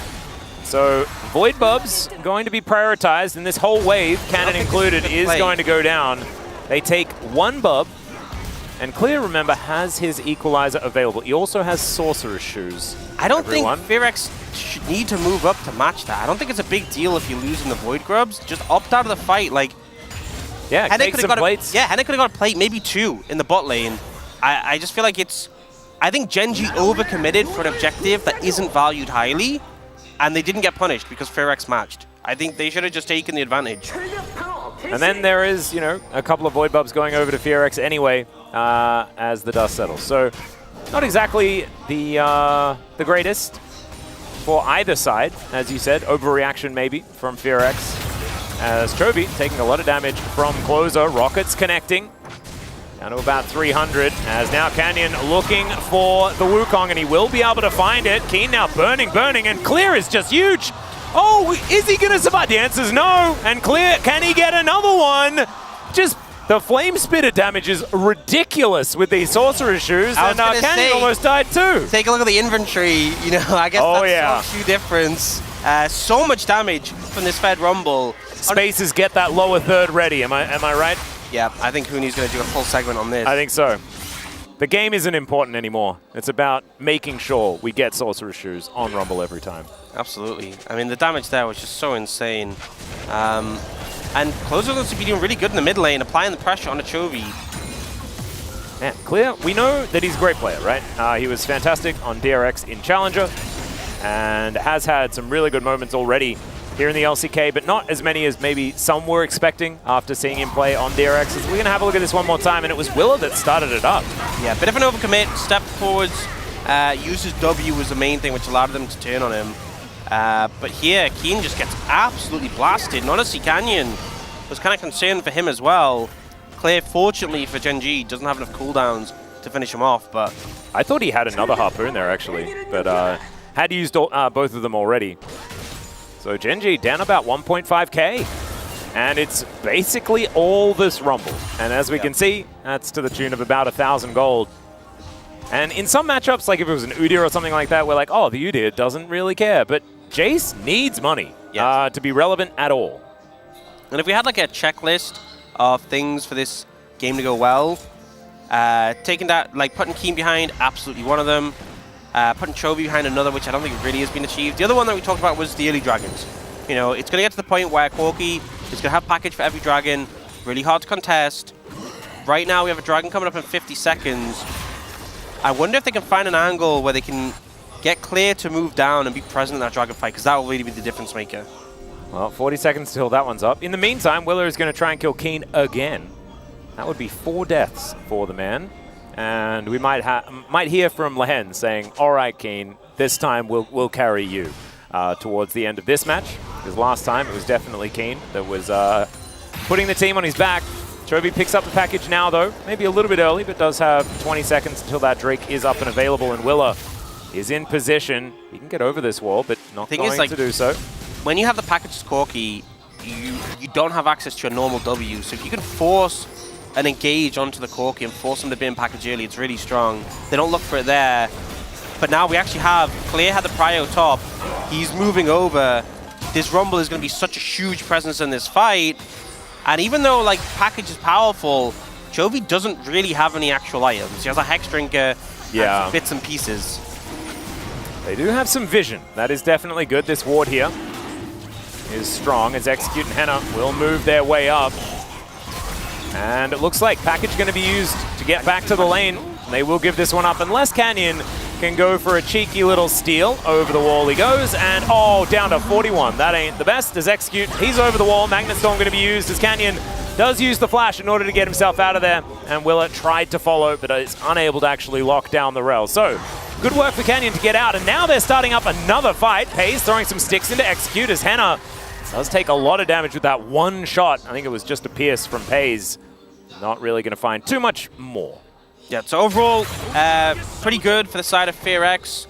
Managing to get that Dragon to Mountain Soul, which would be huge if they can get it. Oh, yeah. But it's one that's huge for Gen G as well if they can. Really impactful souls. So the cost of it is you gave some free time to the Jace. Jace got to get a plate, got to catch up in CS. So Keen isn't in as bad as a position as he was before. Also, Clay has gone for the Rocket Belt. Yeah, that's his first mistake. Everything else was going very well. In fairness, and I'm risking Huni's Wrath for this. Oh, God. In terms of solo kill pressure, it's pretty high, you know? That's true. Maybe Huni's not too worried about the order. It just needs to be Leandri's next. Into a squishy target like Keen, there's a lot of kill pressure if you have the Rocket Belt. Well, right now, Clear is able to play very far up. Does have the extra mobility that belt does provide as well. As Henna and Willa move on over here. Rockets connecting here from Closer this time around. I think part of the problem with the Corki Rockets is the AP scaling is not actually that good. And a big reason they do so much damage for Corki is the items he builds. So yeah, Closer's stealing them and he's like just doing a bit of harass, clearing some waves, but they don't actually do that much damage. Unless Closer builds Malignant's Eclipse. True. Maybe that's what he does from here on out. Maybe he just copies Corki's items, steals his ult, and is just Corki. Yeah. Maybe that's the strategy. Wow. 2 Corkis? That's the counter. I thought they stopped that, you know, when we didn't have the blind pick game 5. Yeah. But then they have so many champions you can, you have Silas who can steal your ult. Yep, Viego that can steal the rest. Yep, you have Nico who can copy you. Yep. And Cassante who can steal your AD carry. True. One-shot them. Yeah. We used to have Zach that could do that as well, but they took away that part of the Let's Bounce, and we went back to the old one. Yeah, I think that change made sense, but also it was really funny just when you landed on them. Oh, the Kidnap was the best. Yeah. It was the best. I loved that ability. I don't like... There's a lot of things where I'm a bit like old man that doesn't like change, like the Trundle rework really bothered me. Yeah. Like a lot. They took away his little pink Converse, and that was really frustrating. But the Zach one, I was kind of into. Just because that kit was really, really funny. Okay, Clear moving on in. He is spotted. This is an aggressive teleport from Chovy, who is going to have to get out of there. There is the Cyclone. Keen has to flash as well. The rest of Gen G have found Execute, though, who is very dead, and they're unable to actually get on these solo laners. Looks like the Rift Herald is going to be secured here by Gen G. Just a little bit of a split call, and then Execute is just caught by himself. Wait, we've actually seen... Oh, never mind. Chain isn't going to connect, but there is the ultimate from Lehen's. Great buffer on the dredge line as now Willa coming on in. Equalizer is in a good position, and now Pays dancing around the fight. He's going to take down the monkey first. Lehen's, how dare you survive with 0 health? Oh, FearX deserved 1 for that as the Dawning Shadow is going to do absolutely nothing, and they take down the Rift Herald. The Callista has so much power in these skirmishes. Hayes was pretty unchecked, and the Equalizer, it cut off Gen G, but it didn't have the layering, it didn't have the CC on top. You know, your Tahm Kench was dead, your Wukong had no ultimate, so there wasn't really anything to keep them stuck in it. And we kind of see the replay how it pans out. Execute oversteps here, gets punished for it. Even with the flash, there's no great way to escape. Too much CC between the Rel and the Nautilus to allow it. And on the top side, they try and make a play on a Keen but fail, and now Willa has no ult. So they look for this angle to re-engage, but if you actually look how the equalizer drops, it cuts off Gen.G in a second here, and it does hit FaZe a little bit, but Gen.G just go forwards. They're like, okay, we're trapped in here, we're fine with our situation, and FaZe gets so much damage done. Yeah, and Keen actually just walks on top of the equalizer and just straight up doesn't care about it, I guess. It was a very difficult fight for them to win. Maybe that equalizer needed to be in a bit of a better position, but a little bit hindsight, and going for that fight in general was pretty rough. Layering with some CC, or I feel like this is a point where Huni's saying like, oh, well, if he had Leandries... Hey! Well, actually, that's very true. He would have done more damage. Yeah, quite a lot. I'm sorry, Huni. He's got another mask, and he is going to pick up that Leandries relatively soon. I don't know whether that's enough to actually stop the wrath of Huni, but we have to remind everyone that he does have Sorcerer's Shoes, okay? So it's not all bad. Yeah. Yeah. 1,000 gold, the lead here for Gen.G, as Willa finds a rocket to the face. Canyon, he's going to face check, but he is kind of one of the players that can do so. And now Fox in a bit of trouble. Lan's just waiting for a target. Equalizer is decent this time around, but they're just a bit too mobile. The Flash Cyclone comes in, and that's going to be enough. Clear picking up a double. And now, Fearex can just move towards this dragon and grab the first mountain. Yeah, gotta care for the poke, but it looks like actually Gen.G are backing away. That is what you want. Layering the CC with the equalizer on top of it, and because they engage first, they force the package defensively from Chovy. He had to WA there. He can't just sit on top of the Wukong. Uh-huh. And Keen and Chovy are waiting for someone to face check this, I think. I don't think anyone has a reason to, if I'm being honest. Stop her back. That's just rude. Yep. Well, second Drake for Fearex is going to go on over.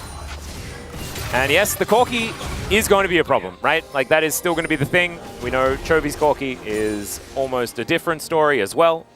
But they do to layer have on top. Rumble, and yeah, the Rumble's 5-0. They bought time with those two dragons. If they end up getting a soul, it does mitigate a lot of the poke, so... Well, there goes Canyon. Good driving there. So he's winning so far today. Although think that's what happened. Yeah. Chovy is. Where are we taking her? Where's she going? I think Chovy's just having a really good time. Yeah. Wanted to get some honey fruit, I guess. Yeah. Buy a bit of space. But you know, good display from Canyon. Obviously, did replace Peanut this offseason. And I think that's probably why. It might have been the driving. Yeah. That's a really good point. We were questioning that, as there's a steal from Canyon, doesn't even need the Shattering Strike. They probably put them into a driving sim, and Canyon outperformed Peanut, and then they're like, this is what based our decision on. And then everyone was very confused, but now it makes sense. Like that Gran Turismo movie that I regrettably watched. Well, fortunately I didn't. So. Yeah. But here's the fight. So beautiful engage, 3-man equalizer. The ult kept them on top of it for a fair amount of time, and the cleanup comes through on the tanks. But again, Chovy having to Valk out makes that play so much easier than when he uses the package offensively. Oh, he's going to get snared. Lahen's trying to get out of there, does so with the dredge line. This guy has been pretty slippery on the Nautilus today. Working out pretty nicely. Chovy in a side lane. Up against Closer, though, who's getting tankier and tankier. A couple of stacks left on his Rod of Ages. He'll have that extra level. Already has a bunch of extra stuff. You know, the health bar stacking up. Going to be difficult for this Corki to get through. Speaking of difficult things to get through, Clear now has those two items that we were talking about. 4 stacks on the Dark Seal as well. This Rumble is just gigantic. Yep, a lot of damage in that ultimate. And the thing is, obviously, like, we even saw there, shredded through. Like, Canyon doesn't have much MR yet. He's obviously working towards that Rukian. But, like, it's going to be a long way away. I do love Lahen's going for the Locket, though. Oh, yeah. Very effective against a Rumble. Give you that little bit of a shield. Be able to actually walk across the fire ground. And Clear going to clean up that lane in the bottom, the wave in the bottom, and is going to be able to push that towards Keen, who will catch it. Means top laners aren't going to be in the next kerfuffle. Baron has just spawned only a few seconds ago, and you can see Gen.G already getting vision around the area. Baron damage, certainly something that they have a lot of, and Baron secure as well. With Rend and the Shattering Strike, that is just a lot. And Keen going to keep walking, yep, and he'll be rewarded for it. I will say though, go to the Baron pit against a Fed Rumble. Yeah, that's a rough part. Not a solid plan. So you need to make sure that there is no clear, he's not there, and that Fearex doesn't know anything about it. And then he can take Baron really quickly. I think chances are we won't see Gen G start a Baron when when they haven't won a fight against Fearex. They'll probably just keep playing for the dragons. Play around the package, try and stack those dragons up, and hope for the best. Get your Corki to be stronger and stronger. Fearex, it's often the team against Corki who are like, okay, things are going badly. Let's start Baron because they don't have package and hope for the best. Could be an angle they go for. The thing is, it's so hard with this composition from Fearex. Oh, Dash Cannon going to be used there. Gets the flash out from Clear. They're looking to try and turn it. Silas teleporting in. Closer not going to find too many targets. Kenchi teleported in. Oh, right. Okay, never mind. Closer didn't actually have his available, and he's wandering down from the top lane. Whoa, Execute? That is aggressive. That is also Execute, so obviously we know exactly why. Yep. Now they're trying to play up and pressure this mid tower and get control off the dragon area. Early setup makes such a big difference with a composition like this because you don't have like a really solid click and go engage like Rel or Nord. You're relying on people getting up close and personal, having the flankers. Ooh, nice buffer once again, but this time Lehens might be in trouble. Have to use the Fate's Call to get himself out. And FaZe will protect him. Malignance is done here for Chovy as well, as we're ticking down. That's 2 out of 3. Yeah, that's as far as those necessary items. But they have control of the area. This is the key thing. Now they can threaten flank angles. And you can see Gen G are actually trying to contest mid-prio. They can't just walk in right now. Execute getting chunked, but it's a Tom. Ow. Can just kind of sustain up a bit. It's a lot of poke, and Henna is just going to have to do a lot of centering to try and get everyone back up to full. And just hope they can dodge a few of these rockets. Chovy throwing them in. Henna taking a lot of damage here. As Fox can go back into the Fog of War. They have control. As Blue Trinket is going to go down. And Gen G just standing together, all grouped as 5, able to take some control. Thing is as well, because you have poke from both the Corki and the Jace, Chovy's actually still maintaining a decent amount of rockets. 3 left gives a lot of power. Oh, there's a crash down. Magnustorm is clear. He puts down the equalizer, but he's not going to survive through it.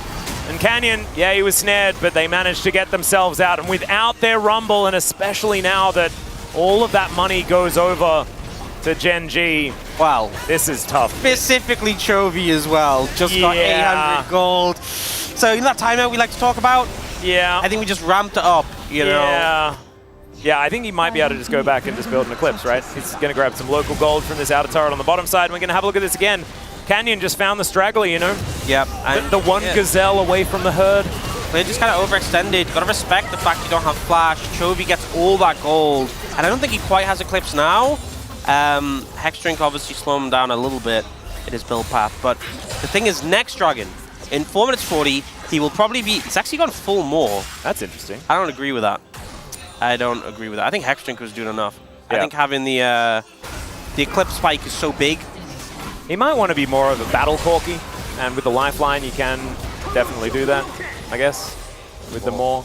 You know, Chovy a great player, but I think Eclipse would have been the better spike. But regardless, it doesn't mean he's going to be hard to kill.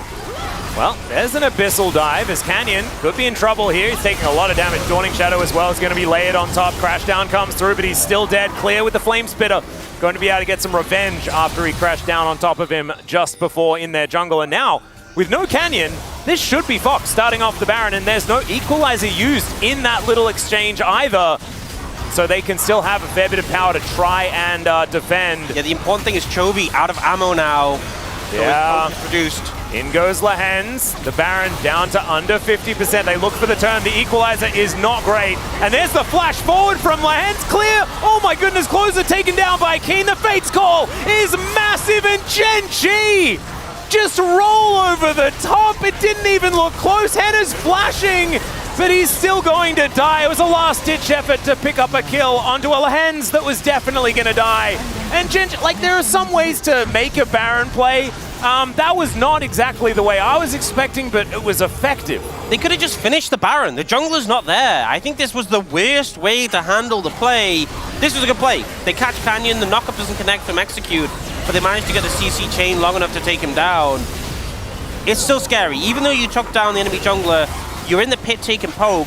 but look how low the Baron gets. And bear in mind, there's no jungler. Yeah. You're not going to lose the Smite fight. It's 5k, you could have just tried to finish it off. Execute goes in. Bear in mind, Kalista and Corki still had a flash. You were never killing the backline. And it just means that everyone else is tanking Baron still. And you just end up losing your front line, and the back line's got nothing to do. Henna flash, tries to secure the kill on the Nautilus, doesn't realize Nautilus is already going down, but... Oh, 맛있다. Yummy. Delicious. And then he translated for us. Absolutely fantastic. Thanks, Lahens.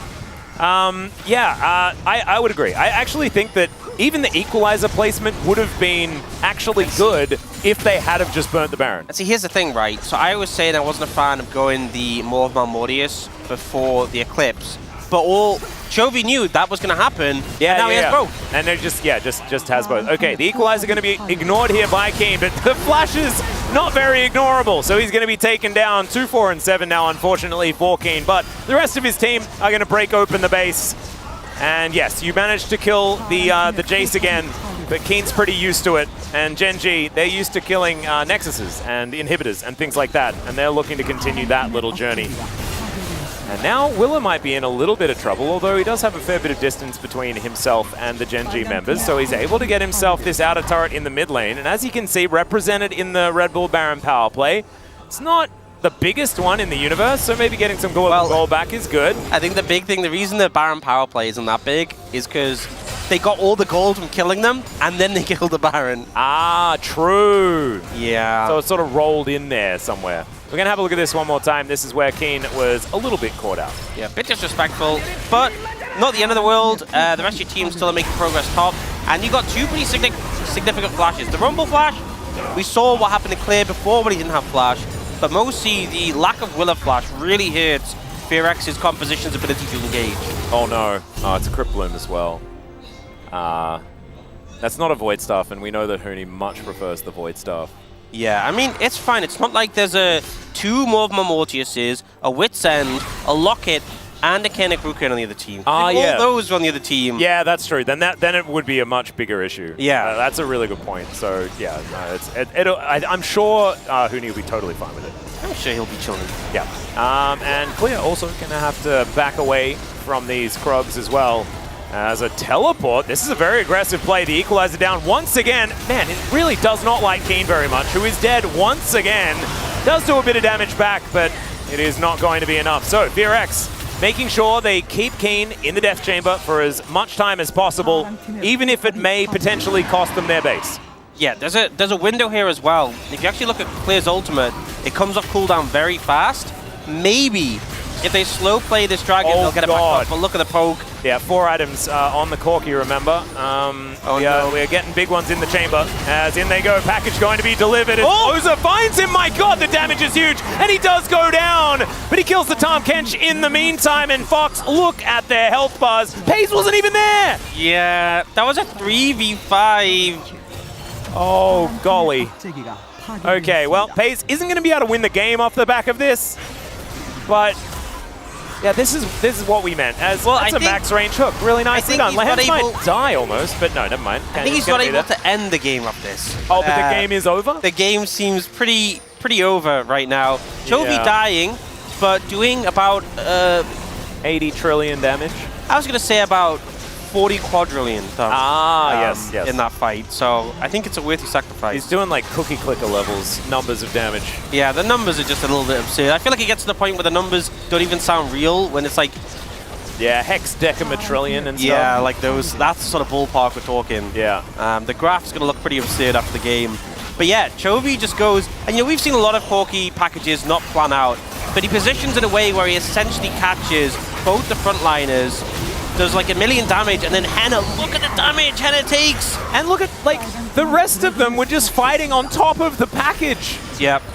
And Clear's, like, getting jealous, right? Because it's just a better equalizer. Yeah, it's doing so much damage. Clear just walks over it, and then, like, pretty quickly walks off and just loses 80% of his health. Yeah, Corki package is pretty absurd, especially when you get that level of value. Next game, Clear's going to want to play Corki top lane. Like, at this point... And next game, Keen doesn't want to play top lane. He's just had the worst time ever. 2, 5, and 7 now. but it doesn't even feel like it's his fault. He's just getting bullied. Maybe we just won't. We might retire the Jace this time around. There's a fair bit of poke damage onto Lehens. Dun. Yep. Jaws theme going to be necessary here as Execute. Yeah, taking a lot of damage as these rockets just fly by. Well, I think it's fine he does that much damage to Execute, because Execute's pretty squishy. He's only built, 3.5 tank times. Yeah, true. So and he hasn't been farming or he's a support. Oh wait, hang on. Yeah. He doesn't have. He doesn't have that much MR though. That is what I will say. Yeah. That's a good excuse. A good reason. Corki's balanced. You just need to build some MR. Yeah. Right, guys. Yeah. Even the shock blasts are really starting to hurt. As Closer will steal away an ulti, gets the knock up onto Lehens. Fate's call.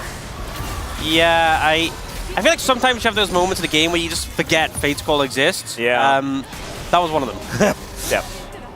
And now Genji are just going to wait for them to face check because they can. Oh my god, it's really. This is what Chovy made us feel like last time. It made it just feel completely unfair because at a certain point, like 25 minutes or something into the game where you have those 3 items, you stop playing League of Legends and you're just playing Duck Hunt. Yep. And he's really good at Duck Hunt, dude. Like, really good at it. Sentinel used to scout. The thing is, I actually don't have that many blue trinkets. I have 1 on Execute, so... 6 items. Oh, that's a lot of poke. That is God. Poke. Okay, well, there's a Magnet Storm onto just Execute. Willa looks for the Cyclone, not exactly massive value. They have so much extra mobility that they can use. That Magnet Storm was fine, but Closer not going to be able to do it by himself. Execute finally taken down. Shattering Strike, high value there as Willa. Oh, he's trying to do his best, but it's not really going to work. Because look at that, Keen able to get his revenge. And yeah, Canyon just going to be following Henna here, who wants to get back to his fountain as best he can, but I don't know whether it's going to happen. In goes Pays, but no, Henna is going to be able to make it onto his fountain. Is it safe on the fountain? Another question possibly worth answering, but Genji are going to be distracted by winning the game for the moment, as Henna finally will be taken out, and it's Chovy's rocket that is going to do it. Genji will take game 1 in this series. Man, just so much damage from the Corki, honestly. He looks guilty, doesn't he? Yep. He should feel guilty. Yes. After that one. Pretty dominant performance, if I'm going to be honest, and kind of what we expect now. Chovy gets the late game on Corki, and it is just over. So much damage dealt there. Yeah. I don't think there's any other way to spin it. That was, once again, another absurd Corki game, and I'd love to tell you, because today is the last time on patch 14.1. I would love to tell you that when we come back nerfed from the break... into the ground, right? Yeah. Yeah, I'd love to be able to tell you that. Oh, God. Okay, well, at least there's going to be no support items for the 80 carries. Remember, Dan? Yeah. I feel like that's been the big, I mean, that's been the major problem here. That's why Corki does so much that. He builds Bloodsong, right? Doesn't he? Yeah, that's the issue. It's bot lane Corki. Let's have a look. Oh, yeah, there we go. Yeah. Wow, isn't this really cool? What a fair champion! Fair and balanced gameplay experience. Man. Let's just remind everyone as well that Clear was 5-0. Like the start of this game was all Fearex, and then Duck Hunt happened. And we're gonna have to go to a short break. We'll try and sort ourselves out, convince Fearex to ban Corki in game number 2. We'll be back with the space, and then that game number 2.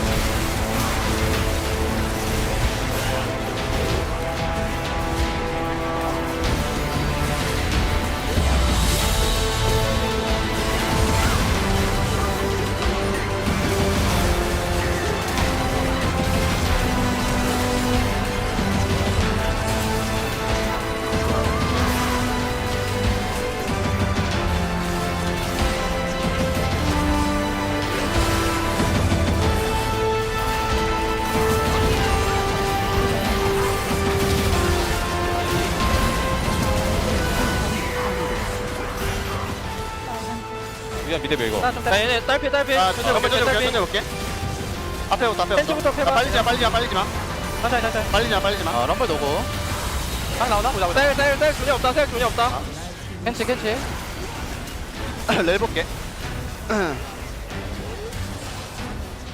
헤나 노플.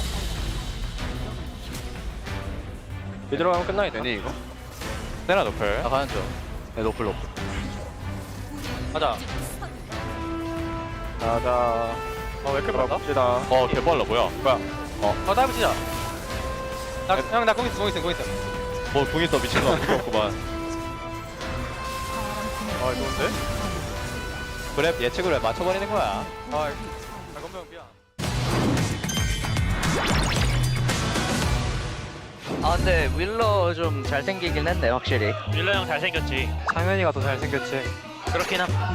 맞긴 하지. 요새 사람들은 창현이 같은 얼굴도 좋아해. 그것도 맞지. 괜한 자신감 주지 마라. 악영향 준다. 나 심장 터질 것 같아 어떡해. 그래? 똥 싸. 롤 똥 싸 그냥. 혹시 D 전멸인 사람? 저요. 누구? 저요. 망호 형 D였어? D인데? 그래? 나 몰랐어 지금까지. F가 근본이야. D냐? F지. 너 알고 있었어 F인 거. D 종자가 있네 여기. TD 종자라고 볼 수 있죠.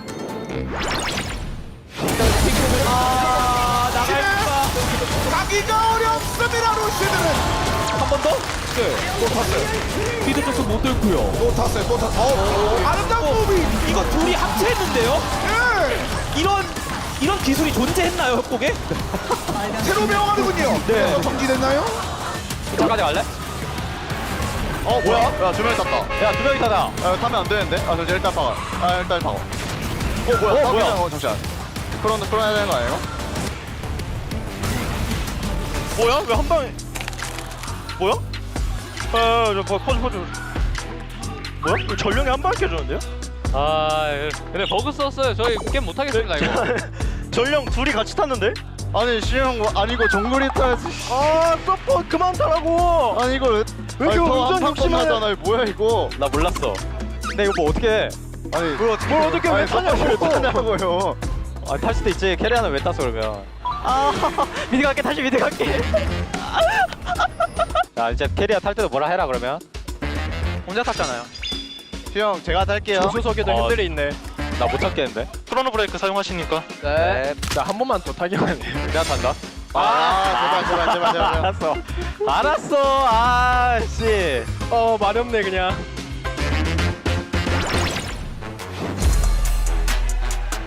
불이다. 반응이 불이야. 풀샷, 풀스 원샷. 찔 때랑은 살짝 다른 느낌이긴 하다. 더 재밌는데 난? 더 재밌어? 더 재밌다.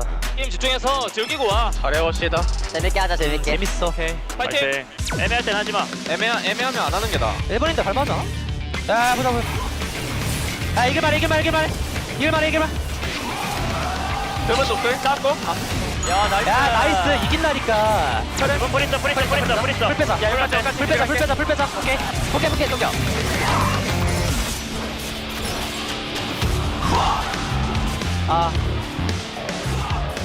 이거 보는 거 안 좋았냐? 괜찮았는데 이게 살짝 애매했다. 까비. 좋았어 근데 보는 거. 얘 여기 갈 수 있다. 아니야. 빼. 물려 맞아. 야 건다. 야 싸움봐. 찬생. 가자. 나 죽었어. 소세 이겨. 이겼어. 빨랐어 그냥. 너무 좋았다 얘들아. 오케이. 나이스. 그냥 청소기였어 형들. 고마워요 우리 팀.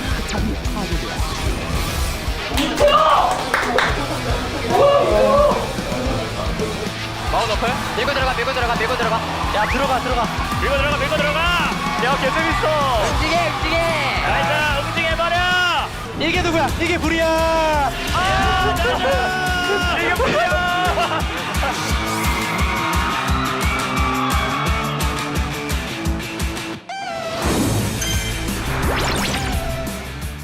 I'm a fighter.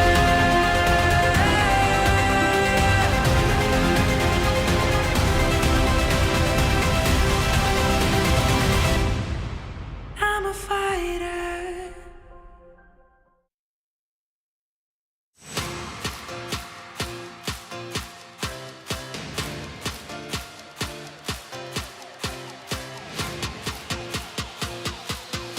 Hello and welcome back to the space. We are here once again joined by Chronicler, Huni, and Finn on the desk, and we're going to be breaking down that game number 1. That one was pretty close for a little bit, and then some team fights went heavily in Genji's favor. I have an inkling what the main talking point is going to be, so I'm going to preface this with saying I think that early to mid game, FearX doing a lot better than expected. That was nice. We saw Wheeler do a great job of pathing towards top. Claire did get fed, and I take it away, Huni. I can see. I mean, if you see the draft with it, like I think it's just like I like the Rumble, right? Like I like the Rumble pick. Really? Like, I like the Rumble. You like Rumble? I like the Rumble pick. You wouldn't know it. I said I like the Rumble pick, and it's like the Senna Tom. The composition is like with it, and also 4-5 with the concept is like having 2 melee with Wukong setup, and there's a Salas going in. There's so many good ulti on the enemy side as well. Like there's like Nautilus, there's like Kalista, or like even Rel. Like it could be anyone, even Corki. Like it's just so much flexibility they actually brought it like from FearX. Like I think it's like they just had a really good opportunity. I think it's just like more so even Genji R5 with the Jace, like he got stomping lane, like honestly. So it's just Corki diff. You just have to actually snowball with Oli lead, but they just kind of failed because like FearX obviously was having tough time in middle game. Yeah, I feel like the Silas kind of went past the game not really doing much. He had some like plays, but in general I disliked his build for the first part.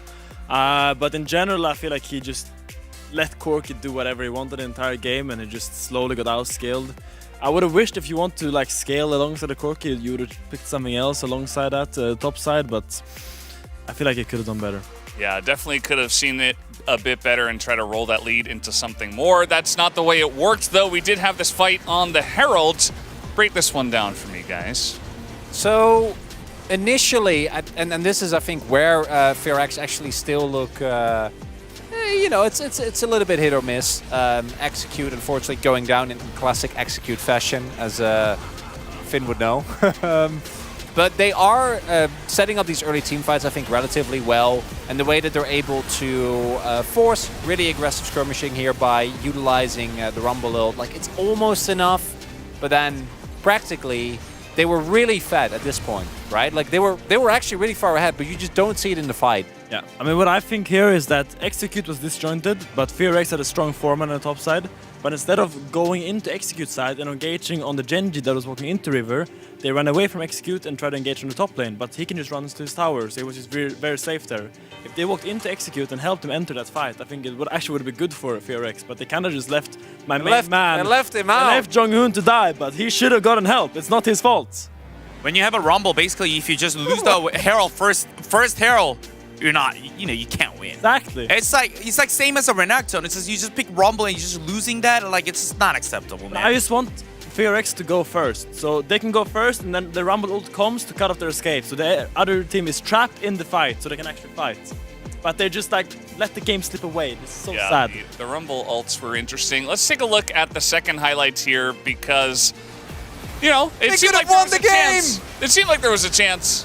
But no. Guys, this is a 4v5. There's no jungle. You see the Kenyans is off on the Rift. There's no smite. Just hit the Baron. When they come to melee range, you just press Rumble R. Just take the Baron easy. Now, I feel like here you have to make a choice. Either fight or do Baron. Don't be in between. Here they was like, oh, we can maybe the Baron. We can maybe the Baron. Oh, they're kind of coming. We should turn. And then just came in and didn't do anything. If Rumble actually ults first and they all turn at the same time, I think it's actually a good fight. I think that FearX, they just wanted to fight. They saw the enemy, they're like, logic out the window, smites don't matter, let's just fight them, and they did fight them pretty well. I believe we do have our POG ready, so let's see who does pick it up for this game. Number 1 on the side of Genji, it will be Chovy, who did do a big number of damage. He almost did 50% of his 50%. I just want to again reiterate, there's 5 players in the game of League of Legends, and we meme a lot about the Corki. I think Chovy is up there with our best one together with Faker, and it just makes the champion look so busted. Because even when he does end up dying, the one death he had, he actually solo won the team fight. Yeah, I mean it's this one. I mean he just pressed alt. He just put the package on the Salas' top of head and make sure. Just look at the enemy. the carries. They can't. It's just after they can't fight anymore. Finally, a good equalizer. Good one. Better one. Why you play Rumble? Just play Corki. Yeah, just play Corki. So we did have Dan Ox going for. He's not there. He's not there. Where is he? Oh wait, he is there. He's in the dark. I think he must be embarrassed. Pays at a good I think keep the lights off. Actually, it's fine. Guys, we're done here. FearX have chosen red for game number 2, and we'll see how that works out for them. We'll see if they go back to the Rumble for the second game. Either way, we're done. Let's go back to the casters for game 2.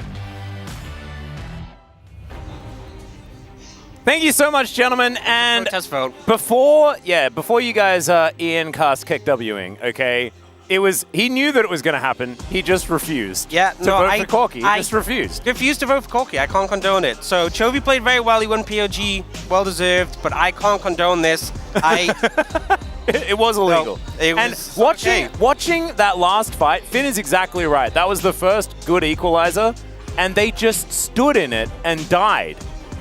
Like, the package did 1 trillion damage. I don't see why it needs to do that. Like, it can do a good amount of damage. I don't see why it needs to do, I think the CC is also, like, almost good enough. There's so many good points to it. Why does it actually have to do, like, 2,000 damage? Per tick. Literally. Oh, my God. It's so unnecessary. Just, man, I don't want to see this champ again. Just ban it. This is the last day of the week. We're going for a break after this. If we get another Corki game, it is going to ruin my time off. It is honestly going to just... It's just going to be thinking about that the whole time. The whole time, okay? We've had one. Great. No. Chovy's fantastic at Corki. We know this now. Just ban this champion. Well, they might do so. They are going to move over to the blue side now, as Valdez let us in on earlier on. And we are into the draft. So, the Corki detector.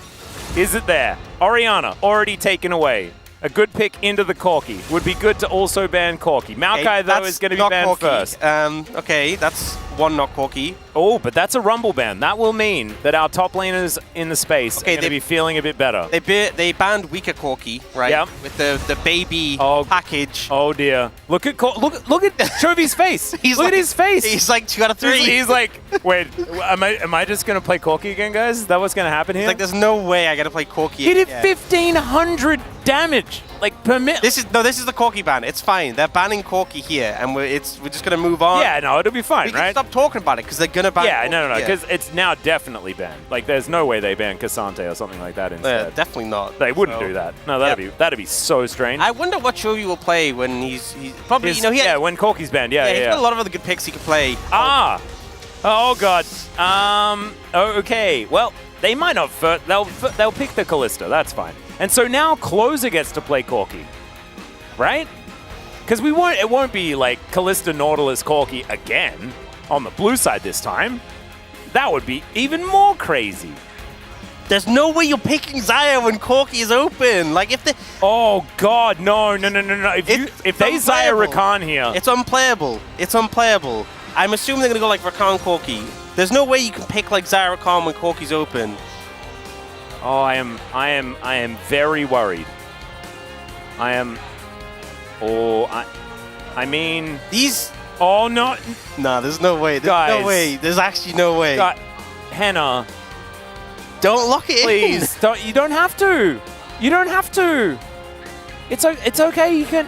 No. Oh, okay. Okay, they you know what? Just Shout out to Chovy for not putting us through that. Yeah. I swear to God, I've never hit this point. I was ready to leave. I was ready to leave. No, I could tell. I was actually really worried about the solo cast. Yeah. And the Azir lock-in, a very weird choice. Yeah, he didn't want the Avian synergy to come through, you know. Because then if... Three birds, one stone, isn't that the same? Hey, that is the same. So the Udyr is going to be locked in here for clear. Very, very strong. Do you think they just hand-chuck in between the game? Yeah, that's what I'm thinking. I'm really... Guys, no more Corki deal. And they're like, yep. Yeah. I'm feeling like, Mata went over there, like him and Ryu, like we go way back. Like, man, can we just like... No one wants this. It's not good. It's not cool. Yeah. I'm hoping that's what happened. It would really rebuild my faith, you know? Well, I mean, maybe it's actually Chovy just saying Happy Lunar New Year to everyone. Don't worry, no Corkies. That's his present to us. That's what he said. Thank you, Chovy. I'm sorry I didn't vote for you. I didn't realize you're going to be this based. Yeah. And not pick the Corki. in game 2. Absolutely amazing stuff. Yeah, so Poppy being banned away. There's still a lot of these tank junglers open. Sejuani available, Rel available, a lot of options. Did see obviously the Vi get hovered but not get picked in. So tank junglers going to be targeted, and still Rel Vi, I feel like the big ones on the cards. But I feel like Willa has very much been not adhering to the only pick tank junglers or Vi sort of mantra. I like the Yasuo still getting banned away here. Yeah, what is Closer gonna... Because presumably they pick mid here, unless they want to pry on like a jungler. I kind of thought that they would be looking for a Sejuani angle, but I guess Willa isn't really the Sejuani guy so much, because if they are going to do this and pick a Yone, Sejuani would have felt really, really good. Yeah, you also could have gone like Sejuani on 4 and denied it, and then just picked your Yone on 5. Like I don't think that would have been a problem. So a bit weird that they're the ones who end up banning the Sejuani themselves. Oh, yeah, we could just see the Darius again. Yeah, we could see that. Keen obviously had that pretty monstrous game. Playing it into the Udyr, was able to get really far ahead and absolutely dunk on it. It will be the Rel before that though, which does make me think that Fearax probably just going to take the Vi, I guess. Yeah. I mean, what else that you really are going to pick in this situation? But it is Willa. Willa always just kind of goes for his own thing, so maybe it's a different direction. And look who flew through 10 bans. That's a lot of bans to get through. And none of them were Cassante. You know, we were so focused on Corki.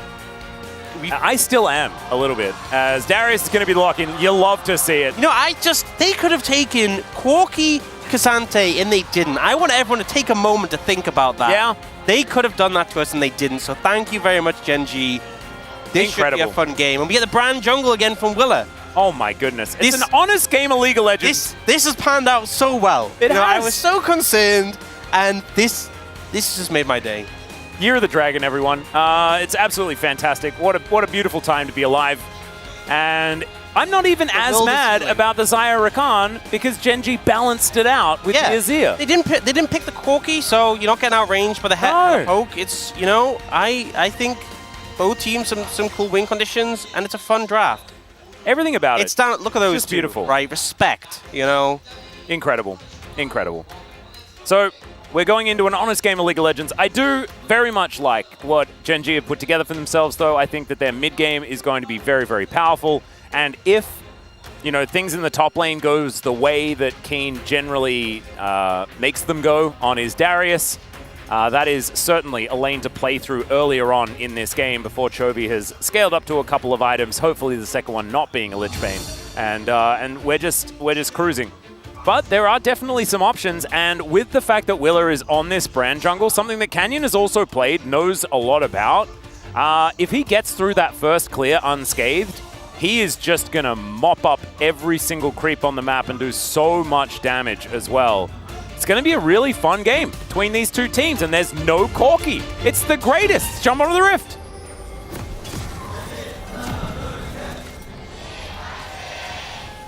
소환사의 협곡에 오신 것을 환영합니다.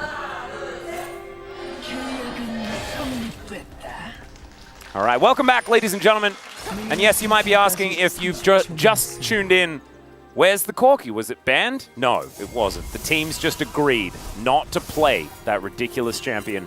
Yep, one game is too many. It is. And now we get to see Willa back in the brand jungle, intra-tank jungler as well. A lot of short-range champions on the side of Gen G. Only really Chovy's, and even then, like, Azir's not super long range. And Brand really excels into shorter range compositions. Can get so much value from bouncing the ult between them. And I, for one, am pretty hyped for that. Yeah. First clear for Brand is before he really gets the momentum going. Once you get a couple of abilities, once you can apply your passive and then W them, that gives it the extra damage. And once you can fully stack your passive, that's really where the Brand starts to take off in the clear speed. And Rel isn't a slouch in terms of clear speed as far as tanks go, but you won't keep pace with Brand if you just let him go and check. So it'll be interesting to see how that does pan out in this one. Well, right now, you can see setting up for a little bit of a tussle in the early laning phase. Execute and Henna just checking the brush as Lehens throws out an auto. And the logistics program going to be thrown forward.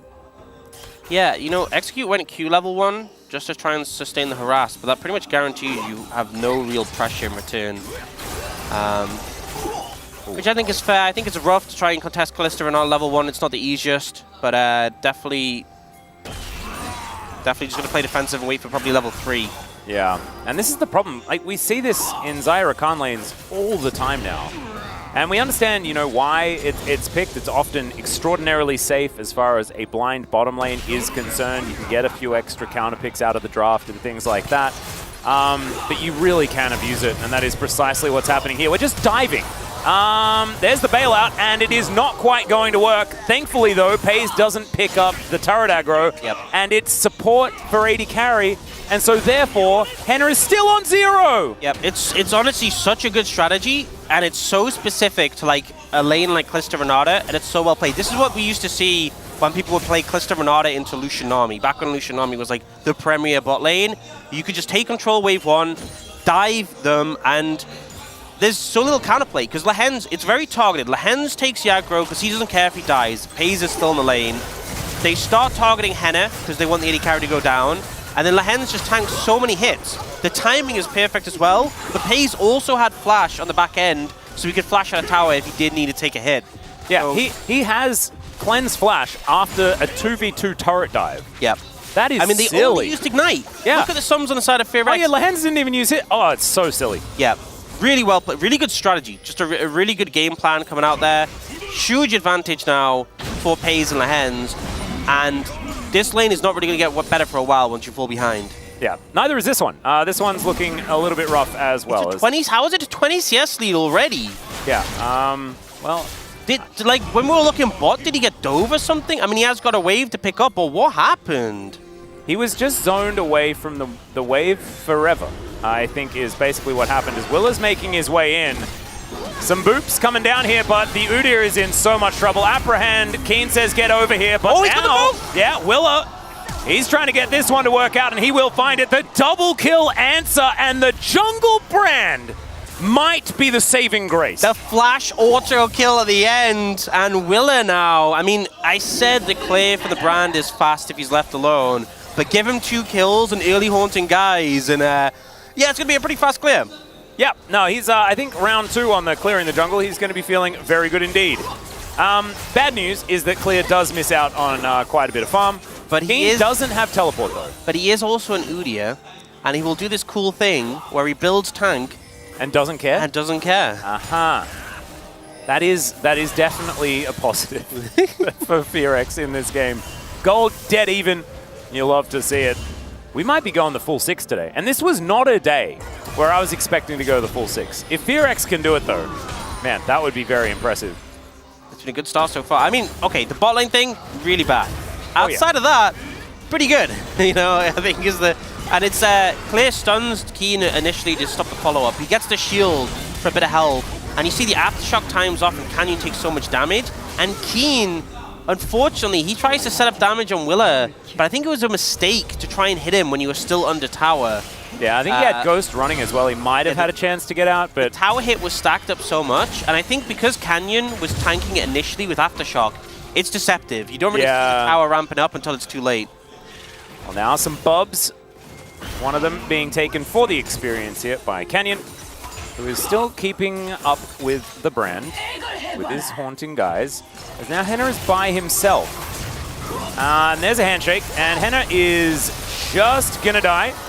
And the bailout doesn't actually occur, because Lehens didn't die early enough. That's a bit of a shame here. Yeah. Now Execute's coming on over. The cleanse is going to be used as now FaZe has some sticks into him, but actually isn't going to be able to get them stacked up enough in order to actually get the kill onto Execute. But still just a very happy Kalista here in this bottom lane. It's like they slightly mistimed it not to get the res, but it doesn't actually matter that much. Like, obviously, ideally, Henna doesn't get the trade back kill, but look at the farm difference bot lane. It is such a big lead for FaZe right now. Desire is really struggling. Yeah, and it sort of compounds on itself as well. As FaZe starts to get items, it becomes even easier to make these things happen. So they're going to go for it, and we're going to check it out one more time. Good handshake. Yeah, I think the mistake here was Lehens was thinking about leaving tower. He should have just let himself die and then got the kill. Because the thing with Kalista is you can really pick and choose when you want to kill a target. Yeah. You just stack the rend and then you just press E and finish them off. So I think they could have played that a little bit better, but the impact of the play is still very much there. Denying the farm of the Xayah is absolutely the main thing. Yeah, he could have just held flash. That's maybe just a little bit of a reaction thing. A little bit of a mistake there by Lehens, but that's fights fine. all your instincts in League just to let yourself really does, die. yeah. The amount of times I've seen people like you Renata W them and they like flash away or something. It's the same with Zillion ult. You know when you play Zillion and they're like you ult someone and they just like try not to die and it's like, brother. No, that's not what you want. Well, Chovy trying to push Closer back there. Keen and Clear actually a little bit more of an honest matchup now. That 30 CS gap hasn't moved in Clear's credit as the wave is sort of stacking, but honestly a lot of these minions will actually die. And so yeah, Keen is still very, very, very far ahead. As we said before, Clear will still do his job, but the Darius will do his as well, especially if he continues to just lay waste to the minions. Genji should be able to grab this dragon for free. 8 minutes time. Willer is on the top side of the map and does want to challenge this Darius, who almost has his flash back up and available. It is so incredibly close, as there's a lot of minions here as well. Ghost is being popped as Apprehend comes down from Keen. He has spins around. The flash does come through, but he's still dead. Really nicely done here by the Fearex top side of the map. And even more money for the brand. His flash just came up and then he immediately used it again. Nice gank there from Willer. But this is kind of the problem when your bot lane is bleeding out. Canyon doesn't even do anything apart from walk up to that brush and just say hello. Yeah. And that's enough. Yep. Battle Dance from Execute gets him out of there, but pays his second plate in this lane, and he should be able to grab a third as well. What is that Cannon doing? Cannon was just getting a little bit confused there. Yep. As the Sentinel running forward as well, and yeah, Genji, the amount of zoning that's happening here towards the bottom side of the map is, yeah, pretty gross. I just love that we're seeing, you know, we kind of had it from T1 as well. Okay, there's the Magnet Storm on to Execute. Hostile Takeover is just a little bit too slow, unfortunately. Yeah, that was, you know, of all the champions to try and make that play on, Rakan is definitely one of the harder ones to pull it off against. So yeah, I like the play, I like the aggression, but it's very hard to make that work. You know, especially when Execute has flash and is paired with a Xayah, so the E range is so long. But regardless, they're still just. I mean, I'm pretty sure he was on 4 plates before that play. Yeah, it was. And you know, Pays is going to kill it. He could have just left it to 9 more farm, but regardless, that's 1,600 gold lead. That's just pretty revolting. There is a saving grace, right? There is the brand. The brand still exists. And has Leandries already. Yeah. And some shoes that he got for free. Amazing. An extra book for some light reading. And he's reading about how to beat Genji as the only one fed on his team. Press your buttons. Yeah, press them a lot and do a lot of damage. As Chovy is going to get the ult out from Closer. That is a very aggressive move. A lot of damage. Yeah, Pillar of Flame did a lot. You just need them to clump up.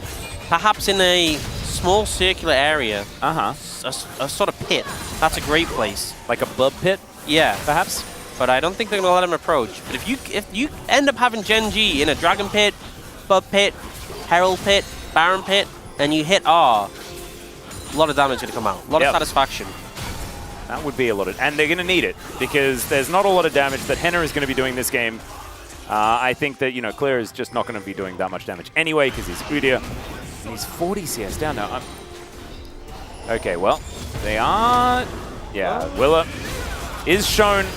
Man, I think Willer could have just held his nerve and perhaps let them walk into the brush and press all of his buttons at once. Yeah. The brand special, where you press all your buttons and then whatever happens after, you hope you don't die. You probably do, but you... Even then, it doesn't matter because you put things on cooldown. Exactly. It was the old Zyra tactic. I used to love that one. Yeah, Brand and Zyra, not too dissimilar in their playstyles.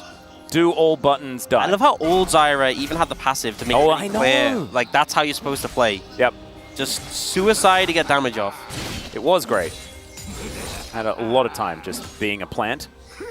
And it's like Kog'Maw, you know, if you don't die a whole bunch of times in the game, are you even using the champion correctly? Exactly. You know, I can't wait for the day. It's going to happen at some point. I just know it will. They're going to put like an AP ratio on Cog passive. And there'll be a new like AP suicide Cog build that comes out. That sounds incredible. Because then you can just play it in mid lane like you used to old AP Kog'Maw, right? Where you just spam R's all the time. Yep. Yep. And then I'd if they love it. engage on you, you die and then do a bajillion explodey Cathian surprise damage. It'd be so good. Sounds perfect to me. And then you can play it with old Zyra because they're going to bring that back as well. That's the dream. That is, you know, that's what we need right now. That's what League of Legends is lacking. Yep. We'll need to call someone about it. We'll figure it out. FaZe now setting up shop in the mid lane. Do have a minute and a half until these plates do fall off. 4 left remaining on the top side, but FaZe should be able to grab 1 or 2 here in the mid lane, and the Kalista is in a real good spot. Yeah, I was going to say he's going to be so fed. He is already very fed. Yeah. And in these early fights, I think they're going to struggle to deal with him. I think it goes without saying. Only really the brand is fed. Closer's done okay. Top and 80 carry struggling a fair bit, and even though never mind. Closer's doing he's not doing so okay. He's not doing so hot. Yeah, Chovy's just using his Nash's tooth. He's gnashing. He's gnashing well. And maybe like all of our opinions on drafts and what you're supposed to pick and stuff like that, maybe it just doesn't apply to Chovy. Maybe we shouldn't be talking about Corki being broken and Azir not being very good currently. Maybe it's just like Chovy's just like ridiculous, Chovy so is it doesn't good, matter. But I also don't think he's going to do 1.5k damage. He may not do that this game, that's true. I mean, maybe he does. Yeah. Maybe we don't speak too soon. Yeah. Second Drake going to be picked up here. Cloud Soul, a possibility. No, it's a mountain. We had so many mountains today. It's a very mountainous type day. Yeah. What does it mean? Well, it means that we've got a lot of defensive-based souls with some extra rocks coming up in the pit and stuff like that. Minerals. Yeah, pretty cool. Yeah, obviously huge. Genji already, they got a gold lead of about 3,000, just under. They've already got 2 dragons. They're in a really good spot in this game. And I would love to see a team fight where we just kind of get the coordination between Closer, Willa, and X. That's the win con for FearX. And it has to happen soon too, right? Combo. I don't think they have a mega timer, but probably before 3rd dragon. Or on 3rd dragon. It's feeling to me like if Genji are allowed to just continue scaling unchecked. They don't have a Corki at least. They're doing a lot of zoning people away from stuff. That's the problem. As FaZe fighting against Closer, FaZe sort of ignoring Closer as Closer tries to fight. And now the Rift Herald being considered. Chovy with his Sand Soldiers over the wall will deter them. Genji will now back away. At least Closer is able to clear out the minion wave. That is definitely good. There's been a few members of FearX that haven't been able to actually clear out minion waves. They've just been under too much pressure. So finally, they'll move back into the river. Bit of a reset here by FaZe. Let's come back in. Why is it with FearX and just doing loops off the jungle? They do a lot of loops. Found their way back to the Rift Herald on the other side. We have Hennek clearing the wave mid. And now Genji potentially toying the idea of an engage. It's Willa's time. It is. To press all his buttons. And it does have Featherstorm this time around. He is not as vulnerable as he has been in the past. Slahen's moving forward, looking for that angle. And there he is. He's going to find it. On to Execute. Somehow, they just managed to pick off a Rakan and kill him. And now Henna is going melee range. I don't know what happened there. He was infected by something, but the bottom lane are going to go down, and Genji will take themselves a Rift Herald to see who's going to be driving it. It was Canyon last time. He did a pretty good job. You know, I expected a lot more from Willa's damage. I'm honestly very disappointed. I think part of it was he hit the ulting Rel. But also, I really expected more. I guess he's not as fed as maybe we were led to believe. Well, Execute looking to go aggressive as Lahen's just going to flash out of the way. I love it though. Love the idea, the gusto. The turret is going to fall down, but now Canyon could be in trouble. Willa just trying to wait for some cooldowns, but now FaZe, he's stacking up the sticks, and they are really starting to hurt. Somehow, Canyon and Lahen's will be able to wander their way out because FaZe is just too scary.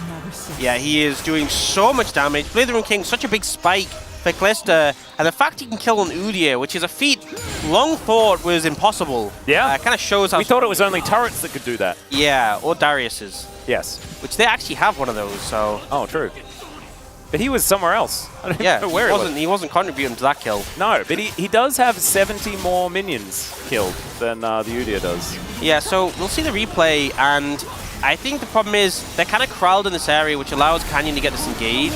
It's actually it's Lahen's ulted in, which is a crazy approach. The ult from Lahen's doing loads. You can see the damage from Willa kind of just hits Canyon and Lahen's, and Henna really misuses the ult there. Kind of goes up, comes down, and none of the feathers are connecting on anyone. Yeah, and then sort of stays in trying to get some low health targets, but ultimately isn't able to do anything at all. The problem is Will actually misses a stun here, or Will Canyon dodges it, and so he doesn't get the passive proc, and he doesn't get the stun, and so Canyon just survives way too long. Yeah, and then just walks away because they couldn't really do too much about it. You can see Genji Golgraph, it was, you know, working out as, okay, really good grand exit there from Execute. Out of the way of the Emperor's Divide. Not sure about all of these engages onto Rakans. As now Close is going to go onto Chovy here. Magnus Storm to pull him away. But he does have to snap back, and somehow Chovy's surviving. Oh, thank goodness Brand has some dot damage, so they are able to take down the Pigeon. FearX, can they get anything else, though, is the question, because Pays is still absolutely huge. And Keen has been building items for a while. That felt like such a mammoth effort to make that play happen. And it feels like, oh, they got Chovy, but Chovy was 0-0-0. I think they need to get Pays as well, and they just used a lot of cooldowns. And now Pays is moving up. Canyon wants to kill Closer here as there's a hostile takeover. It is going to land onto Willa. That means that he's not pressing buttons then as the Featherstorm is going to come down. The bailout comes through and Henna is still going to die. So Pays, he's able to go back home. 5-0-1 now. Oh my goodness. Oh, Closer, can you actually find him though is the question. He gets the knock up onto Keen, who's not exactly the easiest target to kill. Just finds an ultimate, presses it, because why not? You know? Absolute tragedy for Henna. Like, the play looks so smooth, but Renata just refuses to let you have fun. Yeah. Devastating. Yeah, Bailout and Callista is... It's just not really very fair, is it? Yeah, as we're going to see the start of this. And this wasn't exactly the greatest of choices from Chovy, but... Yeah, a bit of a blooper reel on that one. And then Closer actually manages to connect the ult here as well on the Chovy. And it looks like he's just going to go down, and then it looks like he's not, and then it looks like he is again. Yeah. And it's funny how that works. And we see FearX suddenly feel like, okay, we're in a strong position, but the Pays factor is something they did not pay attention to. And he is such a menace with how fed he is. Does get focused down here. Is able to cut it out, but then this is a heartbreaker moment. Yeah, the bailout.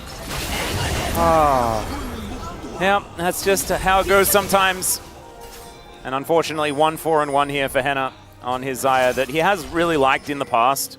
But I think that, honestly, needs to be shelved, at least on this patch. Maybe, can you play it in the next one? If you want. Yeah, I don't think it's really changed too much. Oh, we are seeing Bloodsong Renata, though. We're also seeing another Lichbane on our Azir, which is what we saw all yesterday. We weren't very happy with it. Chovy is still going to build it. This must be the most popular one. As Canyon going hunting. Uh-oh. Yeah, and he'll find him as well. Willa not allowed to go home. Pillar of Flame comes down. Canyon says, so what? And now Chovy sets up the soldiers, and they are able to take down the Brand. Well, it would be a shame if it was after 20 minutes and there was a big purple wave. Oh, would you look at that?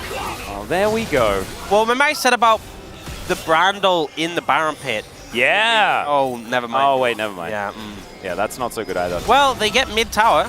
They do. And that also has a bounty on it, which is fantastic. That's gold. Can they also... No, they can't. There's no Drake. Drake is up in 3.5 minutes. Genji should be able to get waves into really good spots and then use their Baron push and priority in order to get themselves a Mountain Soul as well, which I hear is good. Yeah, that's pretty good. Pretty good. Especially when the enemy team's lacking damage. Like, they're just not going to... Yeah. You know, maybe Willow will be able to break through the shield. Maybe. Really? Probably not. No. No. Pays is going MR as well. I mean, is Pays just going to build 2 items and then a Rook-Urn? Is that how it goes? I think he's going Wit's End. But I like the Wit's End. The Rook-Urn would be fun. It would be funny. As, all right, Keen is going to find a whole lot of bad guys and likely die. Does manage to get a lot of damage down beforehand, though, as now Henna at 300 health is in trouble, and Willa he's really dead. So that is going to be the first one for Pays. Pays is coming. Yeah, and Lehens is too. He's actually looking pretty scary on this Renata as Henna with some alcove gaming, and immediately he is going to get executed. Canyon moving in, looking for closer or any stragglers that could be in the area. And Chovy is just killing turrets. That's why the Lich Bane's here, guys. He just wants to wave his little staff around and hit structures. Keen isn't even that strong. No. Like, and it looked like it took so much effort to kill him. And he's not even, like, he's got an item and he's close to 2 items. And he just didn't die for such a long time. It's, painful lack of damage for Fearx. Despite the fact they had the money on this brand, it just feels like they aren't able to cut through targets quick enough. It's not really working out. And they're very far behind when it comes to gold. It's 8,000 at 22 minutes. It's shellacking territory right here. And they've still got a minute and 20 seconds left on this Baron. That is going to lead them almost perfectly into the Drake as well. Only a 30-second window. All right, FaZe throws in Lehens to look for that knock-up. Execute gets over the wall, and Magnus Storm is just going to be used clear. He's trying to run around and be Udyr, but unfortunately he's just dead. Just unable to do anything at all, and the difference between this Udyr and some of the ones that we've seen today, it's very large. Chovy just going to sweep them up. There goes the Brand, there goes the Xayah. No more damage is left, except for Closer, who is out of there as best he can. And Gen.G, I don't think they'll need a soul from the Dragon in order to win this one. I think they might just put it to rest now. Hostile takeover on a single target, because why not? There is only one left. And now, with their Baron buff, they'll take down these Nexus turrets, and Gen.G will remain undefeated here in the LCK and remain in first place. In typical Gen.G fashion, if the first game is close, the second definitely isn't, making it look like the best chance that Fearx had was dealing with Chovy's Fed Corki, and in this one, just didn't even get remotely close to that. Just a dominant performance to sign off the end of week 3. Man, that was... I mean, I really did like the handshake and draft to not have the Corki there. I liked the fact that Willa jumped onto his Brand once again. But I think, Gen.G went backstage and they had some of, Michael's secret stuff or whatever it is in Gen.G terms. And they just demolished in the laning phase. The stuff that Lehens and Pays was doing on the bottom side of the map, absolutely fantastic. But even Keen zoning clear away from like 70 CS. I'm glad we saw this from Pays and Lehens, because I feel like the laning hasn't been top tier, especially when you compare to like Carrier and Guma, who are like the dominant laner 2v2 bot lane, and even when you look at like Viper Delight. So I'm glad we're seeing them play into the lane dominance, and they really execute well in that one. I don't think the bot lane of Fearx are slouches as well, so I think it does have meaning.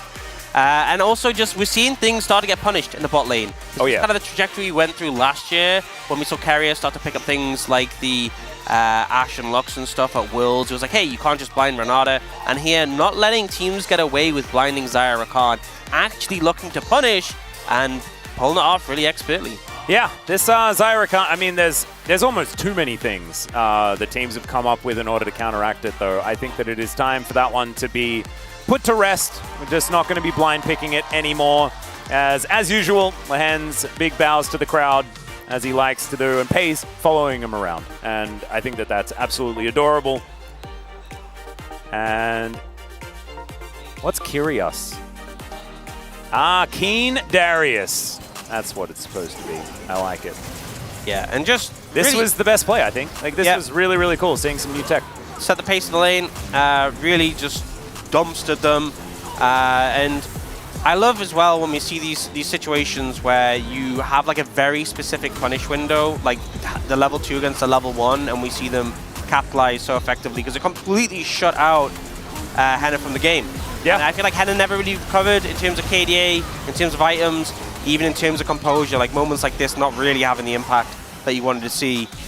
And Fearx kept trying. I think testament to them, they never really stopped trying to make plays, which is something as a team you always love seeing from them, but they were very clearly outmatched.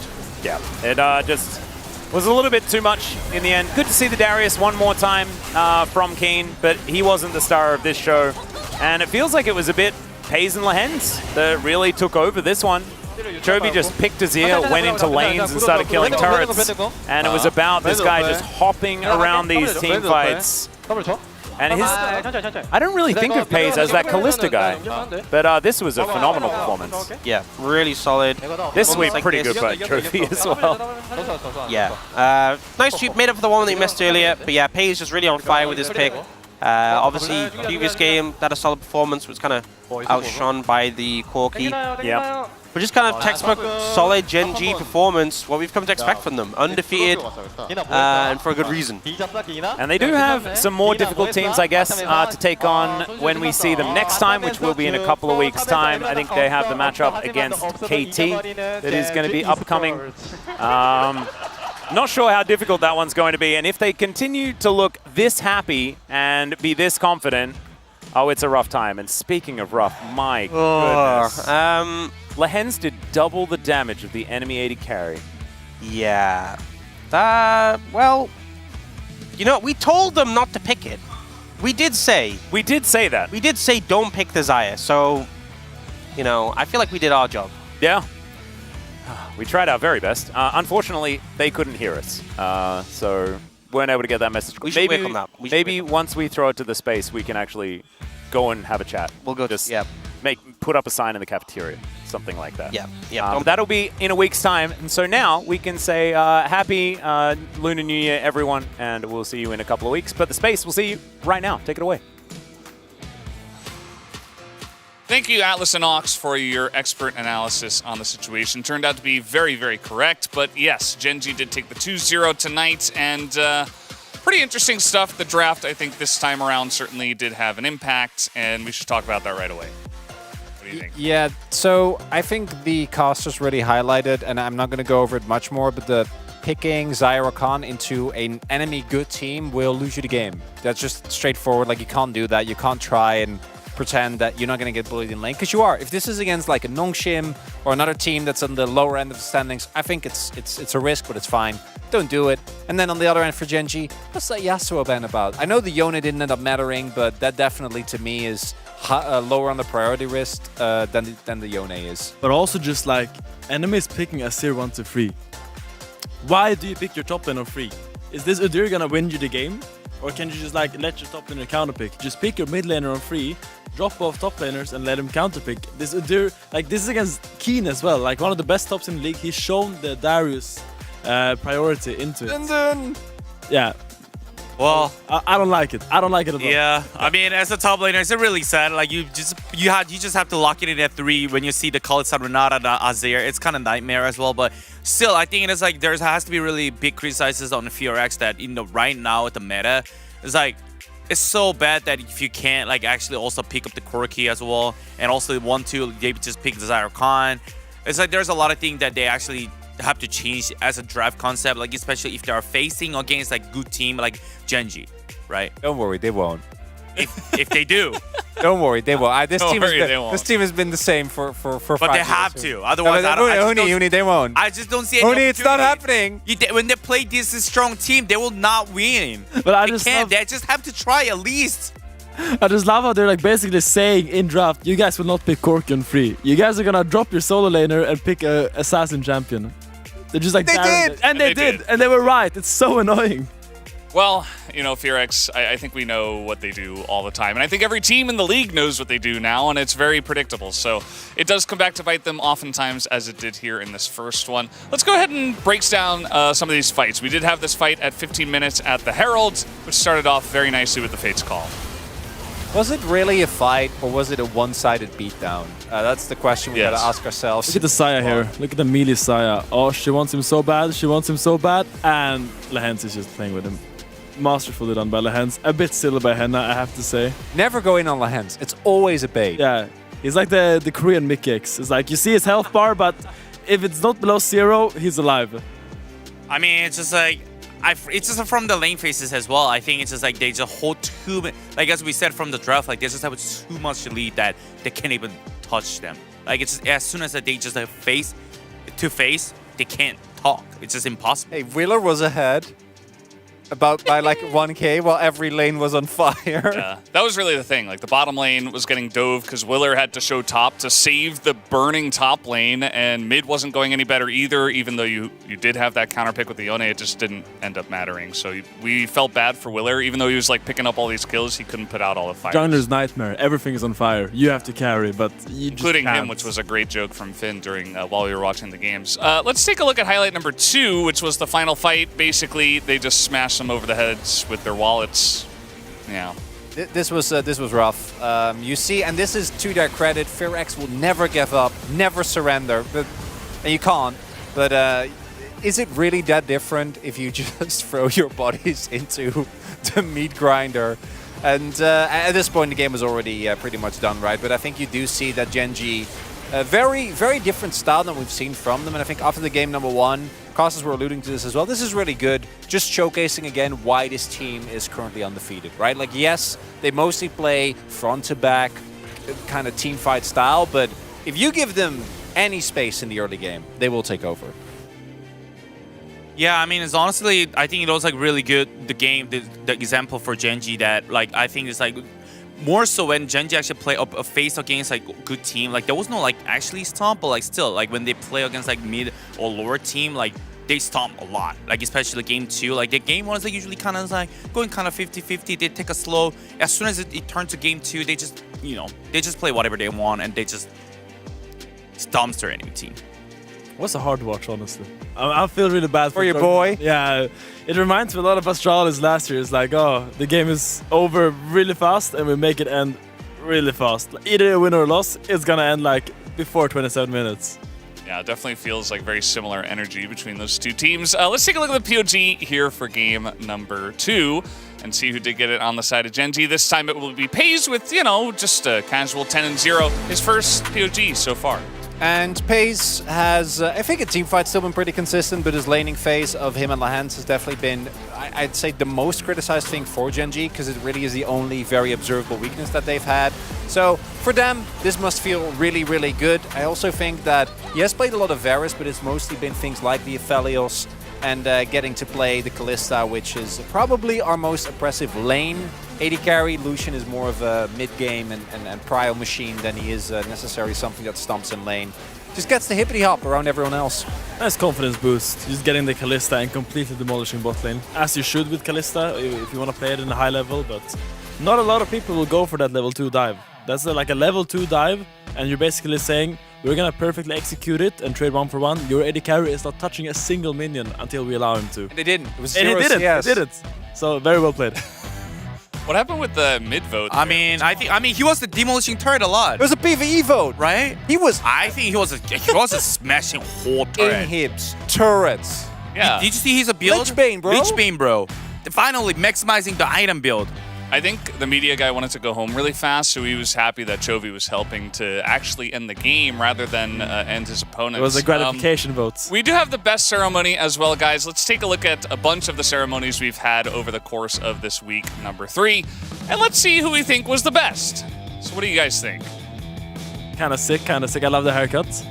I mean, personally, I like the blue energy, so This is after a loss, by the way. Yeah. What is that? I'm not sure. This obviously is my favorite because I'm a weeb and carry out when he did the thing. He did the thing. Veldus doesn't know what the thing is, but he did do the thing. My personal favorite, I think, for props you always get extra points. Yeah. Church of Chovy. Classic. It's actually his pod pose as well. When he gets POG. He knows about the Church of Chovy. Boom. That was pretty subtle, but I like it. Cute. Yeah. It's adorable. It's a replay. Yeah. But no Pyoshik though. That makes me sad. Yeah, no Pyoshik. Not this week. I think they stomped someone so hard that he didn't want to do one. DRX. Yeah, that was kind and he of was a like, rough actually, one. I'm gonna not. Yeah. They were looking for it. Yeah. So let us know who you think was the best ceremony. I know that Chronicler votes for the anime thing, but you guys don't have to vote for that if you don't want to. Don't feel pressured. No, you should. Guys, we have the interview ready to go right now, so let's hand it over to Deer for the translation. 네, Thank you very much. This is Dear for the POG interview translation, joined by Chovy and Paige on the side of Genji. Congratulations. 페이즈 선수와 인터뷰 나눠보도록 하겠습니다. 6전 전승에 성공한 젠지입니다. Genji is now 6 wins undefeated. 소감 여쭤볼게요. 저희가 이제 Chovy, how do you feel? 이겼다고 시즌 초반에 말했었는데 이렇게 6전 전승하면서 이제 저희가 말한 We had already made a statement that we will win it all at the beginning of the season, and I'm really happy that we were able to keep our words. And Paige, this is your first POG. POG를 작년에는 How do you feel? 자주 받았다고 생각하는데 이번 연도에는 I feel like last year I got a lot more POGs and more frequently, but 그만큼 또 저희 팀이 I guess I had to get my first one after 6 matches. I think it was just all thanks to my teammates doing so well, so I'm really happy that we were able to grab this victory today. And Chovy, you are now at 400 POG points, tied for first with Baker. How do you feel? 잘해서 많이 받지 않나 싶습니다. I think it's just the era of mid laners ruling the Rift, so that's probably just the way it is. And so the opponent focused on top today, giving Keen a very hard time. So what was the team's plan to play it out? After game 1, Wukong got counter jungled the entire time in the bottom side of the map. I think in the end, the draft was also not really in favor of Keen, so that's probably why, but I think he overcame his struggles pretty well today. And Chovy, Corgi had a very important job today, and there is a key moment that led you guys regain control of the game. Do you remember this part? So you were able to get a shutdown on a Fed Rumble. So did you expect to win this big team fight? Since the enemy is starting Baron, we knew that our poking will be a very big threat to the enemy. So I believe that we're able to win because we were in a really good position to turn things around. So do you think Corgi deserves to be banned? I feel like, yeah, you should probably consider banning Corgi. It would be a good idea to ban Corgi in the future. Paige, in game 2, you guys blind picked Kalista and played against Zaya and Rakan. And you put so much early pressure on the enemy to the point where they couldn't even properly see us. So what was the strategy here?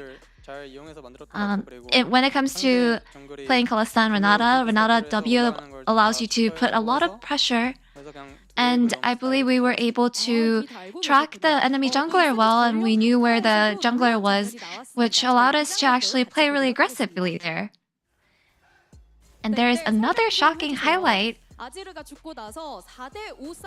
Azir died, and you guys forced a 4v5 team fight.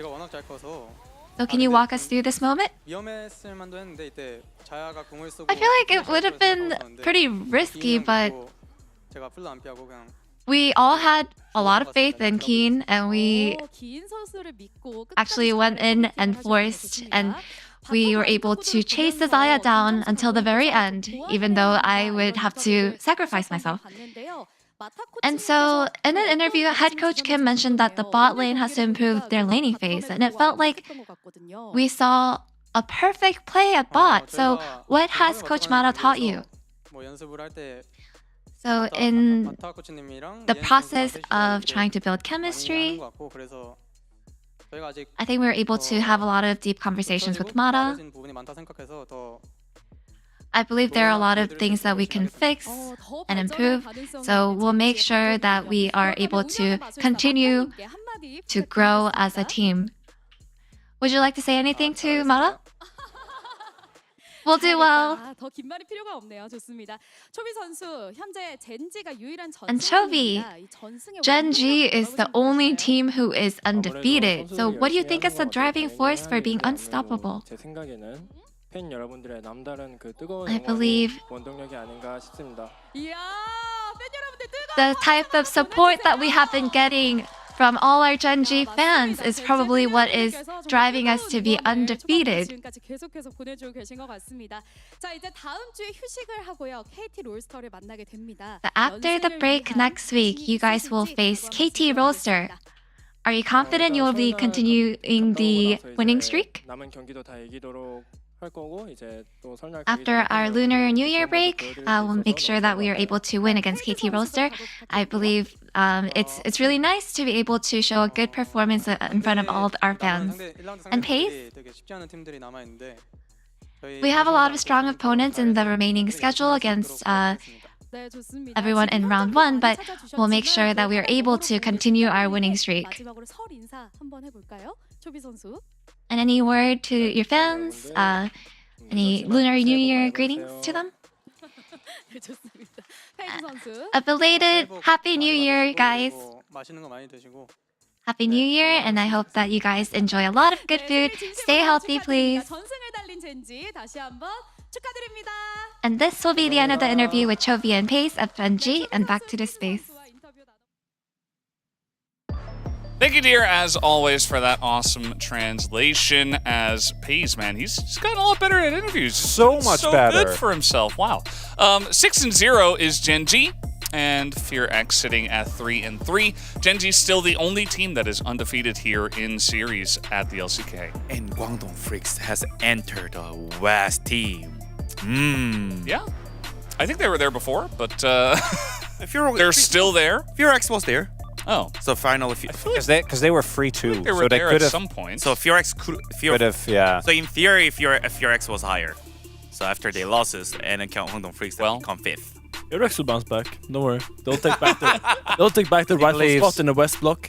So this is very important, guys. Note that this says Valentine's Day is actually our starting date. That's because we're taking off next week. LCK has off for the Lunar New Year, so we will take a week, and then we will come back, and we will start off with KT versus Genji, and a very fun week afterwards. And a really important week for some of our other teams as well. I think that D1 versus DK match coming into the season might have been hyped up right now. DK is really struggling, and taking another loss, I think, particularly for a team that seemingly doesn't have the best mantle, is going to be rough.